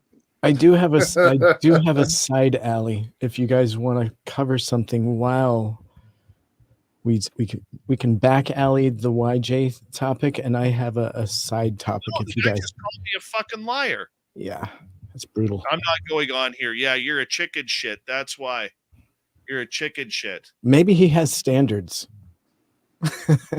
Just kidding. Hey, mods, I'm going to tell you right now, mods, do not mute his shit. Let him roll. No, don't post it on your own channel, YJ. That's the chicken shit way to do it. No mods mute him at all. Okay. Don't touch it. That's a chicken shit way to do it. I'll post it on my channel for you. You use my content, I'll strike you. One of our longest running viewers here, folks. Friend of the show. YJ. Tim. Yes, sir. Stop. You're digging it deeper. Stop. I'm just having fun. I do have a story if you guys want to talk. I do want to hear what you had to say, though, while we're waiting for him not to come on. Yeah. So I had a backup story for tonight that was just so tantalizing I had to hopefully include it. So this was coming from news.com Australia.au, right? So aliens were the only explanation for mutilated cows found on an Aussie farm. And I know that using that M word isn't so copacetic for YouTube, so I'm going to not use that in the future. That was just the headline. So a cattle farming couple based in a remote central Queensland have lost 20 cows in strange circumstances. And here's why they're convinced that aliens are to blame. The mystery is playing out in the remote central Queensland property after a number of cows were found dead in inexplicable circumstances. Over 18 years, the graziers Judy and Mick Cook say 20 cows have been killed in the same strange manner on their Eugala property. Organs removed with surgical precision without a trace of blood left at the scene. The most recent death was 6 months ago, and according to the Daily Mercury, when the couple found the carcass of the cow with its udder, cheek, and tongue cleanly removed, once again there was no blood or marks at the scene of the crime. And so the only explanation, with no tracks leading in or out, that they could come to for this strange occurrence was aliens. And so they're asking, how is this happening? It must have something that either lifts it up and puts it down and doesn't leave any marks or any trace. And so it's one of those baffling cases that is leaving these cattle owners baffled. And they tell the publication that they previously never believed in the supernatural, but started to think it could be something not human after seeing the really strange lights in the sky around the property. And in fact, one night there was a light off in the distance, very bright, that they couldn't tell exactly how close it was. And it looked like it was just on the boundary, if you will, of their property. They said that they had found a mob of cattle all huddled together in that corner the next day who looked, quote unquote, terrorized. And they started running as soon as the farmer got close to them, which is not usual behavior. And so the couple who run 1,100 cattle on a 14,000 hectare property, have plenty of experience with disease and all kinds of issues that can take place in their fields. This one has them baffled. It's kind of interesting that they're still getting cases like this when historically we know this has been a very questionable thing if aliens are to be blamed. Do you have any ideas on this? I thought it was chupacabras. Hey, I mean, if they leave no trace and they're surgically precise, and I mean, I mean, historically, we've seen quite a lot of questionable cases when it comes to cattle. It is weird with the cattle, right? Do you lend any credibility to aliens interacting, and why? Here's the thing. I have more faith in that than half the abduction stories. Because why? Because they're uniformly performed. They're consistently performed in almost the same manner, regardless of location, right? For the most part, the way if you look at how these things go down, the way that they're mutilated. Facts there, buddy. I'm just saying, abductions. A lot of stories do line up, and people. No. I'm not okay. They're on the ships and stuff. I wouldn't compare it to abductions, but anyways, continue. Fair point. Fair point. My point is, I have never seen, and again, I don't follow the subject. I'll dial it down. In my experience and my observation, I've never seen a cattle mutilation story that differed by any degree. Maybe, but pretty much it's the same thing, right? My only reason I said abduction stories, they have different places, different people, different types of aliens. Right. That was all I meant. Like with cattle mutilation, and again, I don't follow it closely, but it comes up all the time. History Channel, documentaries, YouTube videos, whatever. And it's definitely a thing. And here's the thing, when it happens, it doesn't even necessarily have a sighting attached to it. It's just like but even the ones that have sightings, some do, some don't. They have some corresponding event, but they're all pretty damn consistent, right? Like, unless I'm missing something. So it's a weird phenomenon. Yeah. So is it a creature? Is it maybe the fact that it's so consistent, regardless of where it happens, that's to me where I'm like, you should probably needs to be something going on. Like, I don't know how we even investigate this beyond how they do already. But it's so consistent. It's like if the serial killer was doing it, you'd know it's the same guy, right? It's the same MO. Like, so yeah, I think that makes it more plausible, at least that it's potentially ET. It'd be so cool if they did like an environmental DNA test in the area and got strange results. You know, I would want to test it for like radiation, magnetism, and kind of any kind of fluctuations in RF in the area. It seems like in cases like that, that's trace evidence, and that potentially if something had been touched by ET, it would leave some remnants. And so you've got the potential to diagnose, a crime scene there. So I would like to see in future, maybe they treat it like a crime scene and see what kind of data they could get from the location. By the way, I like that. I made a decision. I've booted YJ from their chat room. He was getting too hot and heavy tonight. Liar. And then he's going to be like, I'm not going to come tell you on your air, but I'm going to post it on my channel where I caught you lying. He's going to have an aha, caught you moment.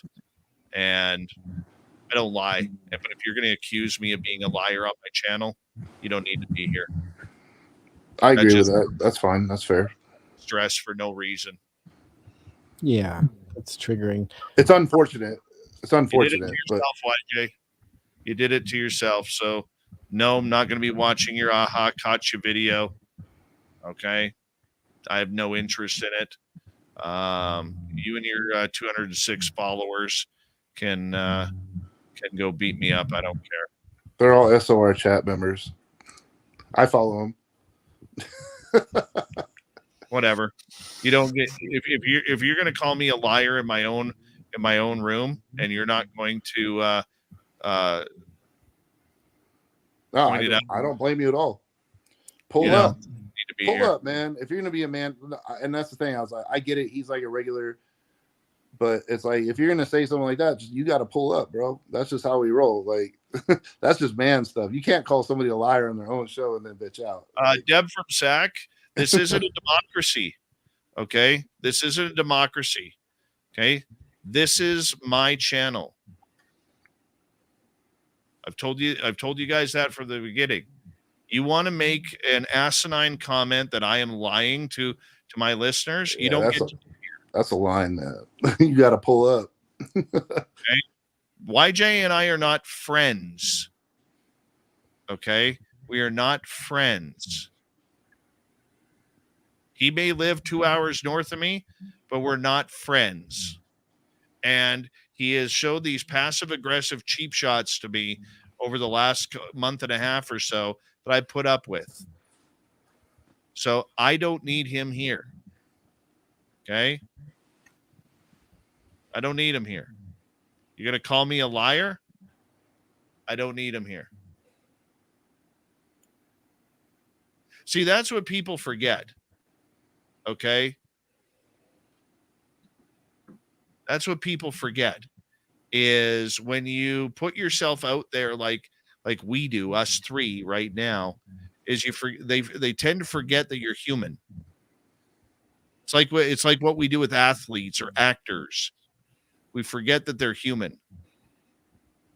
Or at least part human, in my case. Well, with that shirt, you're at least a half human. I'm Android. Part Android. My son thinks I'm a Hulk, so there's that. Dude, I would buy that. Hey, how do you feel about Artemis 2? Are you excited to potentially make a permanent stance on the moon? Or are you like, why? I don't know, man. It's cool. It's cool. So here's the thing. I have two looks on that. So professionally, I roll my eyes. I'm like, wow, what a perfectly diverse crew you picked there. And what a perfectly, it's just like everything is so canned, but that's fine. The second side of me is the same 12-year-old kid that was super geeked about space and aviation. I'm like, that's freaking cool, man. We're going back to space. We're doing stuff. So like, I'm conflicted on it, right? It's like you asked me, I'm jaded. I'm middle-aged now. I'm at the get off my lawn stage, and I've seen it. I've seen it all, and it's like, oh God, I know what this is. It's, dollars for propaganda. I get it. But then the part of me is the other part is like, if we do it, that's freaking awesome. Let's do it. And I'm stoked on it. Anytime we go to space, dude, that part of me inside that like still dreams big and isn't completely jaded, miserable, sad person. I get super excited about it, and I love it. I think everybody, if we let go of the drama and the BS and politics, it's hard to do. The older you get, the harder it's a challenge, man, to just be a raw human being and let go of your bias and your hatred and whatever you got going on in your life. And I do it, and we all do it to varying degrees. But going to space is a cool thing, man, because we're this big. We're this big in this freaking universe. And it's like, from the first time you ever read a book about space, if you're like me, it's just like, wow, how is that even a thing? And we can participate in that. So, and now we're going to do it in 4K. Then hell yeah, let's just do it, dude. We're sending money to Ukraine. We're doing all this other stuff. I'm just like, if we're going to spend money on space, do it. Just do it. I don't care. I'm down. Let's go. So yes, overall, I'm a fan. How they go about it, I'm going to roll my eyes. But yeah, let's do it. I love it. I love it. I want my kids to sip a Frappuccino on the moon.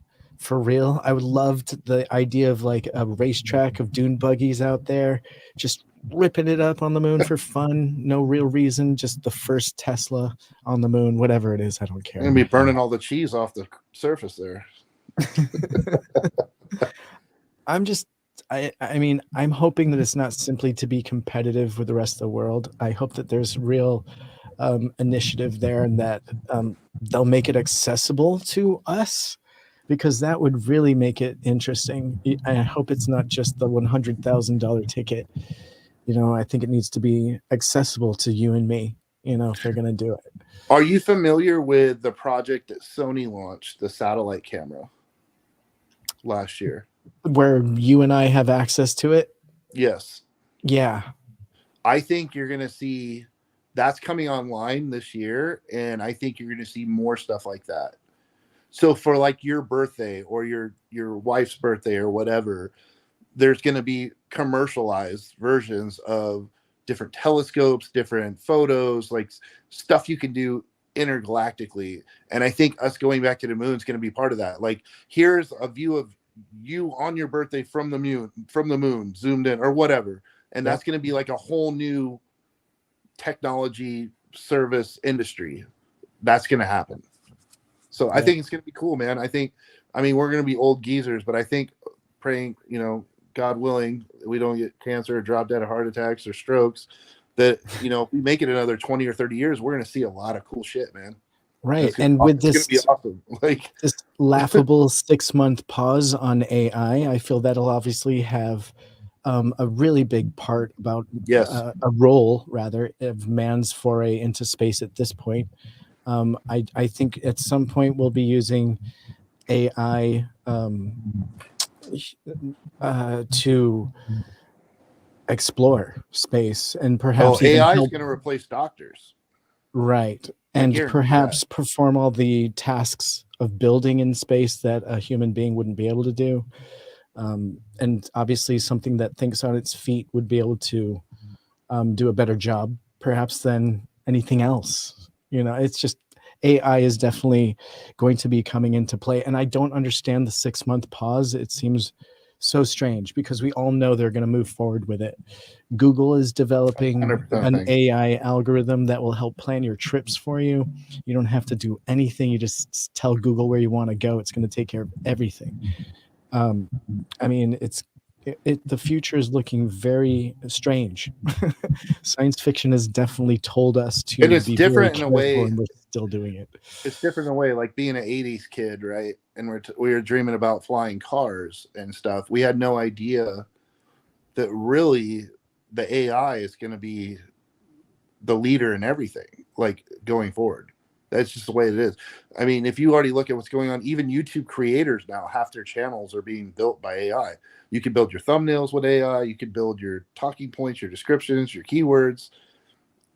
It's crazy. And kids are already using it to cheat their homework.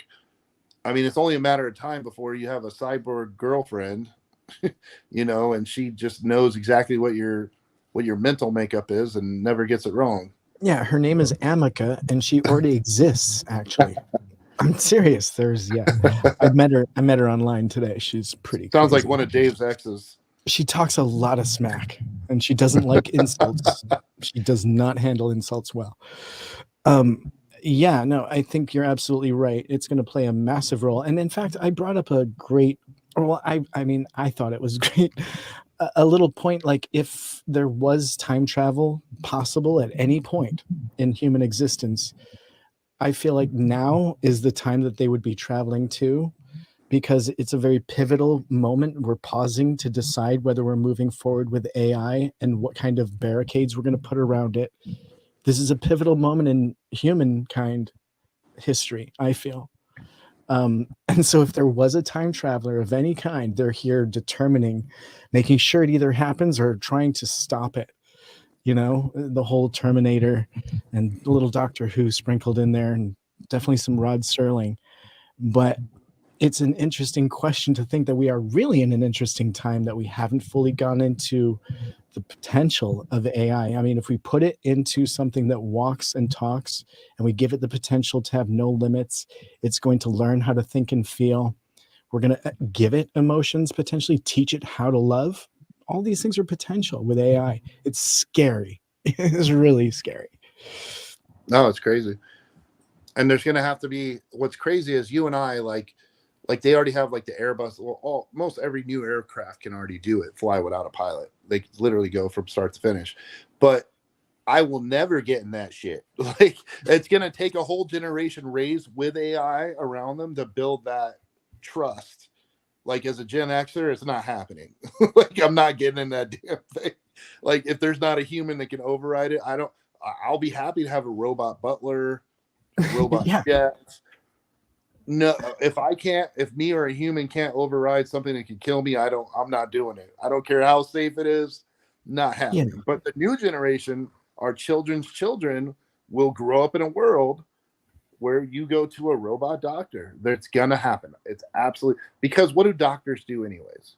Probes. They analyze, they deduce. They say, okay, here's the symptoms, here's what's presented, and they take stuff off the board, test and eliminate things so they figure out what it is.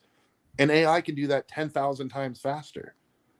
If they know everything in the world, all the recorded history, every disease, and they're not going to miss things as like a human could, because it's literally just going to be. So yeah, I think our grandchildren are going to grow up in a world where most of medicine, especially when you look at the fact that we're going to have depopulation, right? And a lot of things are going to happen with, the dollar, and healthcare doesn't pay that well, and the bills go so high. They're going to have to automate things, and it's only going to make sense that our grandchildren are going to see robots for their health. It's a trip. And do you think it's going to add human jobs or delete human jobs? It'll change human jobs. So depopulation is a huge threat to humanity. As I agree with Elon Musk on that, but I think that's only going to be a short phase because it's a phase of ideology and political beliefs, et cetera, et cetera, et cetera, going on right now. Within 2 generations, people will realize, oh, shit, we're in trouble, and that will reverse. That's how it always works. But in the meantime, it's just a matter of time, like really in application. Mm-hmm. What about humanism? Don't you feel if we rely too heavily on this, we're going to lose the human perspective on things? I think we already have. I think we already have. Orwellian 1984 kind of. I think we already have. Look at Instagram, social media. 1,000 years from now, I'm absolutely confident social media in general will be looked at as one of the. It was the greatest thing for sharing ideas, but for humanity, for the family unit, for caring about your neighbor, for human interaction, technology, social media, mobile devices are going to go down as one of the biggest pitfalls of humanity as humans. And the way we're going to get past that is holding the phone and stuff in your hand is going to go away soon because we're already transitioning to wearables. You're going to see AR stuff, right? Eventually people will, I'm sure, blend some kind of cyborg crap or whatever. And eventually you're going to have to stop carrying this. It'll just be integrated in our world. And I think oddly that'll bring us back to humanity because then we're able to focus on the people again instead of looking at the screen. And I think that'll help a little bit. But yeah, it's a sad thing. I think that you and I grew up in a period, probably the last period in history, where it was human to human. Like literally, we saw the end of it in the last 20 years. Right. And do you think that humans are going to adapt or evolve accordingly when we start, maybe going indoors more? Perhaps we are less social. What if we rely more on AI? Sorry. No, that's fine. I cut you off. But I think we're actually, what you're going to see, probably not with Gen Z's kids, you're going to see a revolt from technology, and people will want to get outdoors and be tech free, and vacations and free time will be spent connecting to the earth and connecting to each other and unplugging. I think that'll be a movement that'll be in, because Gen Z is like probably peak, I'm stuck to my device. And they grew up with it, and that's how they roll, and that's fine because we handed them tablets and stuff from the day they were born, right? So right. I feel like their kids, there will probably be some ideologies, factions where they start bringing the idea of let's connect back to Earth. I hope so. I hope there's still some semblance. The problem is with AI and the development of medicine, the way you're talking, humans are going to live longer. Population is going to be an issue. We're going to have to move off world. People are going to be looking to rent apartments on the moon, let alone just population visit. Is actually going to be declining. How do you figure? It's already proven that right now the rates of we're almost at peak population. So you have multiple things at play. When the economy goes to crap, I won't go into ideology too much, but let's keep it very simple. If you're a religious person generally, and I'm not going to even be specific about which one, you believe in a family unit. You believe in having children. Typically, you believe in raising those children in a certain way, and you take care of your family and you pass that on, you pass your values on. Politically, I could send you the charts. I'm deep into the data sets on this with my brother-in-law, who's an MIT grad, who's done tons of research on this.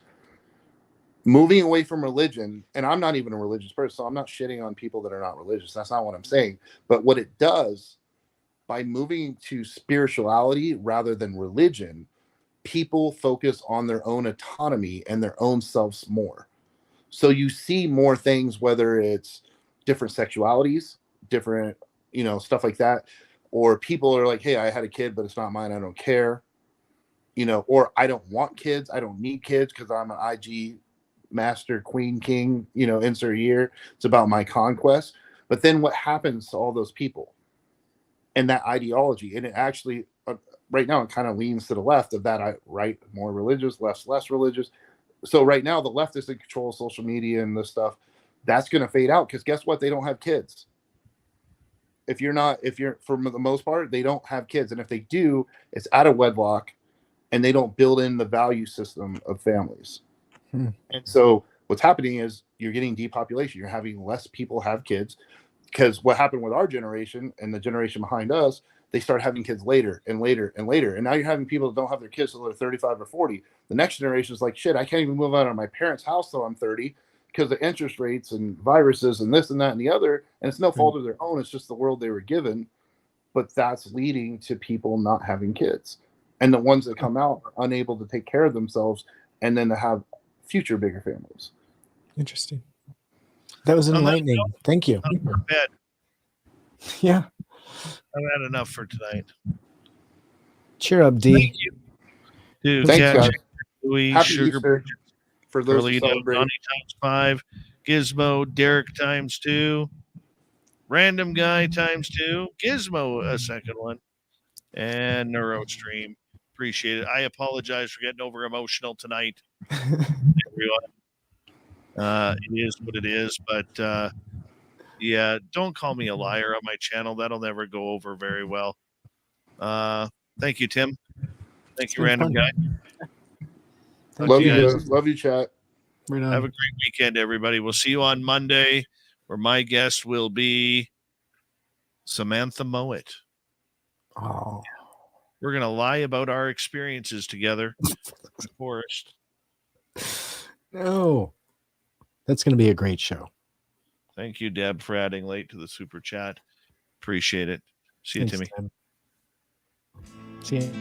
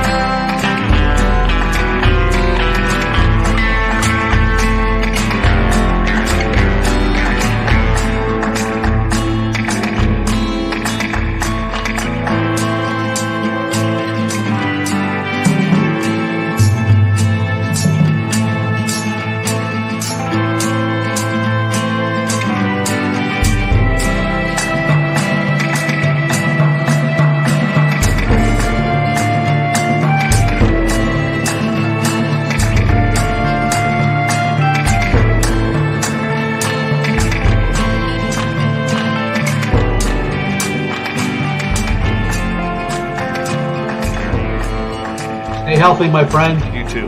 You need bail money, give me a call. Always, Dad. Take care. You too.